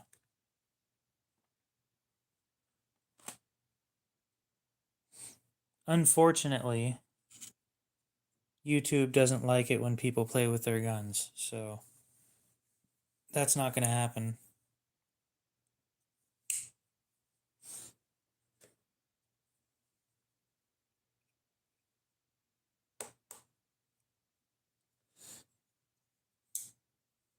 I wouldn't mind showing them off, but they don't fit on the table either. So they're both rifles. Yeah, but he didn't live stream, he did videos. You can't touch them on the live stream.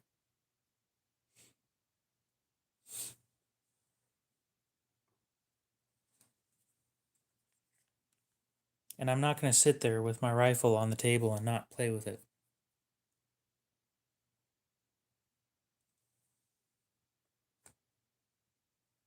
Yeah, it's stupid.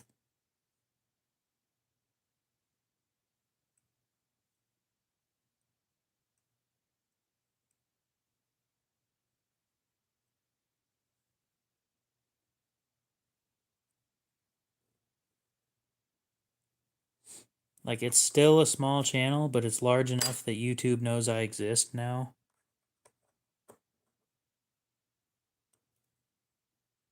I'm not taking that risk.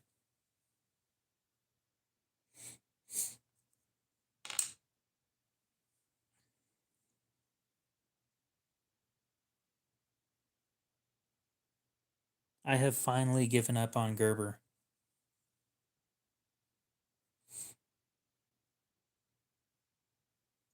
Dude, I handled a strong arm the other day. It is literally the worst grind lines I've ever seen on a knife. There is no consistency at all. Some dude wanted me to sharpen it.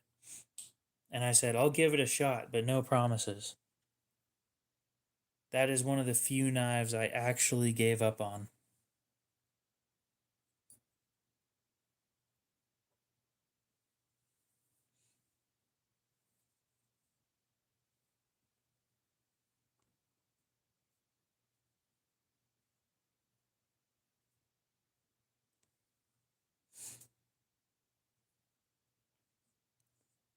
Some live sharpening tips.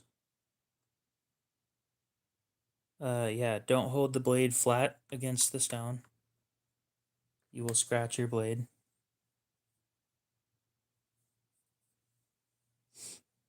Hold the knife tight, but not too tight. If you hold it too tight, your hands start shaking a little bit. Dude, I was using the 140 for like 15 minutes and it didn't do shit. It's not even my fault. It is genuinely the knife's fault. The chiefer cut wouldn't have done any better.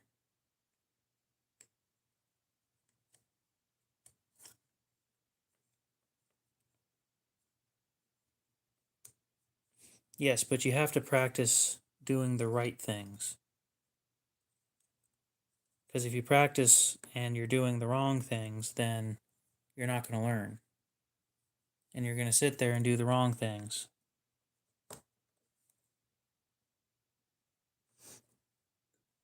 Because that's what you learned.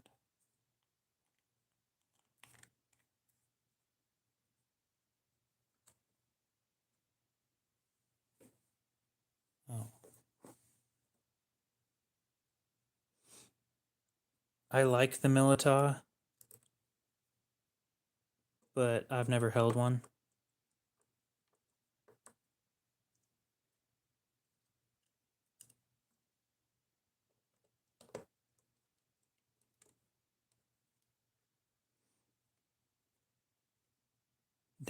No.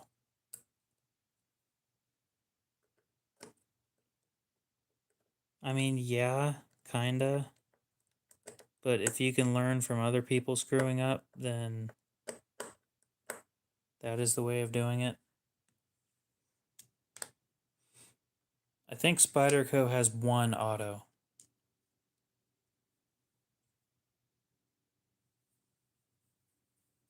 I've never had a field sharpener. Never needed it.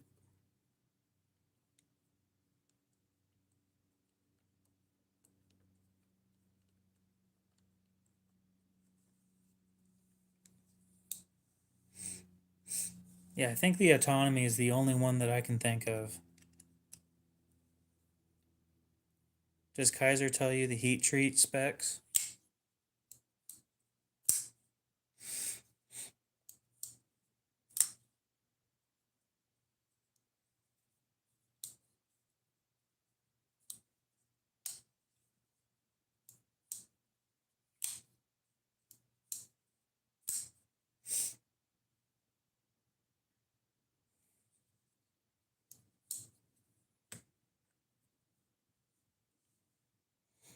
Because if Kaiser tells you the heat treat specs, then I can give you a better idea of which one I'd choose.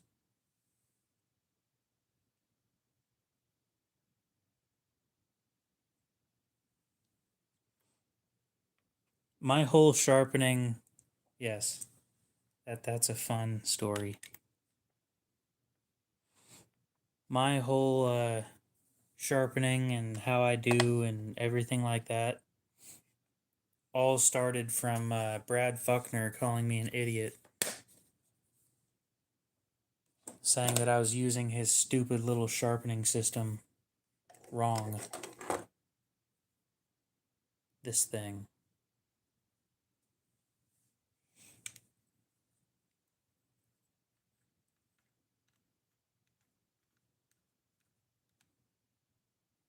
He deleted his comments, but I screenshotted them before they were deleted.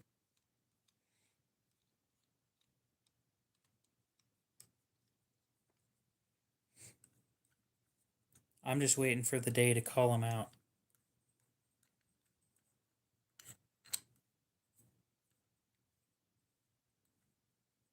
I've never tried armadillo meat, no.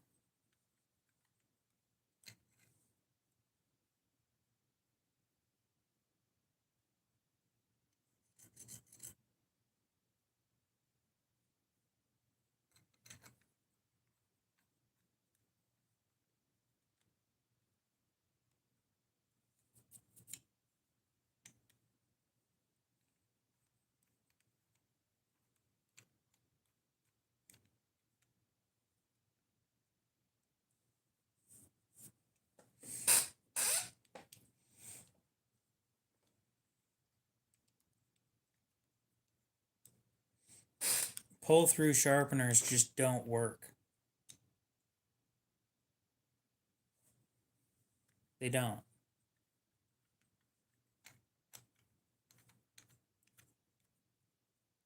No, maybe we'll put it this way. A better way. I believe this is a whole ass conspiracy. Stan, what do you want? Edge retention. Fucking YouTube. Edge retention, stainless properties, toughness. What are you looking for? I can't believe that dude used a pull through on 15V. That is disgusting. Literally despicable behavior.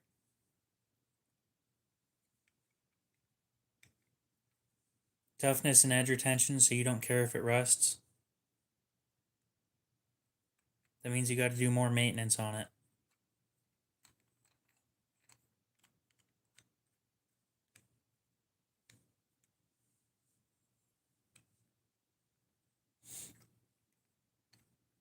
Oh, I've got better options than that.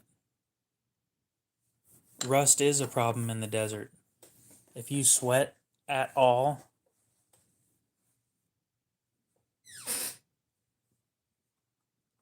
I was probably thinking around K9 or K390, yeah.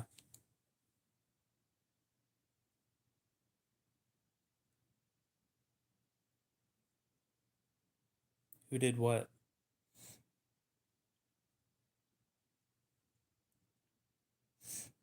But K390 also isn't stainless.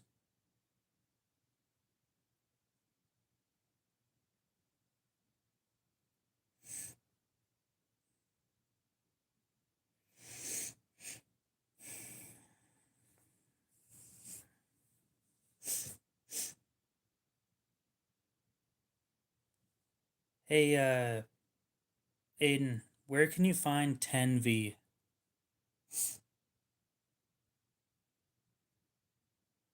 Oh, M4. M4 would be good. What are prone to chipping?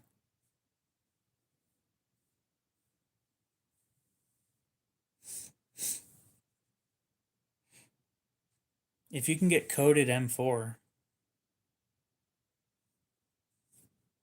Oh, we were talking about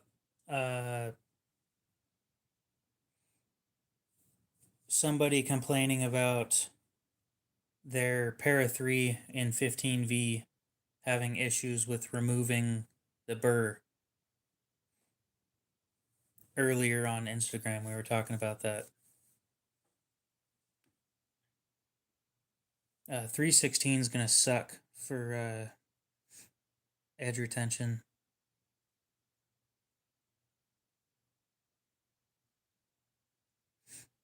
I'm going to be honest, crew wear is kind of in the middle of the road. Oh, then we don't want to go with 10V. So it sounds like crew wear is on the table.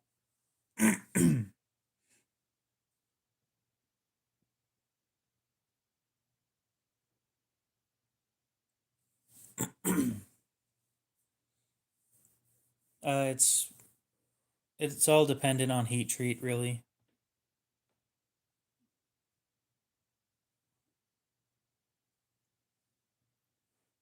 No, M4 is a tool steel.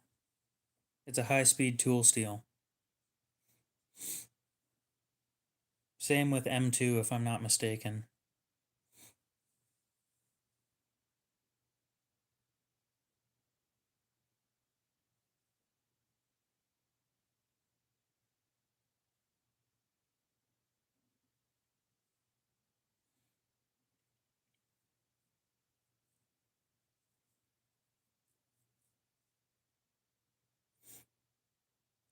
Rex 121 isn't tough enough. The average person's gonna break that shit. M4, 6.5, 6 and 4. 4V, 7, 5 and 4. According to the Knife Steel Nerds website. M4 has better edge retention, but slightly less toughness. I'd still pick Crewwear.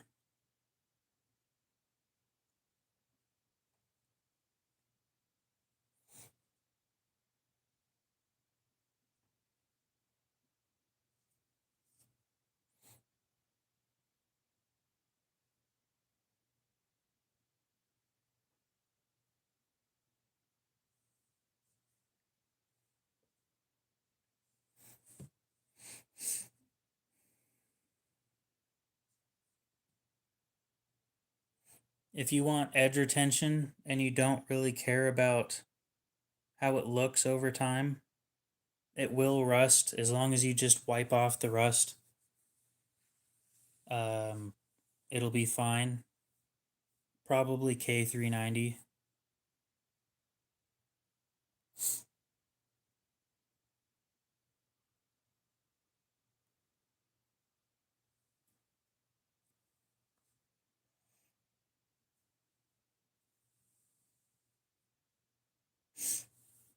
I haven't seen Z-Wear.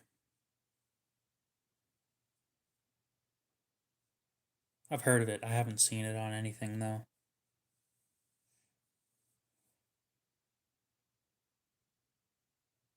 Just go with Z-Max and leave it at that.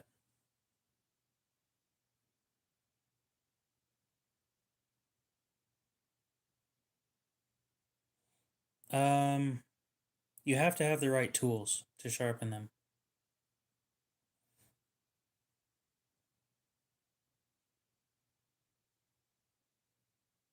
Yeah, but ZDP 189 isn't tough.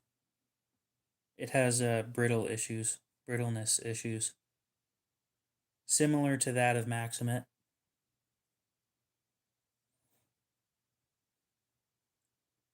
What did you want this knife for, Stan?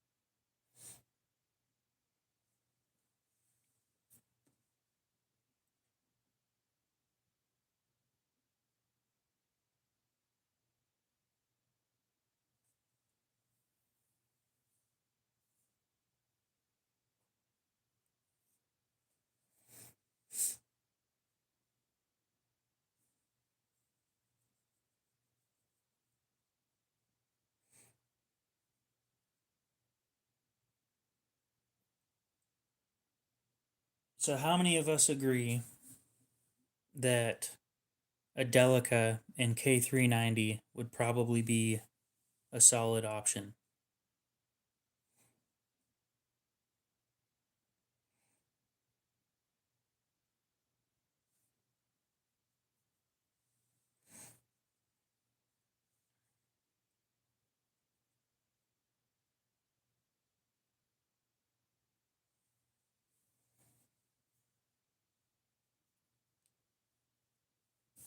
How often is that used, Tundra?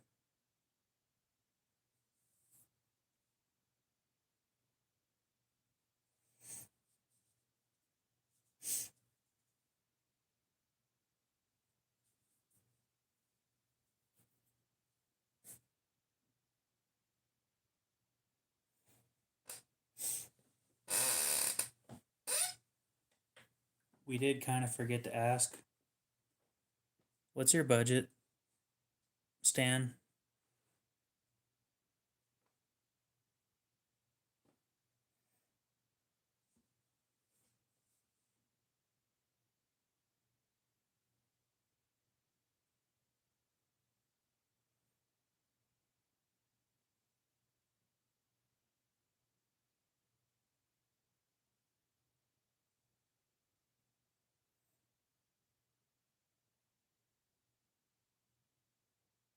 I wouldn't mind a stretch 2. Actually, a stretch 2 is probably a better option in this case. I completely forgot that thing existed.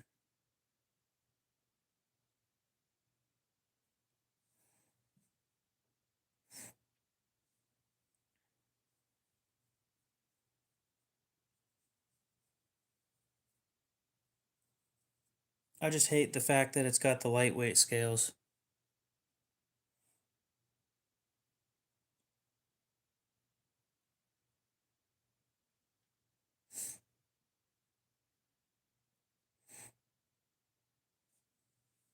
So here's the stretch too.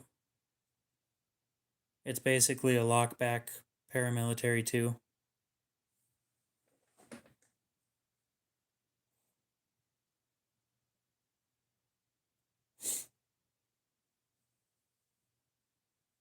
Does it? No, it doesn't. It has no liners, by the looks of it.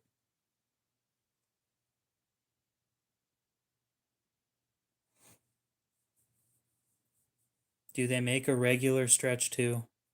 Maybe we're wrong, or maybe I'm wrong.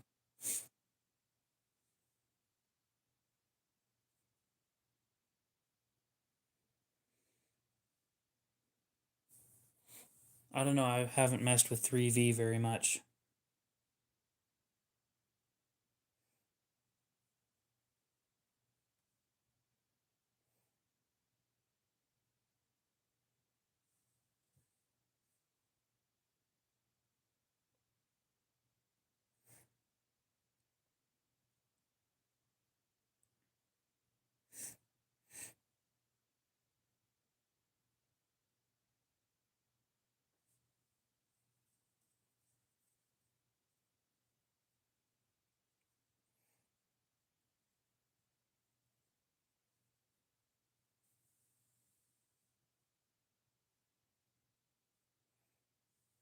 Yeah, good luck finding one at the moment. I kind of want a tenacious frame lock. I just think it's dumb how much people want, or how much they cost.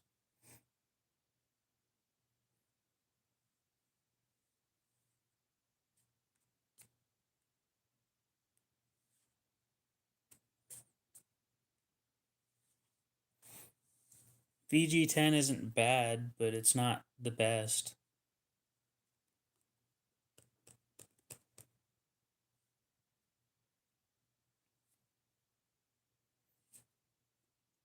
I think the Delica and K390 is what I'm going to recommend. It's 132.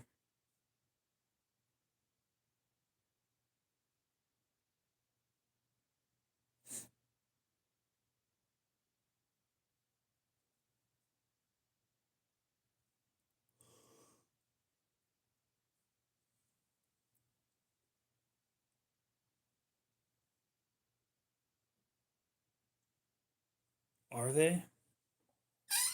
Squeak. Squeak. Does anybody make aftermarket scales for these things? Actually, can you take this one apart? You can, okay.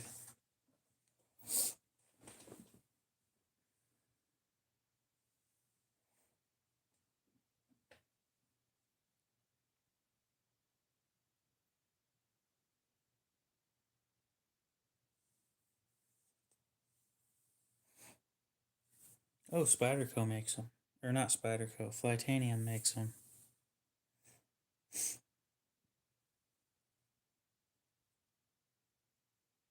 Shit, that's cheap.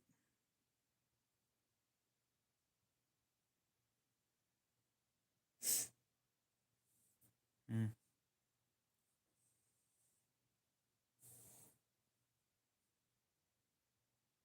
Fun 2, what's up? $12 for my Carta scales.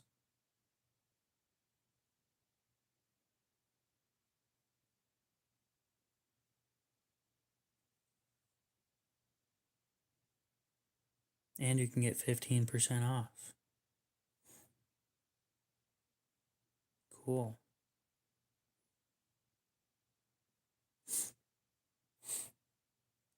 I've got a PM2 in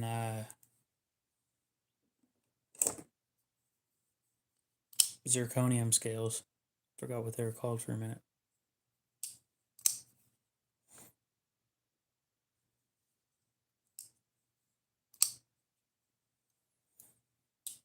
Do they make scales? How much are they?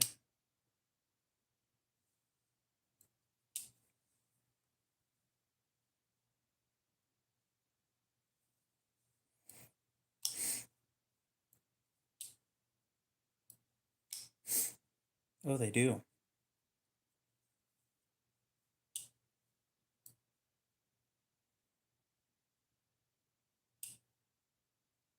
$160?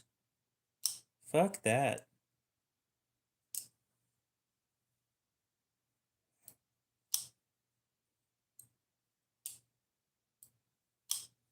Dude, that's more than the knife.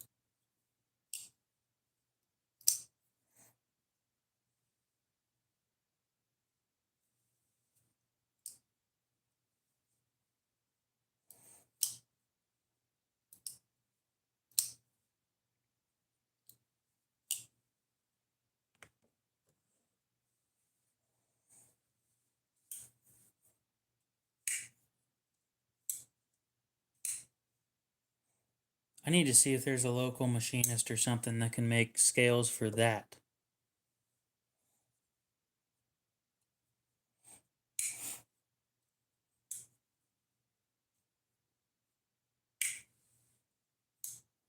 And how much it would cost, because that's going to cost a lot of money.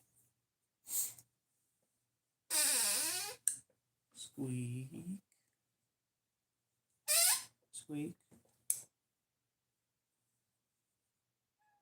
Squeak. Squeak. Squeak.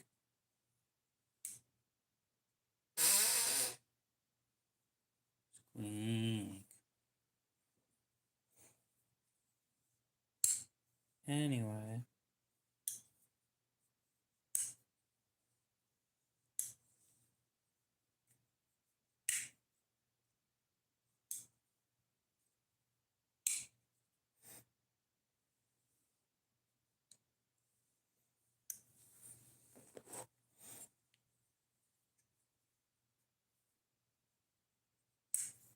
Well, yeah, but you get those scales on it to begin with. This one you have to pay for $132 for the knife, and then $160 on top of that for the scales.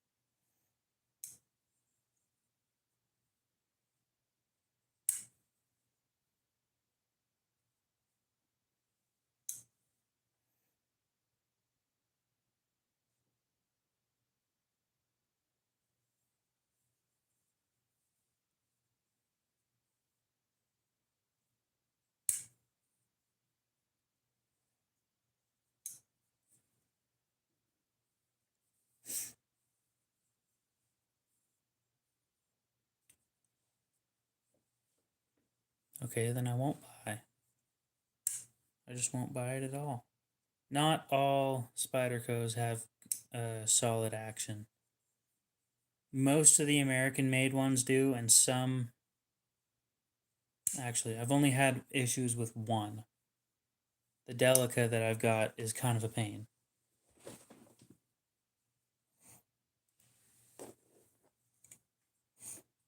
But I also bought that one used. And I've never been able to take apart and clean it, so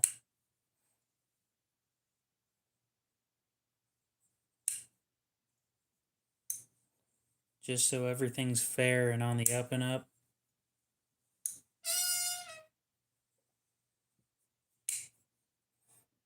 It may be batch dependent. It may be that was 5 o'clock on a Friday and the dude just didn't care.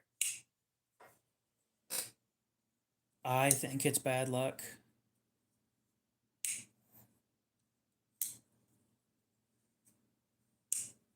You've never been able to flick a backlock? Really? Okay. Titan, what's up? How's it going?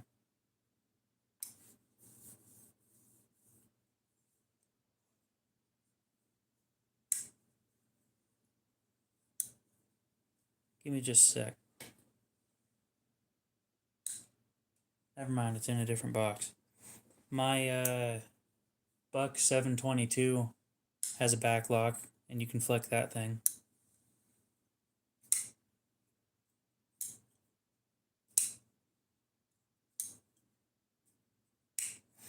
If you use enough force, you can flick my Delica, but it's not that easy.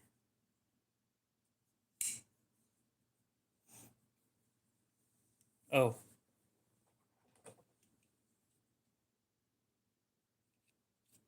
Oof. That's a backlock.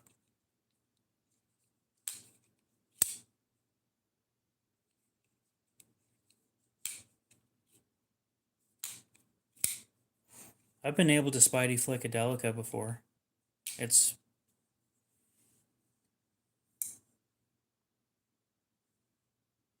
I have one Delica, and I'm not 100% sure where I put it.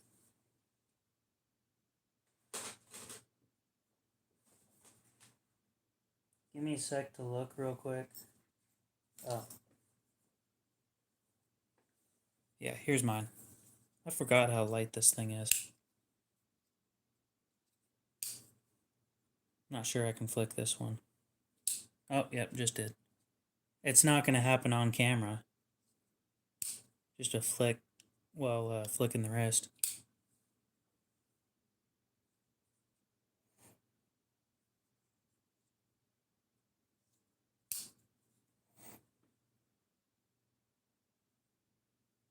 Am I able to unscrew this thing?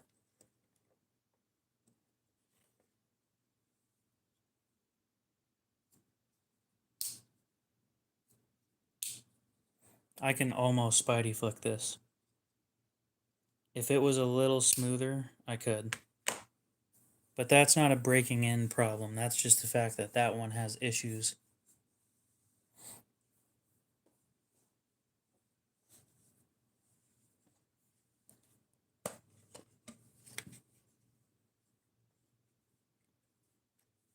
T8? Yes, T8.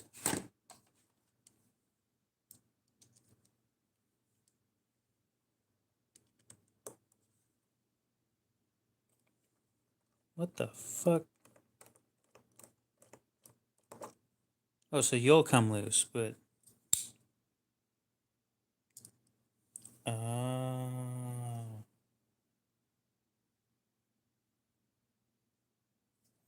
It's hugging one side. So the blade's sitting there riding on... Never messed with it. I don't have almost any of the high-end Kershaws.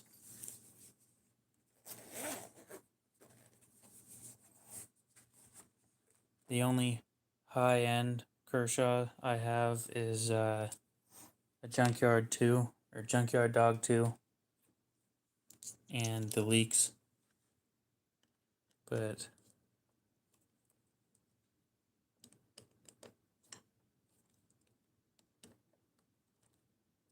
the fuck?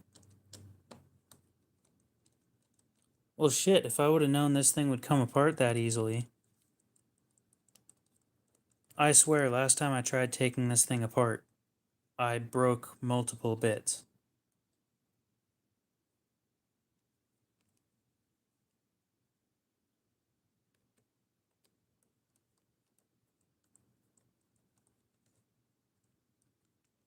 Yes, indeed, NAFs.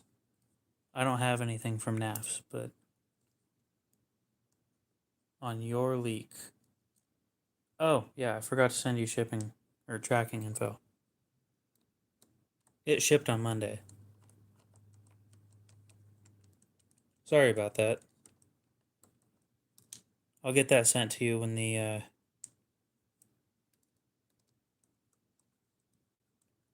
when I remember.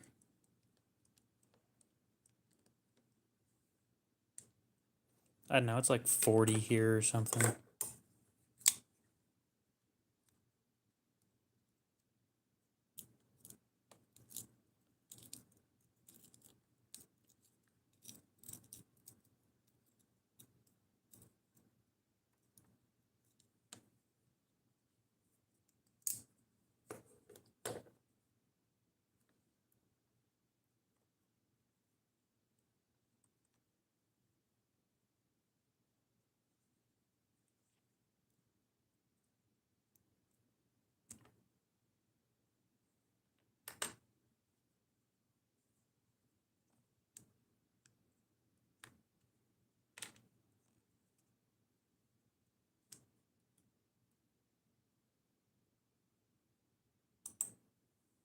There is grease everywhere in here and it's not smooth.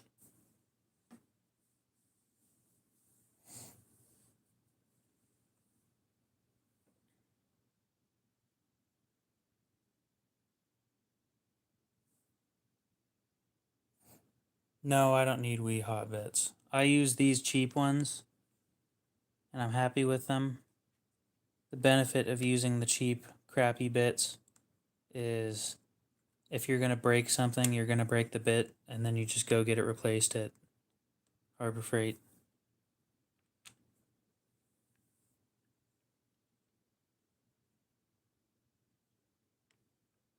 Because it's got a lifetime warranty on the whole set. You guys think a leak washer would fit in here?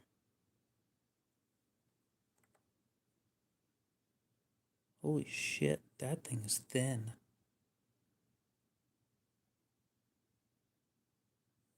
It's actually flexible. It's so thin.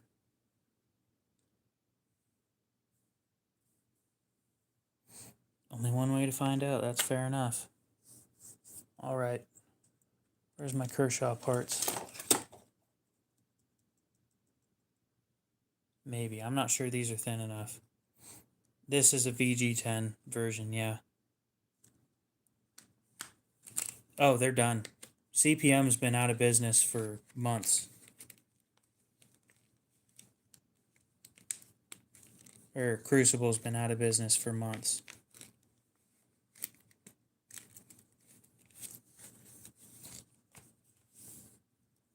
CPM or Crucible got bought out by a company called Aerosteel. They are no longer making things in the US at the moment.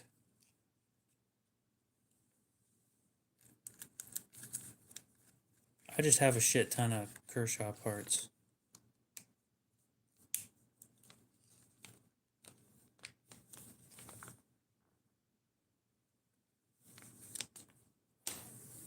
You know, when you get, well, whenever I buy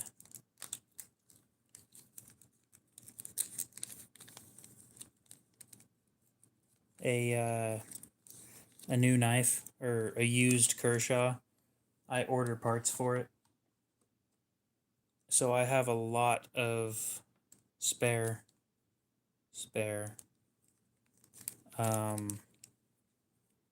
washers.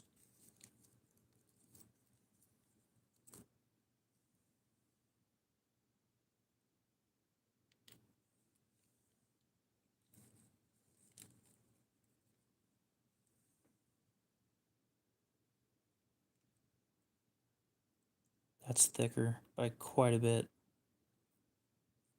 That might not work, but it might help.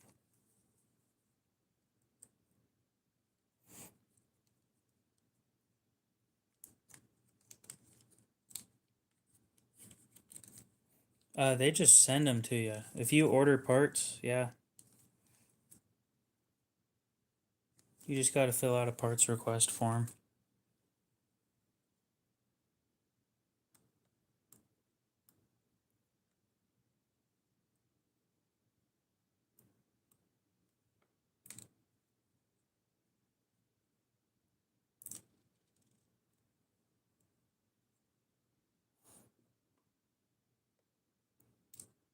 You piece of shit. Oh my god, that just about went flying.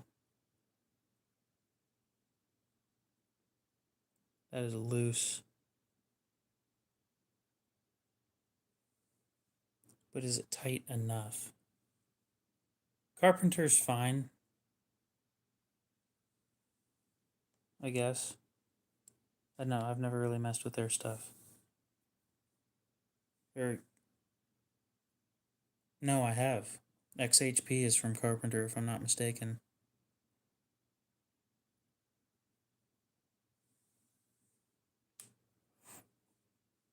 I know, I grew a brand like favoritism, you know?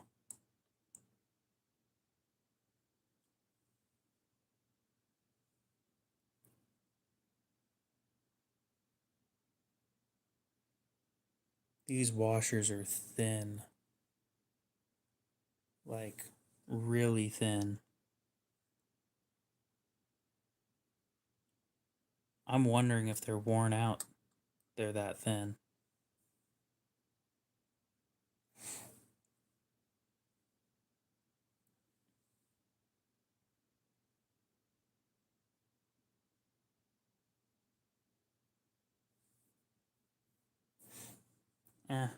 Depends on which ones you buy.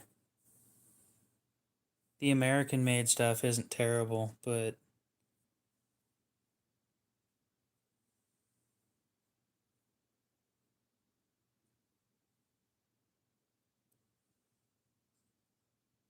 oh, when I said Carpenter's alright, I meant like their products, not the business itself. I don't know how they're doing. It would suck to be seeing all these American companies close.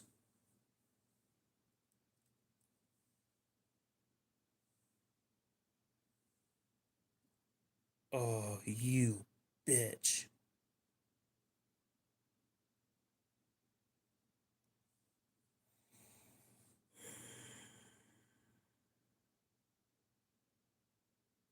I just want to tell you guys right now, don't put vegetable oil in your knives.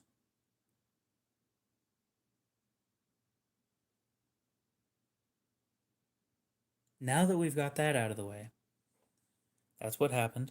There is vegetable oil in here.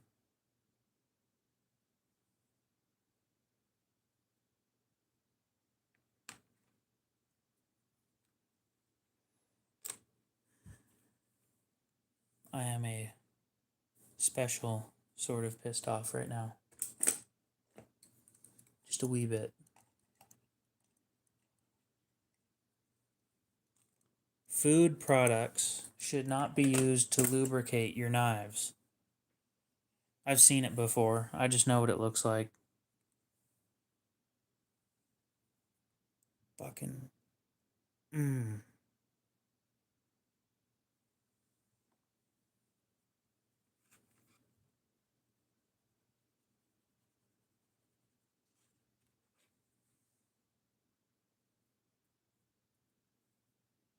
Oh, and this shit's dry too. Great. Even better.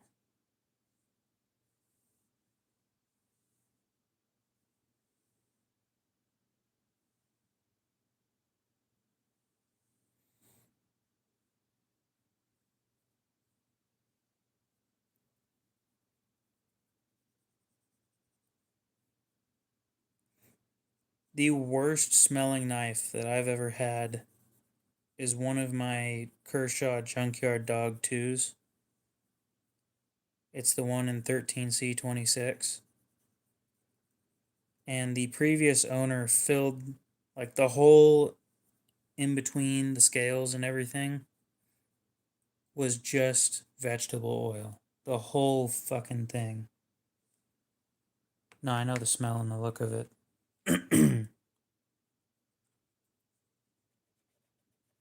Anyway. Or no, maybe it wasn't that one. It was one of the knives that I had. Was just straight up vegetable oil.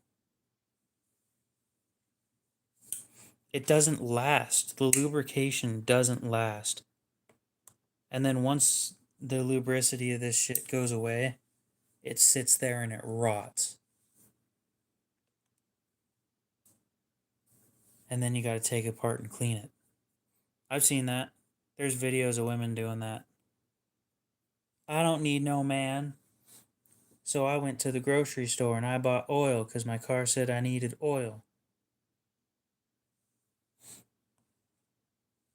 And of the 3 videos that I've seen of women doing that, of course, these are cherry picked, but they are hilarious. 2 of them, if I'm not mistaken, no, one of them was sticking vegetable oil or whatever. Extra virgin olive oil, that's what she used.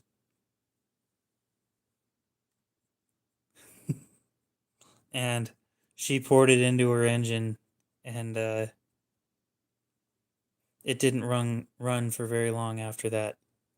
The other one was hilarious. It's these 2 girls that they start off the video saying they don't need no man. They went and got windshield wiper fluid and poured it in the valve cover. And oh my god, it was hilarious.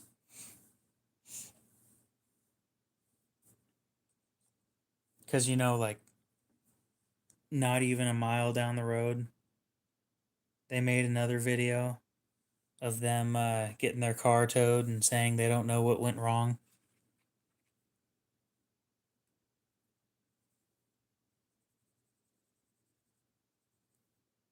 This stuff isn't going to come off. Well, that's not good news. Oh well.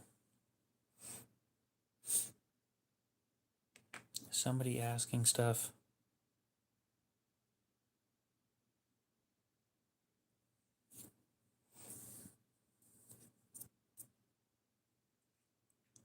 Yeah, but I'm not going to go out into the garage and use brake clean. And then come back in and say, oh yeah, that got it off. It's fine. It's between the scale and the liner. It's not going to do anything. It just mildly annoys me that it's there. This is the shit that was on the blade.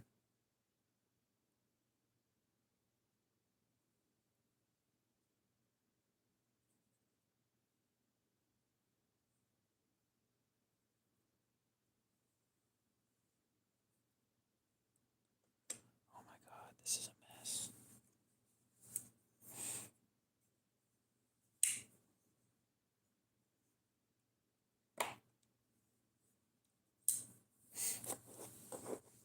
Sebenza's putting in that work. Cutting up Q-tips.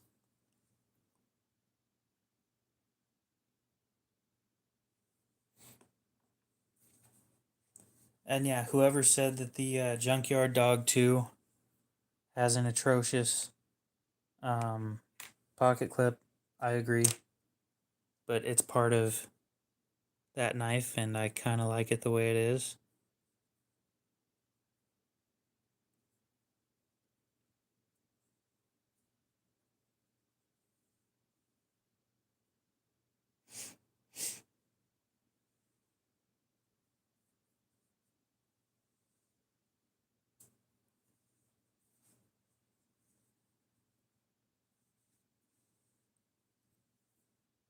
If I told you guys the other half of the story of why I continue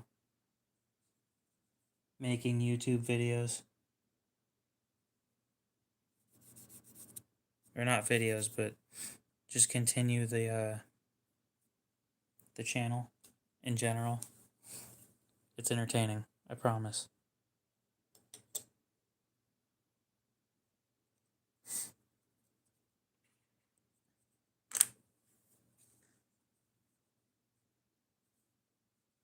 Part of the reason is because I enjoy doing it. The other part of the reason is purely out of spite. My cousin is a dick. He has always been a dick. To me, mostly to me. Anyway, he's a turd, and I don't like him. And he got straight A's and blah, blah, blah, blah, blah. He was the perfect child behind closed doors. And I want something to rub into his face.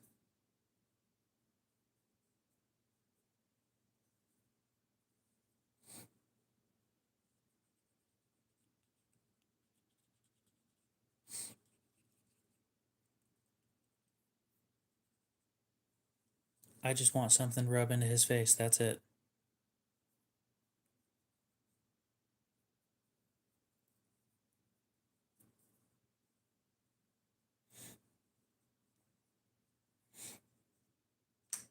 Maybe upload a video on that one of these days and say, hey, remember how you were a dick when I was a kid?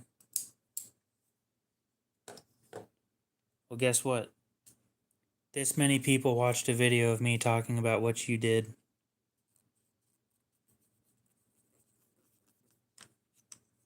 And fuck you. And then just leave. Pure entertainment to me. Well, he was just always the perfect child. So.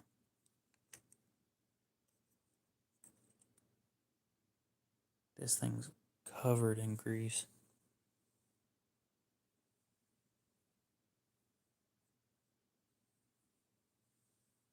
I mean, it's kind of the same thing with the other ones, too.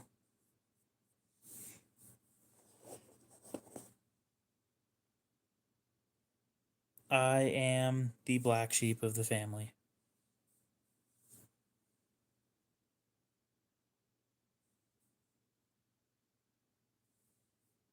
Damn it, I never grab enough Q-tips. Oh, there's one right there. That'll work.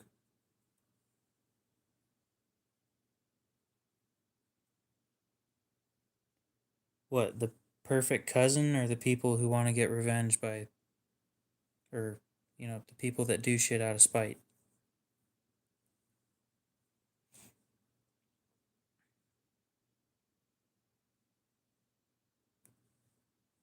It has gotten to the point where I don't think him apologizing for it would do anything for me.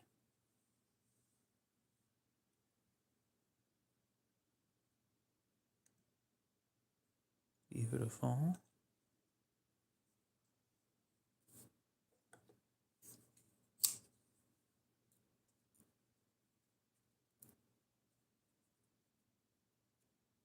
Oh. Holy shit, how many parts does this thing have? God damn.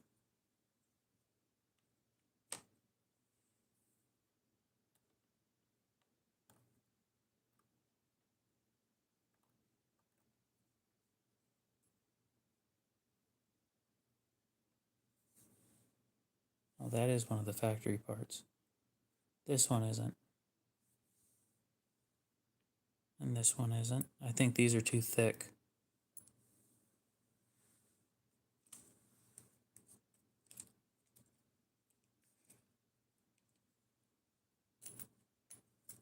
No, but see, he caused large family issues that split our families apart.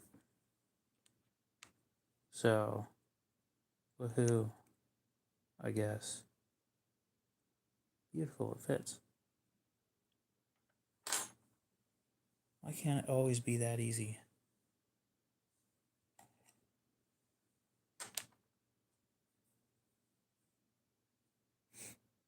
Oh, I agree. I've thought about doing that.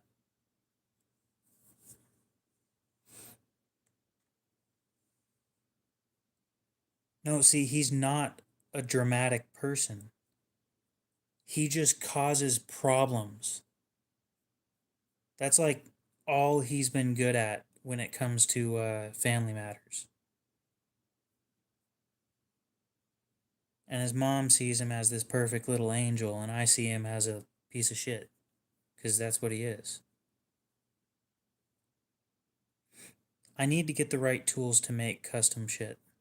And that's going to take a bit. I can't afford that right now.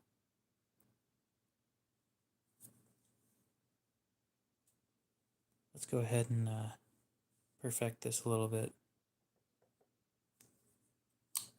I had one of those, a covert auto, a while back. And quality was actually decent on that one. But I don't know anything about the heat treat. It had lock rock. I wasn't able to test it.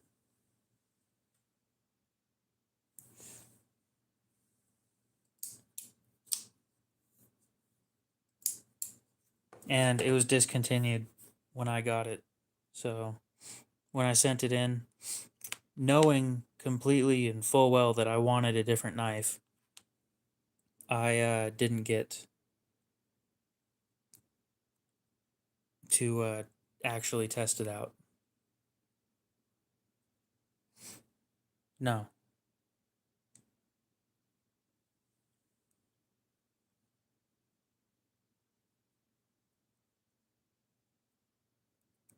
Don't buy from Gerber.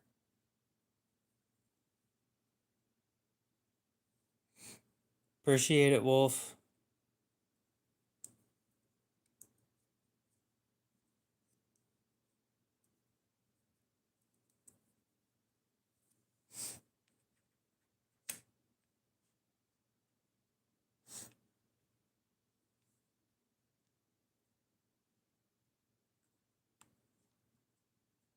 Anyway, maybe after I get my little piece of revenge on that dude, or on my cousin, then I can let go of that. But until then, that grudge will probably be held.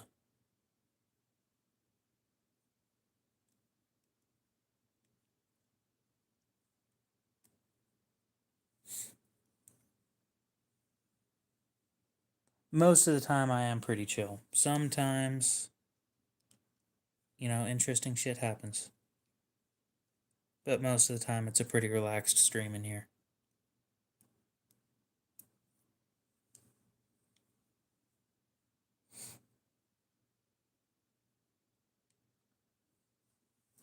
So I had a couple of the Gerber knives in S30V, but again, I never did any testing with either of them. And I kind of regret not doing testing with them because maybe they would have redeemed themselves. But I'm done buying their China crap. It is such garbage. I gave them chance after chance after chance, and it failed every time. Disappointed every single time.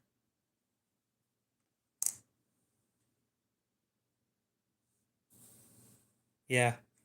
Once you get your hands on a ProTech, I'm going to be honest, you're going to have trouble finding some nicer shit.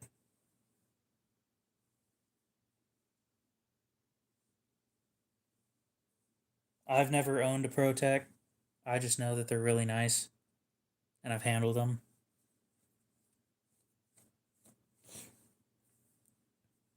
It's not that the technology is garbage, it's the materials that they use are just disappointing.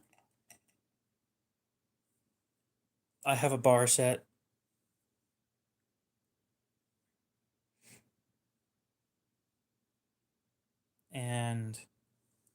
My bar is set pretty low for standards, but quality control has to be there, and at the very least, a decent heat treat, and they failed at both of those. I mean, Buck kind of fails at both of those too, but at least their shit's made in America. Not all of it, but the shit that I'm talking about, at least it's made in America.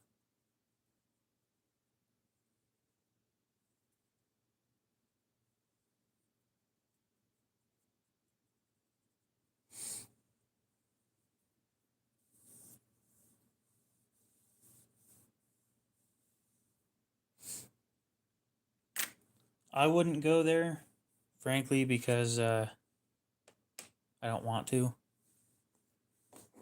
I'm happy here in America. Mexico was fun the few times that I went, or the I've gone quite a few times, but I'd go back if the cartels would stop threatening to shoot Americans.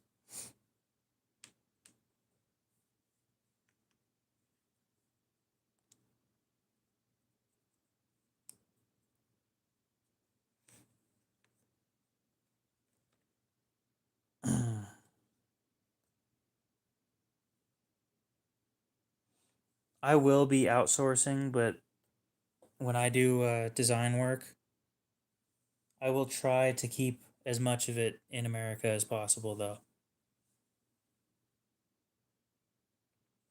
It's the hope, anyway. Sure, but their quality control on the grinds of their knives is trash.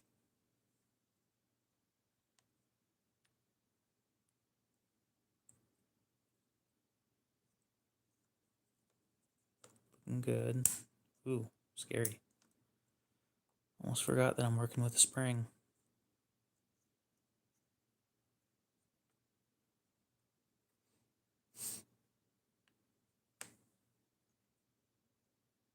No, I just find it stupid that they keep threatening stuff.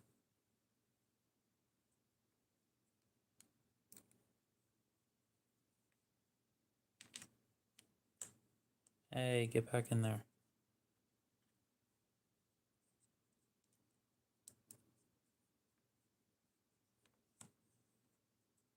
I haven't messed with any Spartan fixed blades, to be honest. Get a little bit of grease on here.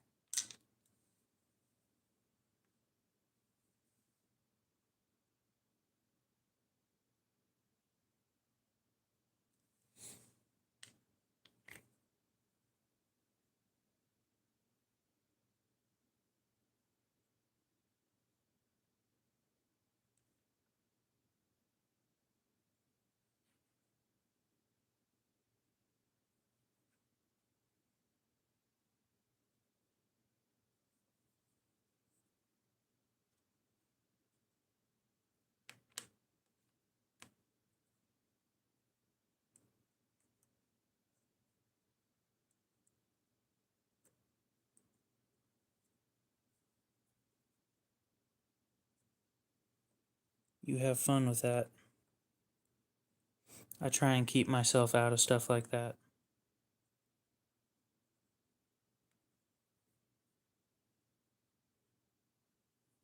Actually, I think I'm going to put that in last.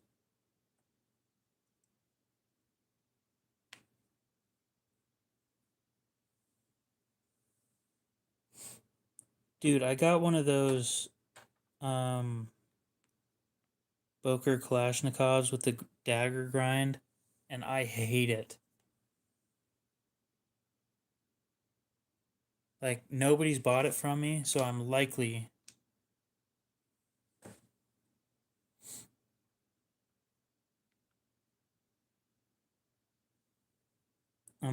going to just bring it to a pawn shop and off it with them.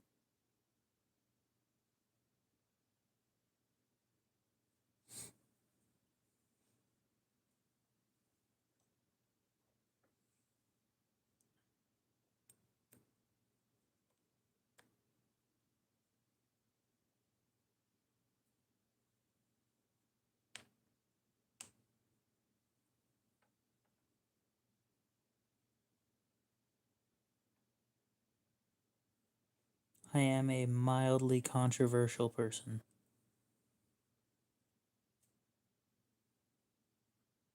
It was a Boker Kalashnikov with the dagger grind, and I fucking hate it.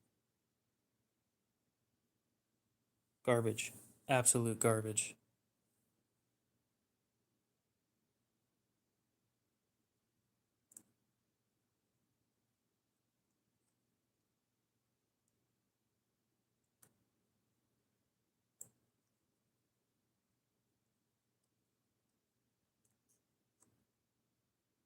Yeah. The push button auto. That's the one I'm talking about. Get off.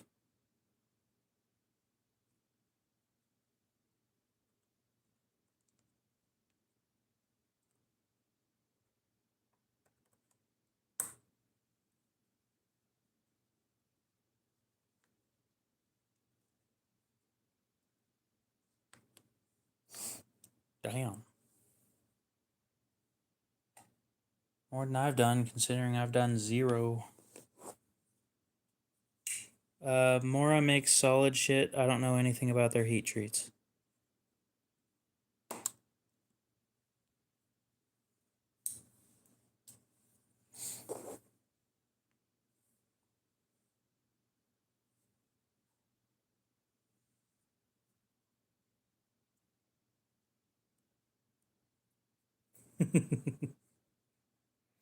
I like that. I've been slacking lately on the keeping people updated with their shipping.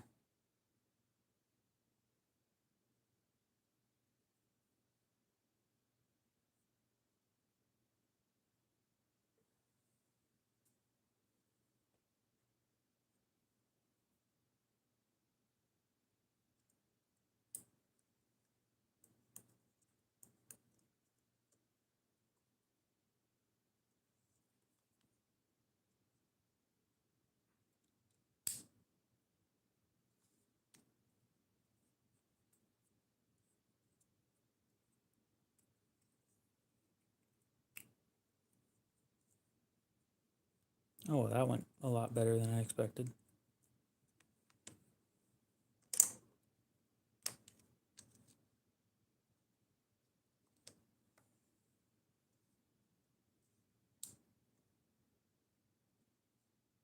Oh.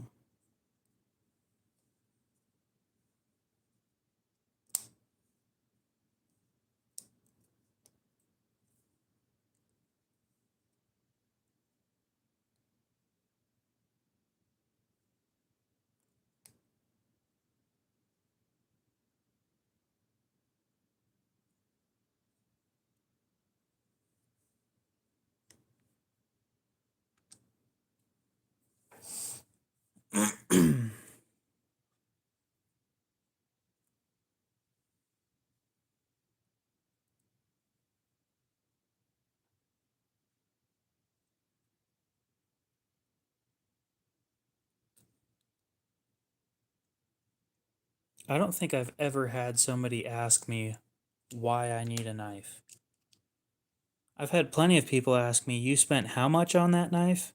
I've never had somebody ask me why I need it. That's an interesting thing.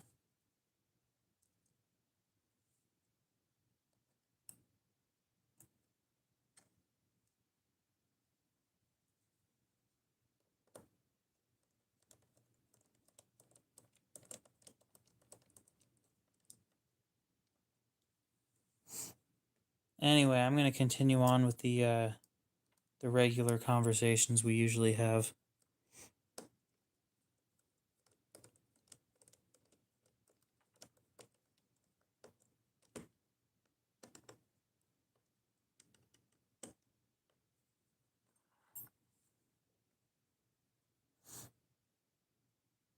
That's weird. That is a foreign concept to me. Yeah, I'm not really in the mood to be talking about people getting deported at the moment, so Catch me on Instagram, I might, but this is YouTube, not Instagram.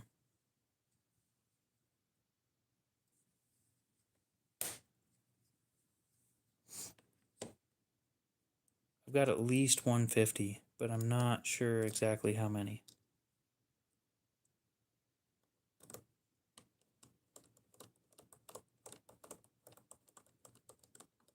I have a few people who wanted to see a state of the collection video, but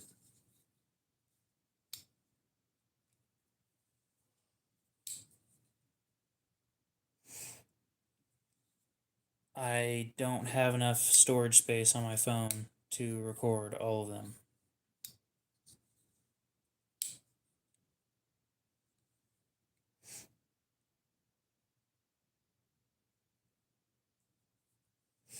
Anyway, we're going to resharpen this real quick.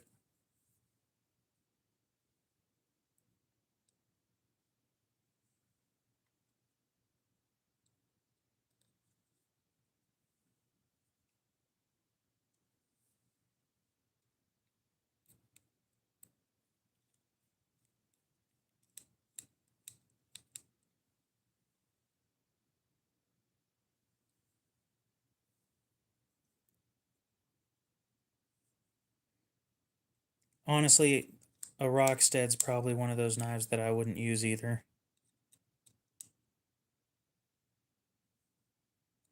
There are very few knives that I wouldn't use.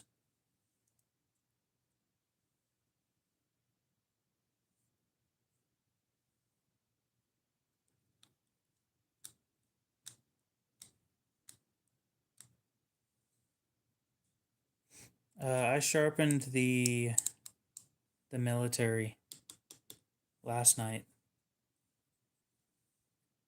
I don't sell gifts. So, yeah.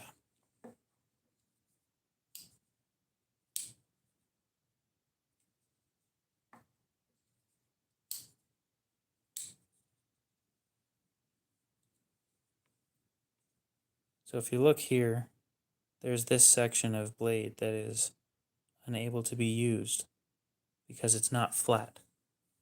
So we're going to fix that the way that we fixed it on this, where now the whole edge is able to be used.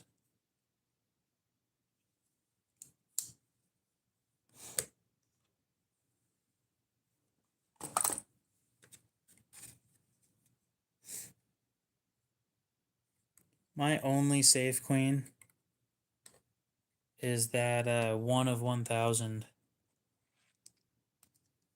The action's still trash. At least I'm 80% sure it's still trash. Give me just a sec. I'm putting stuff away.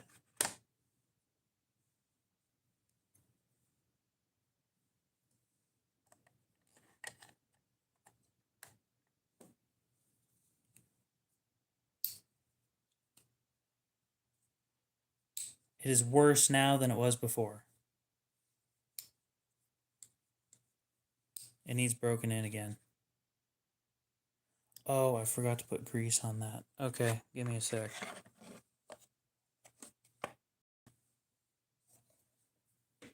That right there might actually fix.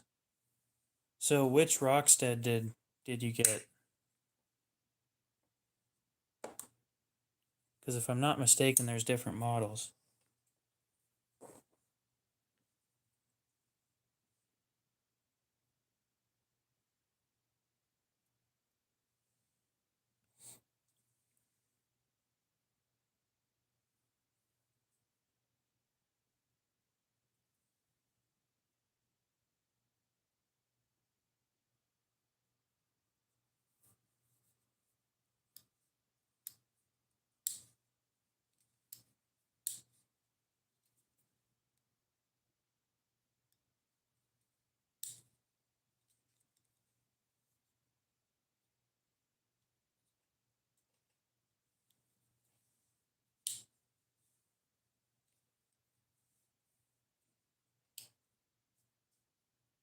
Yeah, I can no longer flick it.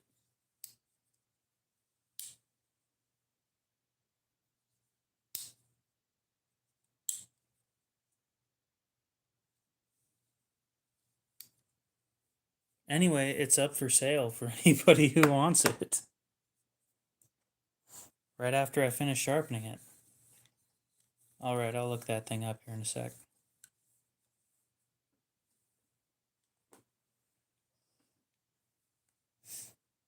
And then we'll do some voice acting stuff here in a minute. Oh. Yep, that explains that. I gotta take it apart again. Damn it.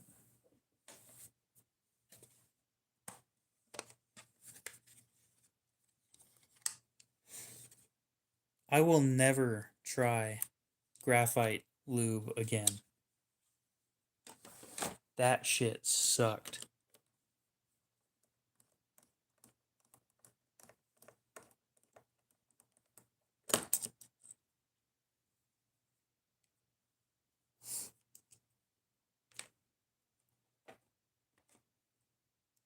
You know what pencils are made out of?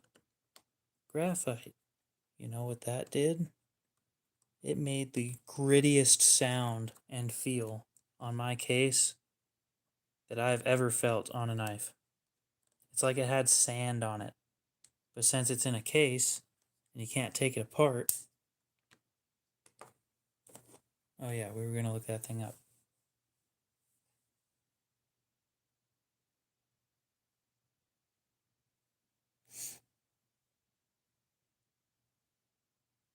Oh, is it a fixed blade?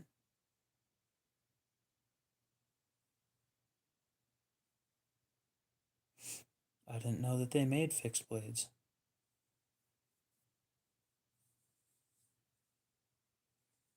This thing?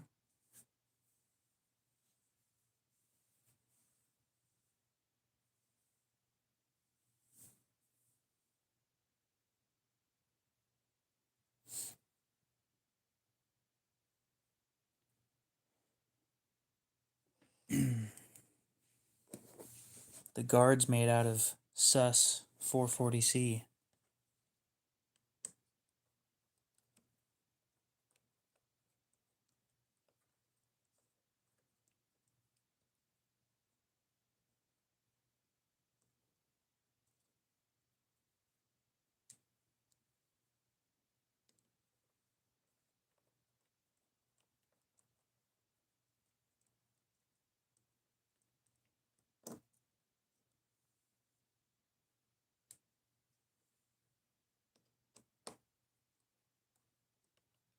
I've been trying grease instead of oil lately.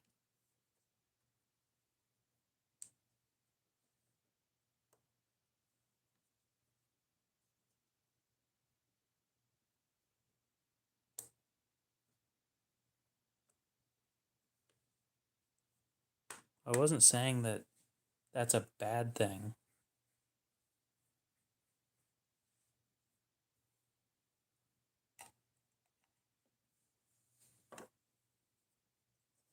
It's a guard. It's not meant to be used for anything.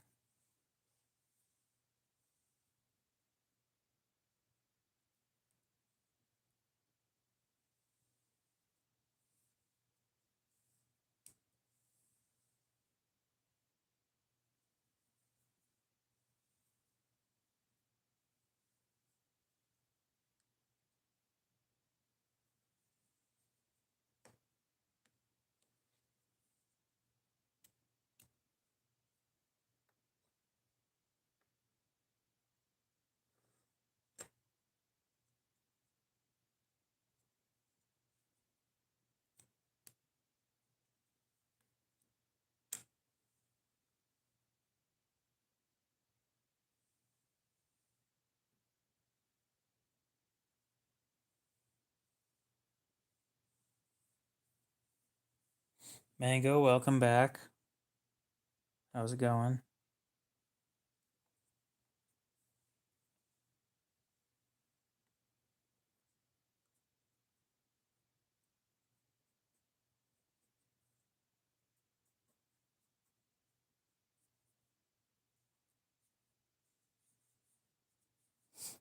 Doing all right. How's school going?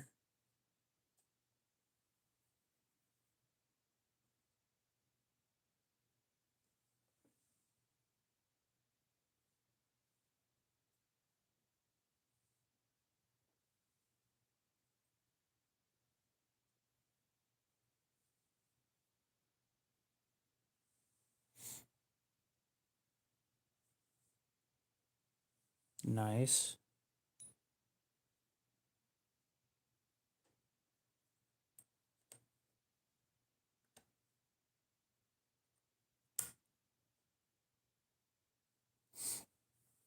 Wait, what?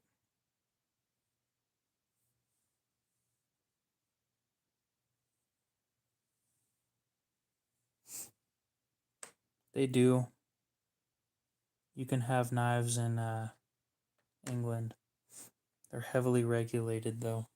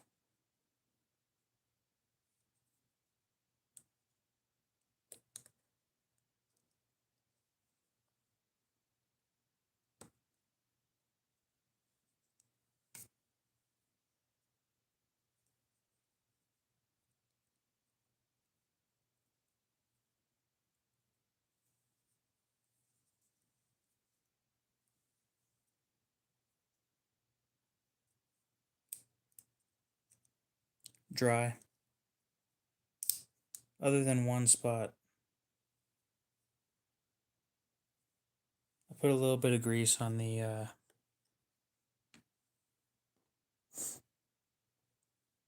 um, the lock bar, and that's it.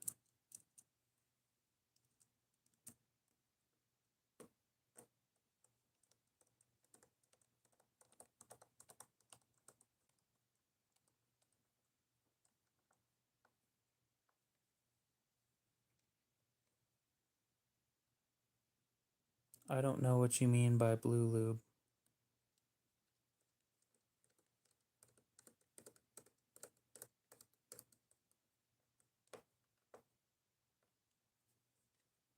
I do find it kind of entertaining how when I'm tightening this thing, it sounds like a horse.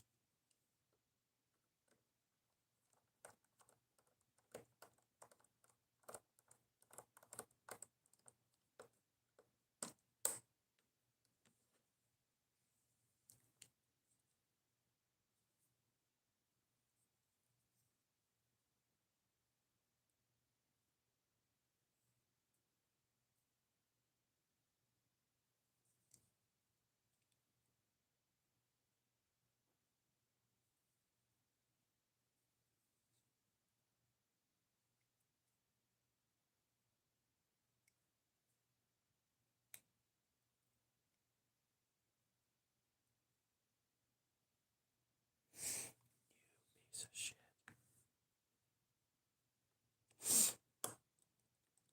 How many Benchmade products do you think I own?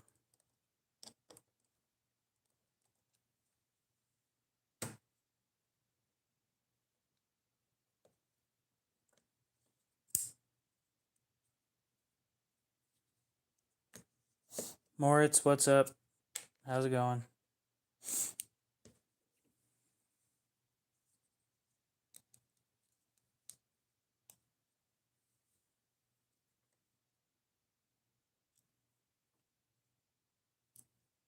Uh, Chris Reeves Sabenza.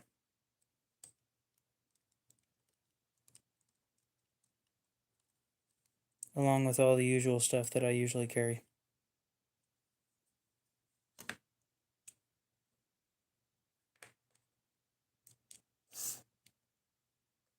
I own, I think, 4 Benchmade knives.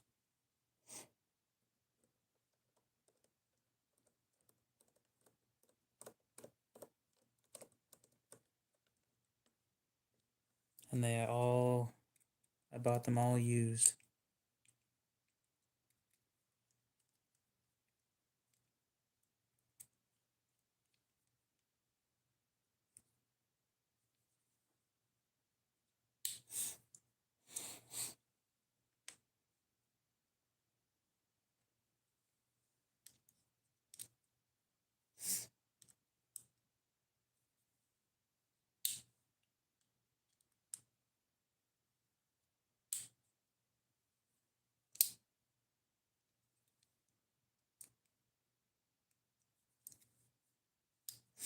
Sure, if you want to give me a sec.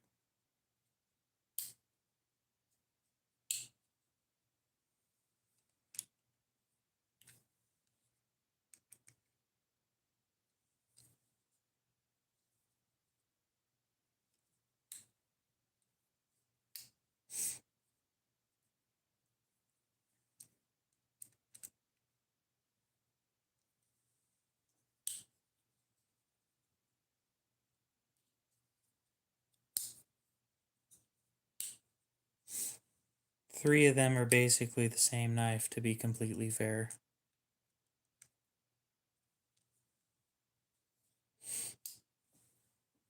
What makes you guys think that I spend money on lubricant for this shit?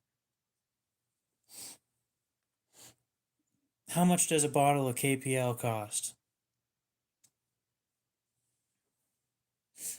10, 15 bucks?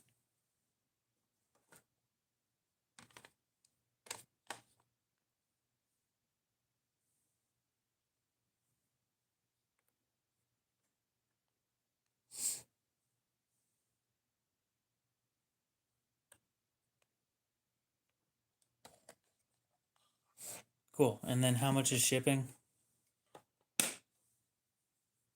Like 7 bucks.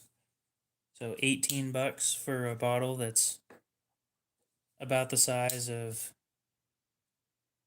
this. It costs me cents to fill this thing up with mineral oil.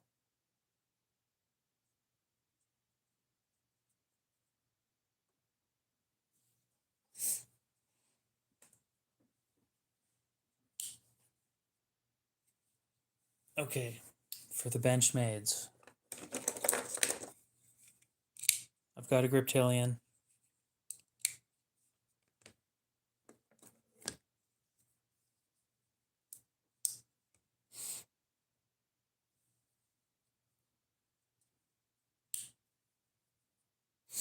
I've got a full-size Adamas, and I have 2 mini Adamases that are in a different room.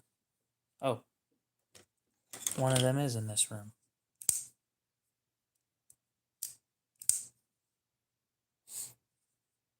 Why is Sharpening compound so expensive?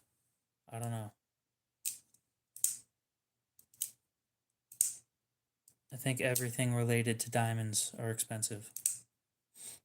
And do you only really need to use it once? I mean, it's more often than once.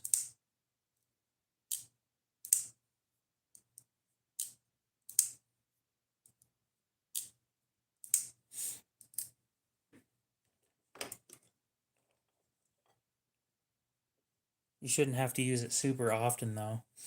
But you got to keep in mind, I go through it faster than most people, being that I am a YouTuber and I sharpen things so damn often. It needs loaded a lot more with me than it does with the average person.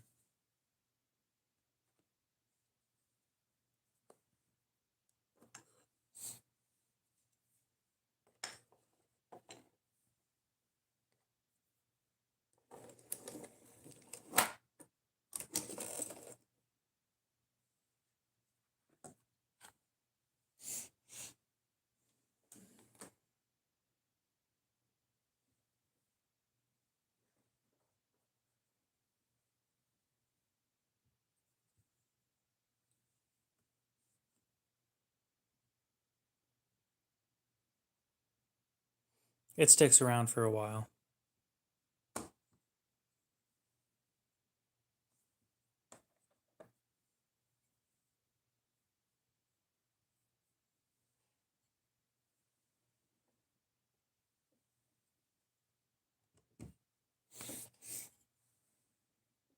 I think I've done, let's see, I've loaded mine 3 times.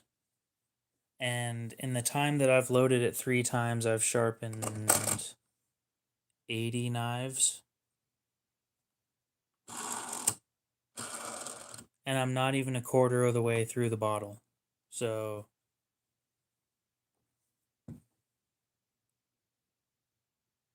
oh, whoa, that's kind of cool. Actually, I don't know if that's a good thing. Oh, the dye settled. The dye all settled out to the bottom. So it's clear. No, it's not. Anyway, yeah, I've got. Actually, it's about a quarter gone. After 80 knives. So.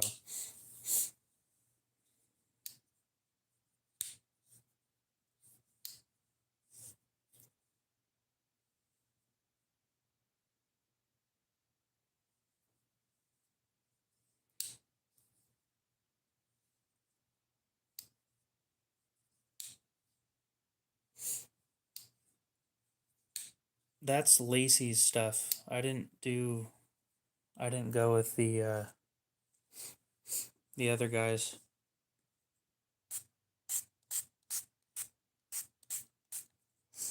I think that bottle with shipping included was $23. It's diamond emulsion, yeah.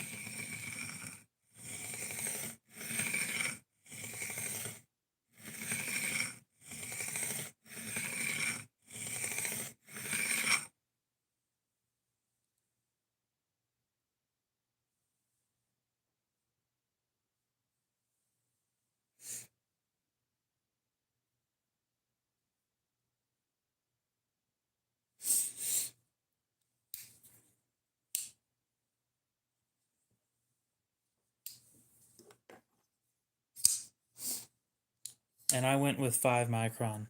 I thought I already said that. I wasn't sure if I did. So.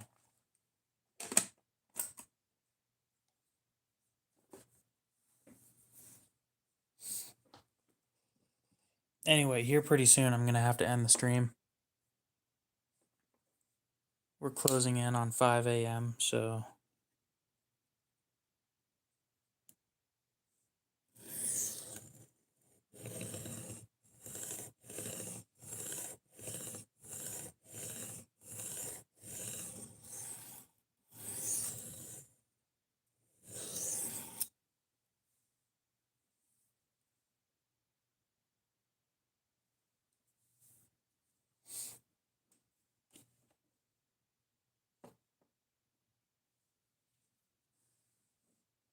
Oh no, I was filing it down because there was on all Spydercos, I'm sure you guys know, there's no sharpening choil, right? And here's what they do. You'll look at this thing, and the edge doesn't go all the way down to the plunge grind. So you got that little bit of space that is unusable blade length. Well, the more you sharpen it at an angle like this, the less of that you're able to use, and it ends up being like this line in this direction of unusable blade length the whole time that you sharpen it. And the longer you go without fixing it, the worse it gets, and the less blade length you have.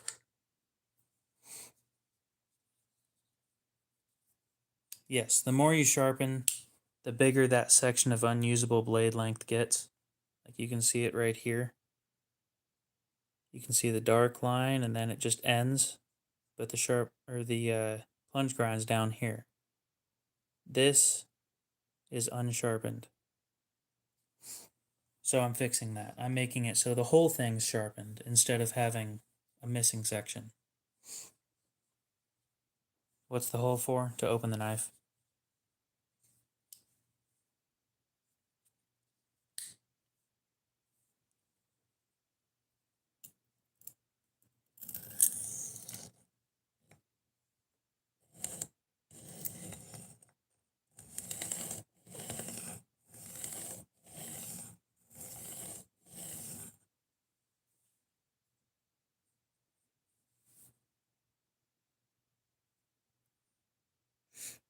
It doesn't take a whole lot to fix that. It's just they don't do it from factory because, you know, they're pumping this shit out quickly.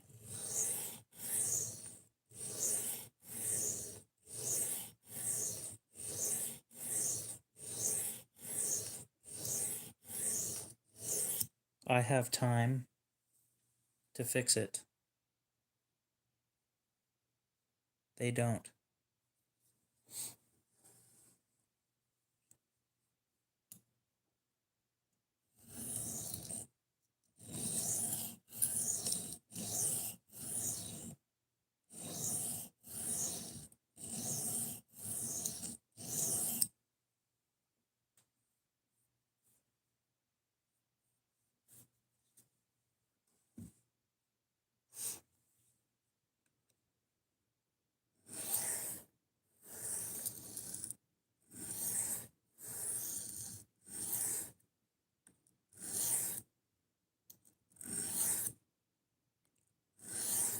I cannot answer that question. I have stones that I'm happy with, and that's what I tend to use.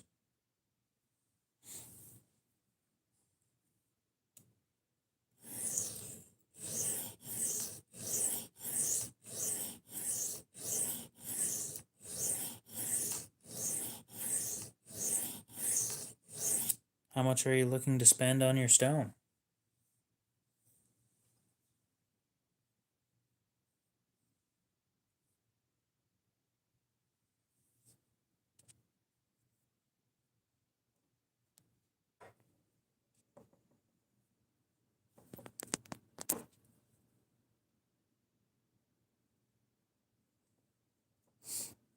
Okay.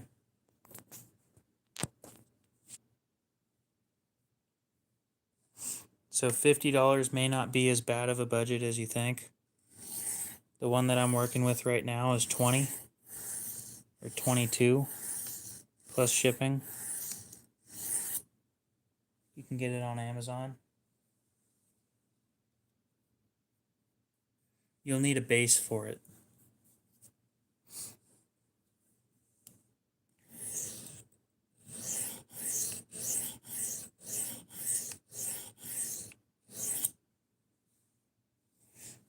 I think you can get a base for like $20 as well.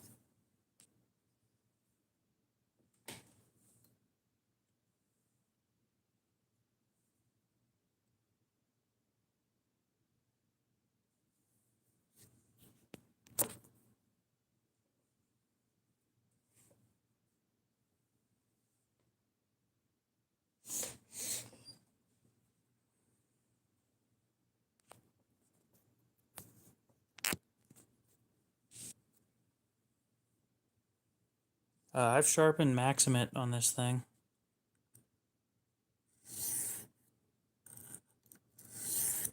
Wouldn't recommend doing it all the time, but I've done it.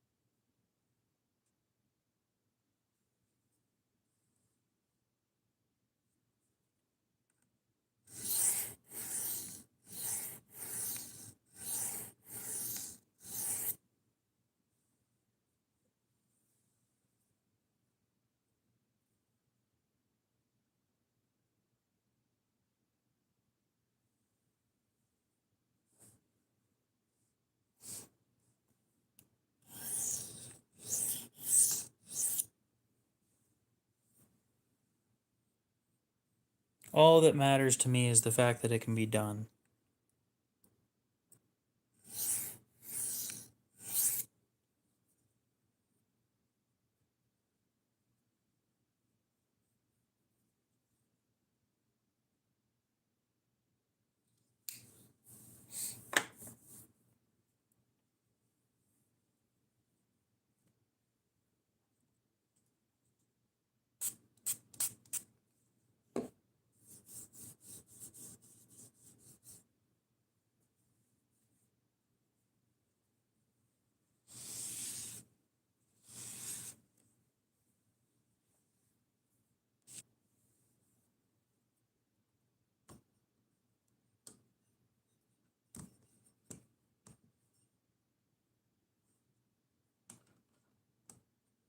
And the average person doesn't need to start off with resin bonded stones because they're not going to understand how to use them properly. I'm going to recommend everybody start with a diamond plate. And practice on the 1000 grit side. So that way, just about any mistakes that you make can quite possibly be reversible.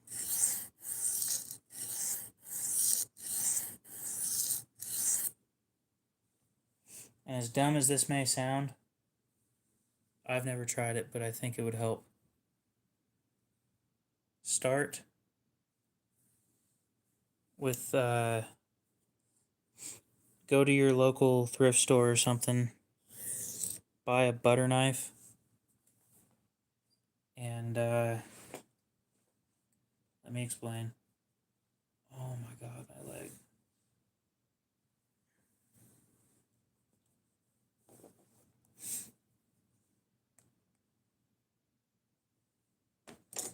Grab a butter knife, lay it flat on the 1000 grit side, and just start rubbing back and forth.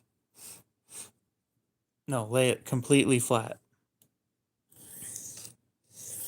And the reason I'm going to tell you to do that is your diamond stone, diamond plate, whatever, needs to be broken in.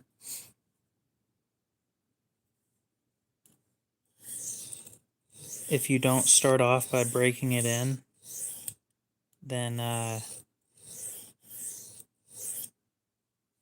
you're going to end up with a stone that cuts significantly harder, or not harder, but you get the point. Cuts significantly more than you expect it to. Once it's broken in, it's nice and consistent.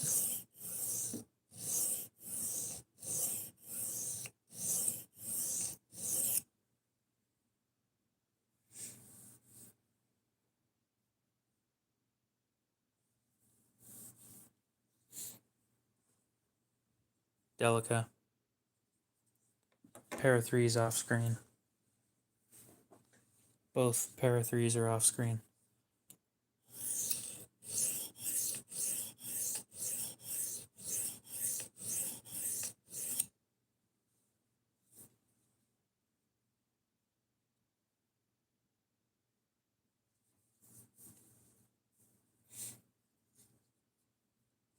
I don't think if you're gonna break it in with a butter knife, you don't even need to finish the one.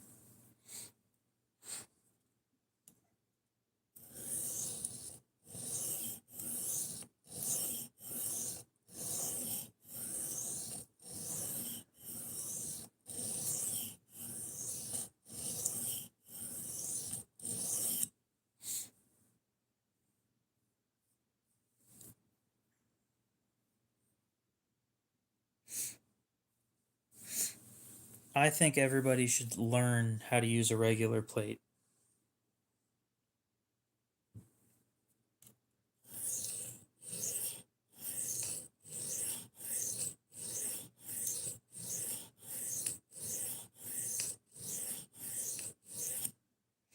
The fixed angle systems are pretty bulletproof. I don't like them though. I'm going to be sharpening my Sebenza on this thing.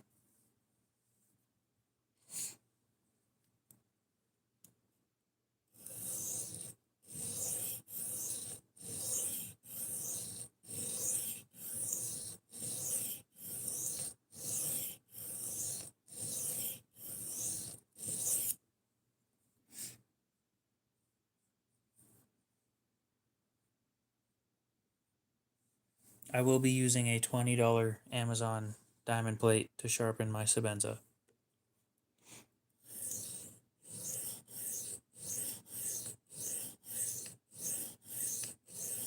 I did the same thing with the Koenig.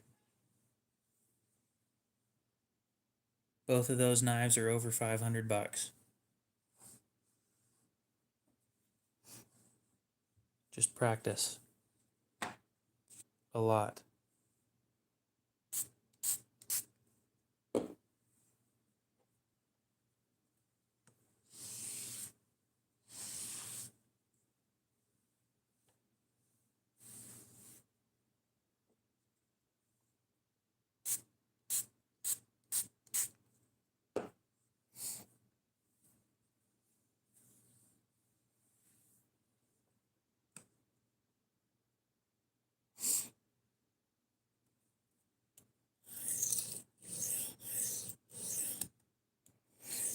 So that's where tip number 2 comes in.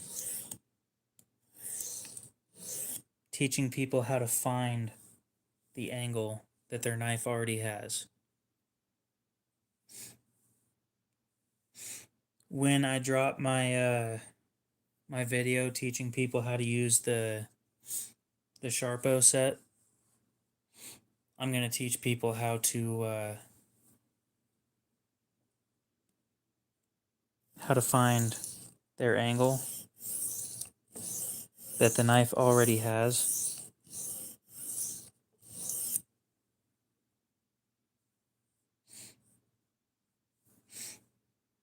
Now you don't have to do anything that I'm doing quickly. Take your time. I don't care if it takes you 30 minutes to finish a knife. It's not that big of a deal. Take your time, do it right. Here's how you do it. Here's how you find that angle.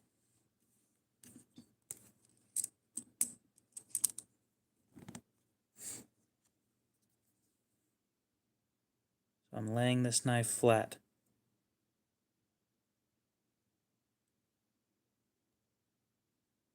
You see that shadow underneath the edge? There's a black line underneath the whole edge.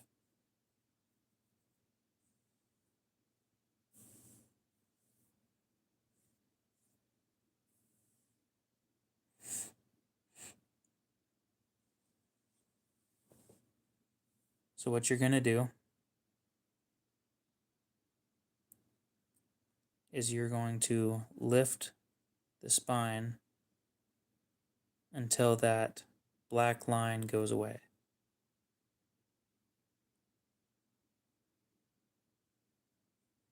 So I'm lifting the back of it, and the moment that that black line goes away, that is the angle that you want to hold. So what you're going to do when you find your angle, I typically start at the tip to find my angle. Right about there. And then I do a push cut, and I slowly watch to make sure that I don't see a shadow across the whole edge.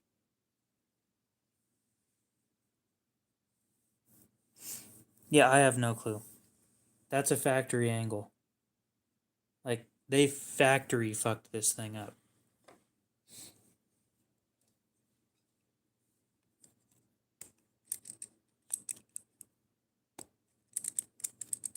Hey, look, the corner of a stone. Cornerstone. Woohoo.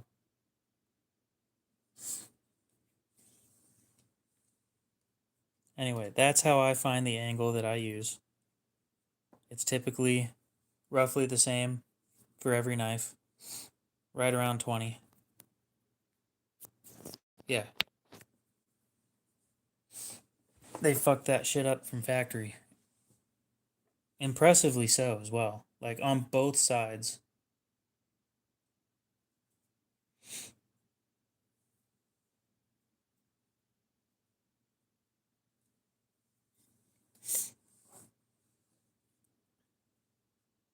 Anyway, so you start at, or I start at the tip. Some people start at the base. I don't really care. I start at the tip because I start with a push cut. It works best for me.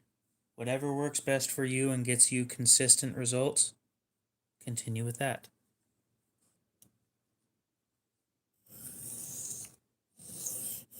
Eventually, you will have sharpened so many knives that you don't even need to look for the angle. You kind of just use the same angle all the time.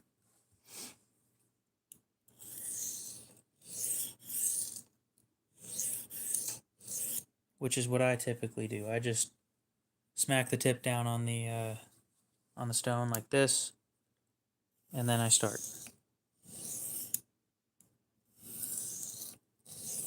Because I know the angle that I hold.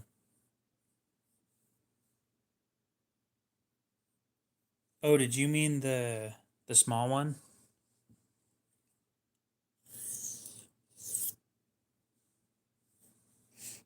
The little native? That thing's probably the worst factory grind I've ever seen on a knife.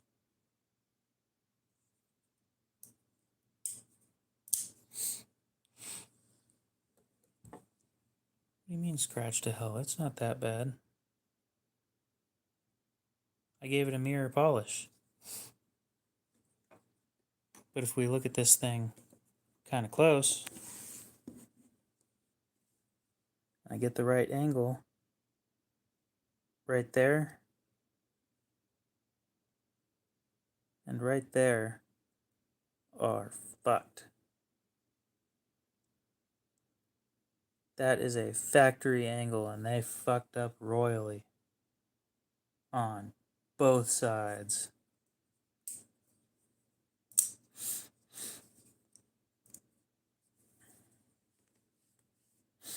Yes, you'll have issues sometimes. You get used to it.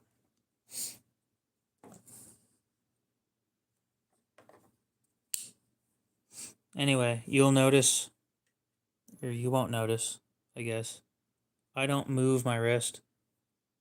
I move my elbow, which means, well, no, proper way of putting this. My wrist and my elbow don't move much. My shoulder does most of the heavy work. So when I'm sitting here like this, my arm is like way up above the table.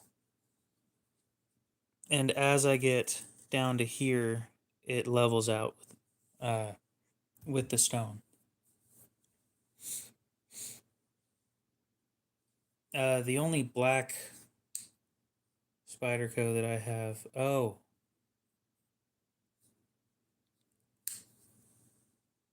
The scratched up one. Okay. So the military.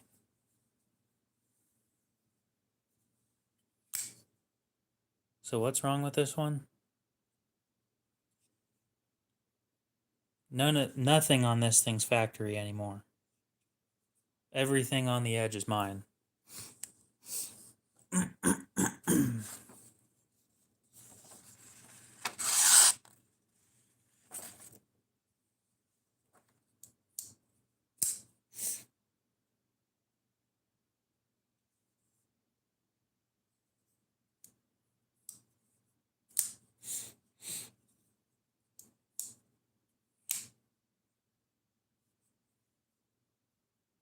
It could have been that somebody was cutting sandpaper with it. That would be an option. Anyway, it's time to swap.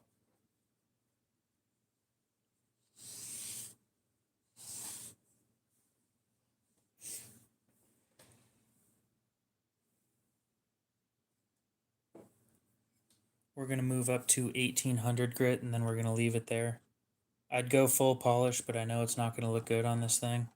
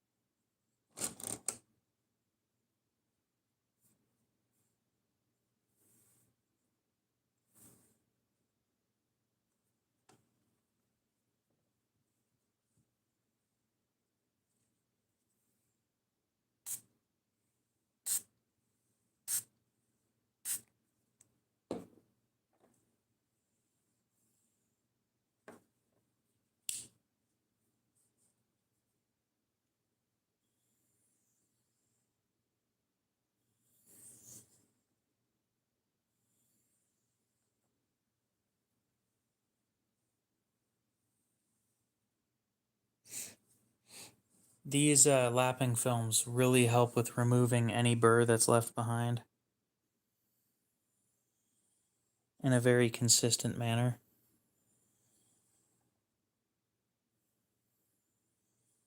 But you can only go in one direction.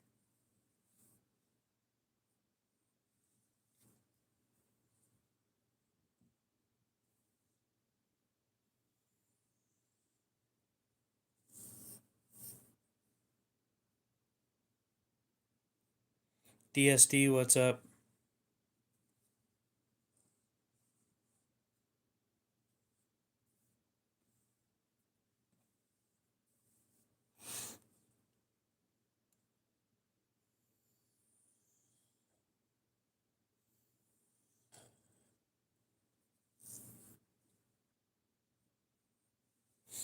I mean, that much was obvious considering you brought up bone.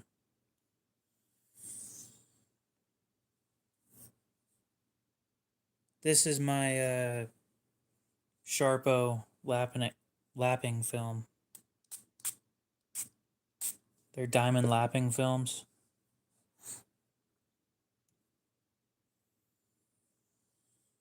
Basically, it's a piece of glass with diamond encrusted tape.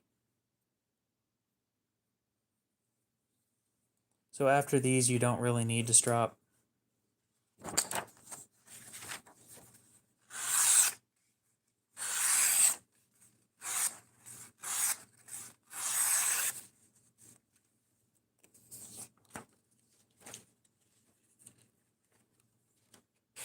I do anyway, but you don't need to.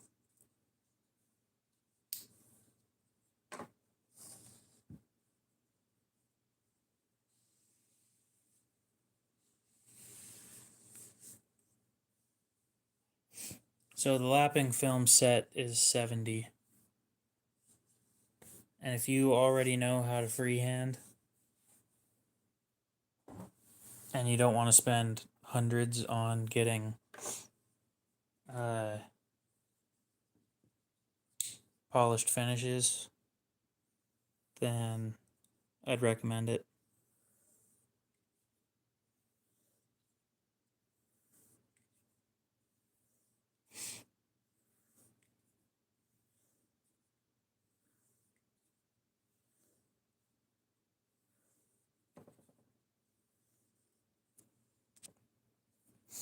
And for those of you who have heard, wow, that lapping films don't last very long, I've been testing the 500 grit lapping film, which is the one that you're likely to use the most. I wanted to wait to do the video on this thing until I was done with the test, but I am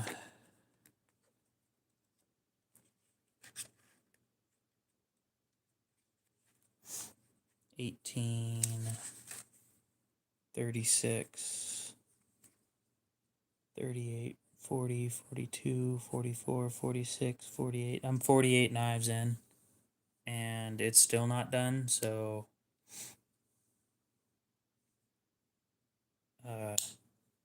that should be saying something alone.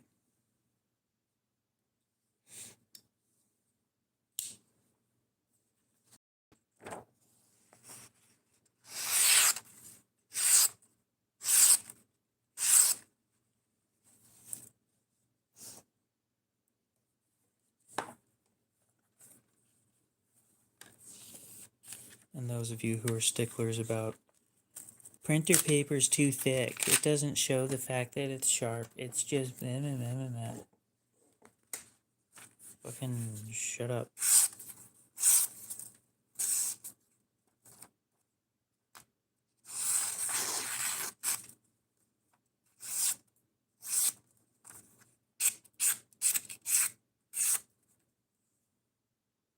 It's sharp.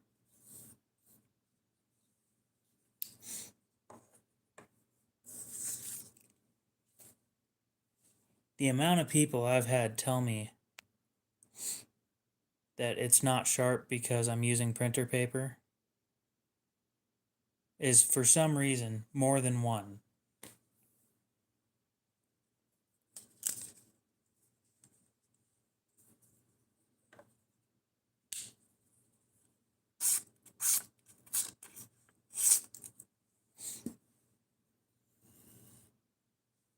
Yeah, if I go down my arm, every hair that it touches on the way down is gone.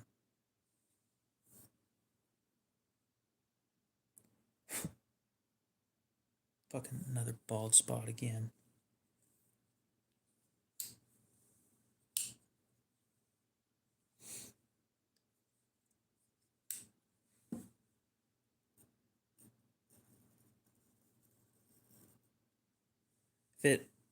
If you guys could see it, like, the whole time, hair is just sitting there literally popping off and floating around, which is annoying, but it's fucking sharp. And whoever tells me that I'm sharpening wrong, fuck you, I'm sharpening right. I know what I'm doing.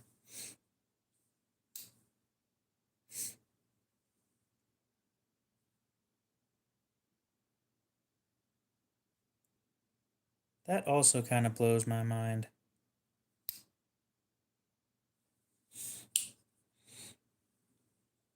Oh well.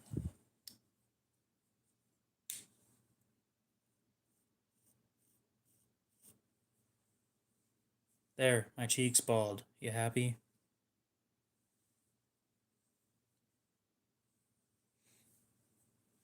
Damn it, now I gotta go to the other side.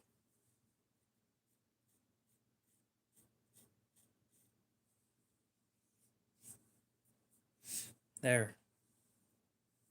Now both my cheeks are bald.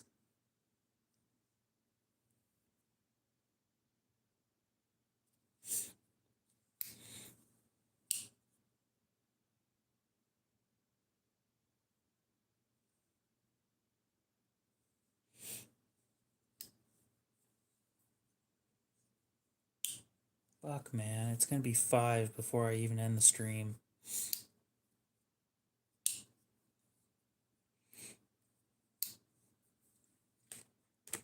Usually, so now you guys can see why I'm usually disappointed with the knives that I receive from factory, because their edges suck. The Chris Reeve wasn't that bad compared to most of the other ones. All right, we'll see you later, Tundra. You have a good one.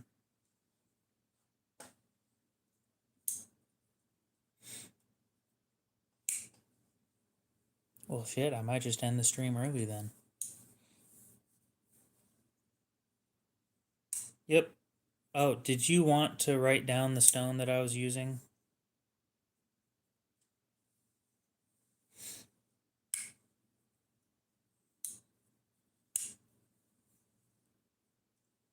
Before you head out, or...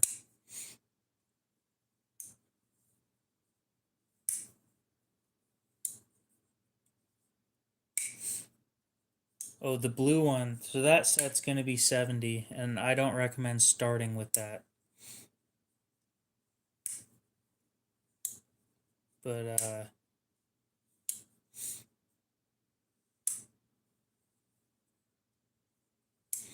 yeah, that's what we were just talking about.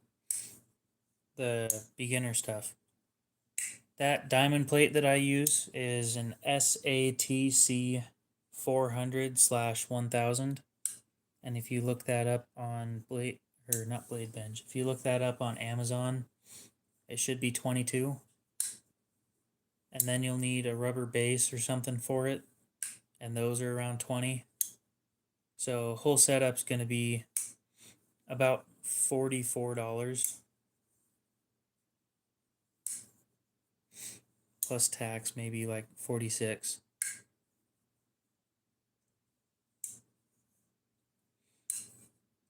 You'll need to break them in before use, which is where I brought up you get a butter knife and you lay it flat on the stone and you just rub back and forth for a couple minutes. You're going to want to get a used one, a used butter knife from like your local thrift store or something.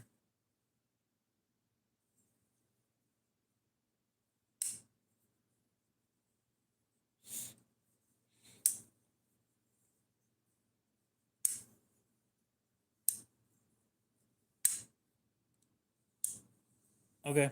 The blue one is a set from a company called Sharpo. Let me look them up real quick.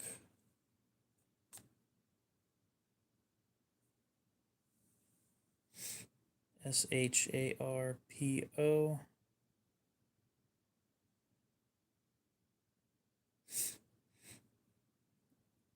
And when you look them up, it's going to be like the first one that says sharposharp.com or something. And when you look them up, you're going to click right here. You're going to go to knife sharpening, Sharpo diamond, and then this is the set.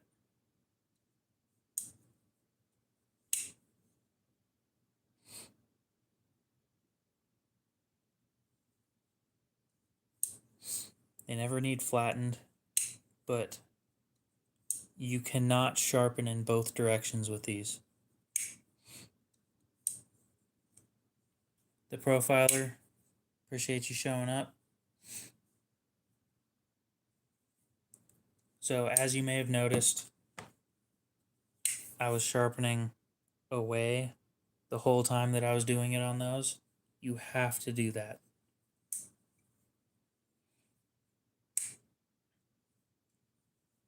If you do a cutting motion, you will cut the tape that they are made out of.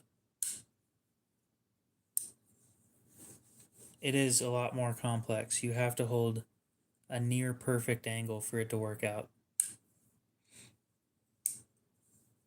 I mean, I can do it just fine, but I also have 200 something hours of sharpening practice.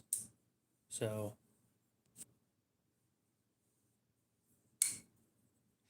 take your time, learn how to do what you need to do. It is perfectly fine to make mistakes.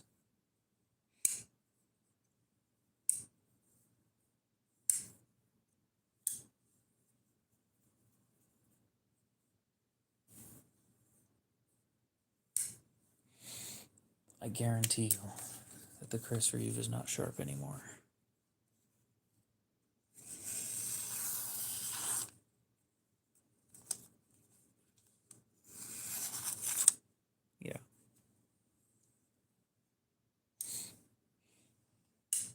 I might go a little further. I mean, it's gonna sound dumb. I'd probably wait until I had like 100 hours under the belt.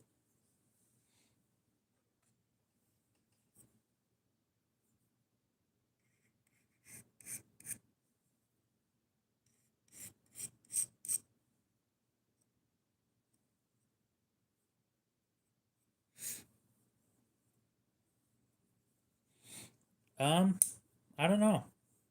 My strop setup was super cheap. I think total setup cost, including the diamond emulsion, was. Give me a sec. About 55, 50, 58.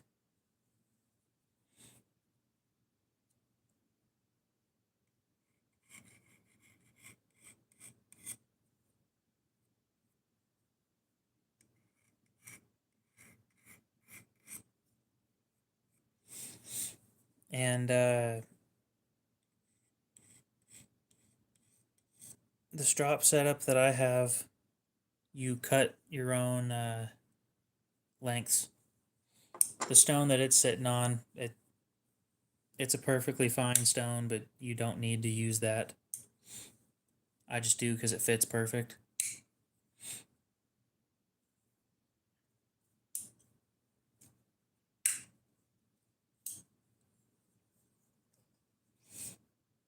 I'll make a video on making a strop here soon. And by soon, I mean hopefully before the end of the year.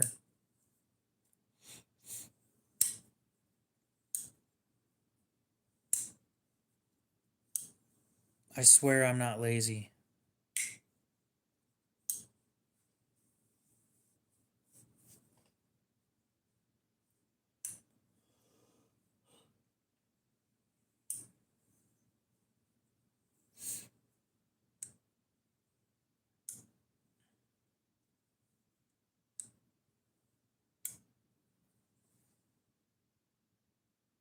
It's not laziness, it's a lack of motivation.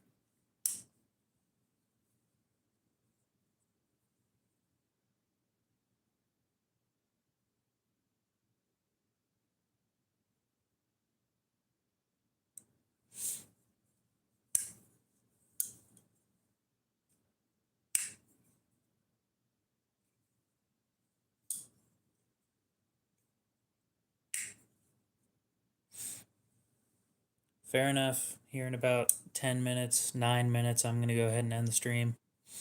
That will have been a 6-hour stream. Yep, no problem.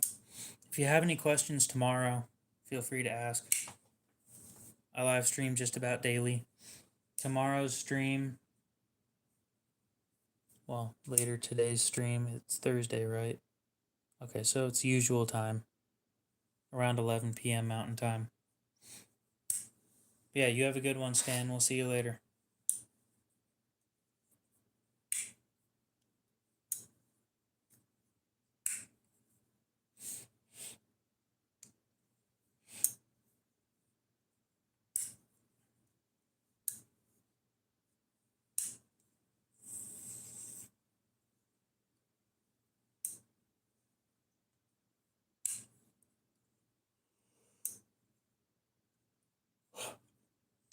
Okay. What to do, what to do.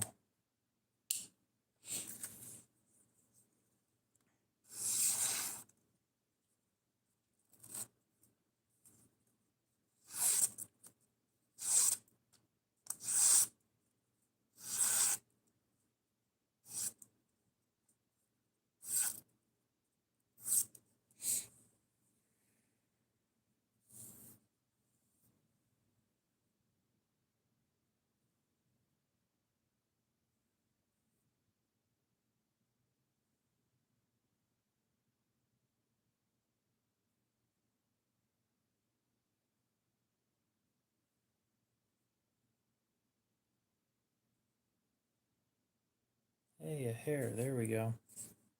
Are you hair whittling sharp?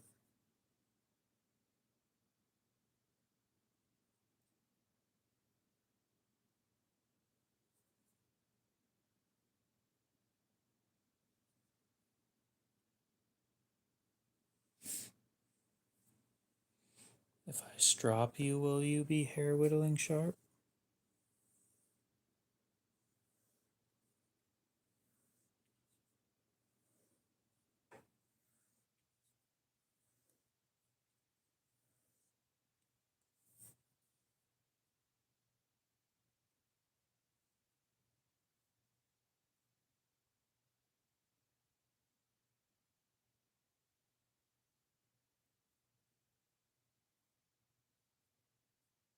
Not without some help. Oh well. I'm gonna admit that's not really the goal.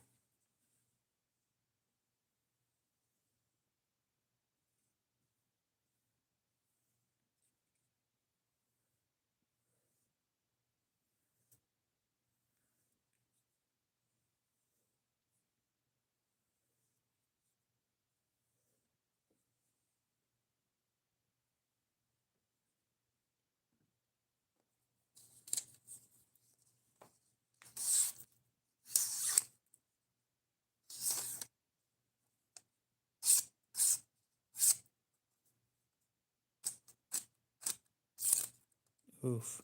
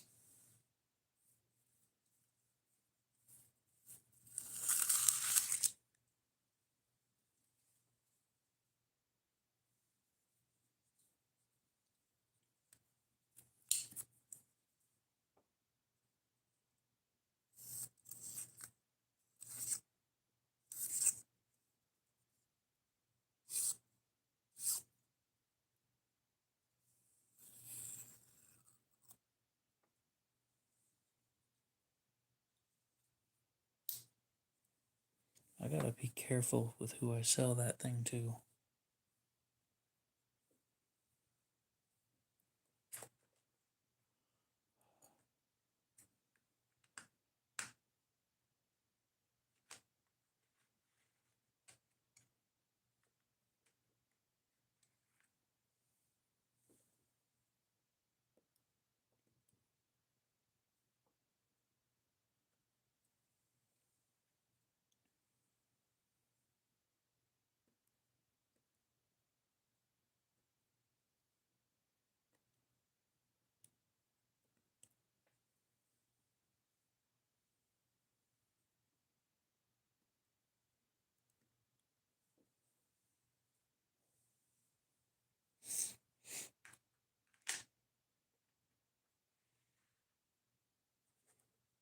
Well, I got about 3 minutes until I end the stream.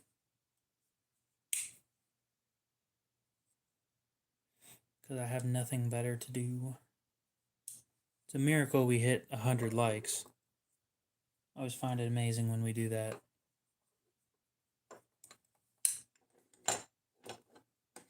$105. Not bad at all.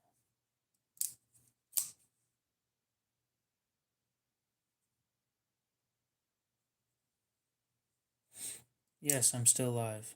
For some reason. Surprised mythical creature, what's up? Would you go to bed and wake up already?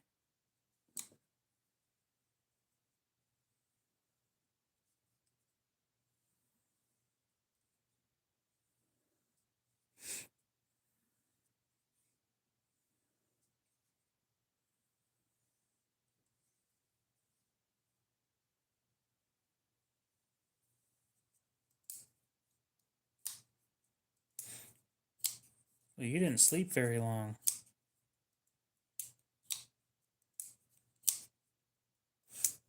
To be fair, I am ending the stream in less than 2 minutes, but yes.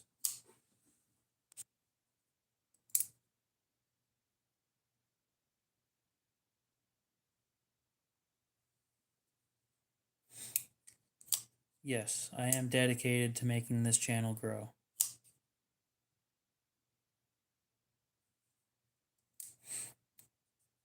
Unfortunately, most of my viewers are people that are supposed to be asleep and should probably be heading to work the next day.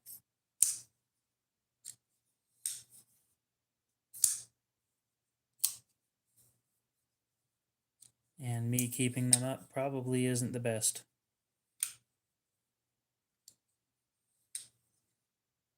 No, you already asked.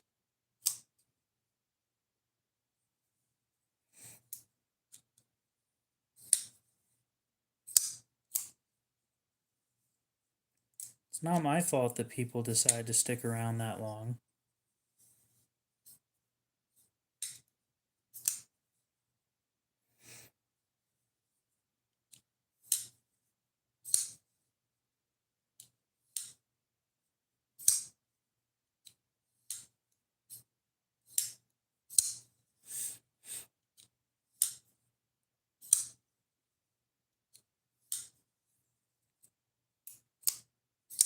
Then you better start walking. That's what my parents would have said. Anyway, I'm going to go ahead and end it here. If there's any other questions, please feel free to ask right now. If not, I will end the stream. This has been a 6-hour live stream. Our usual is around 4.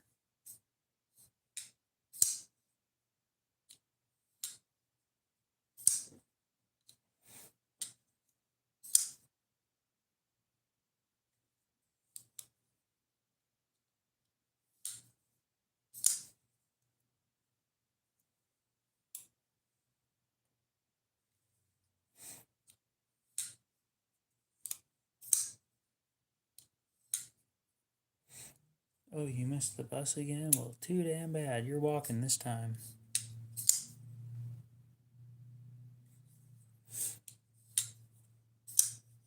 Never missed the bus again. Until I did, and I had to walk again. Anyway, hopefully you guys have a great rest of your night, morning, day, whatever it is. And we'll see you in the next one.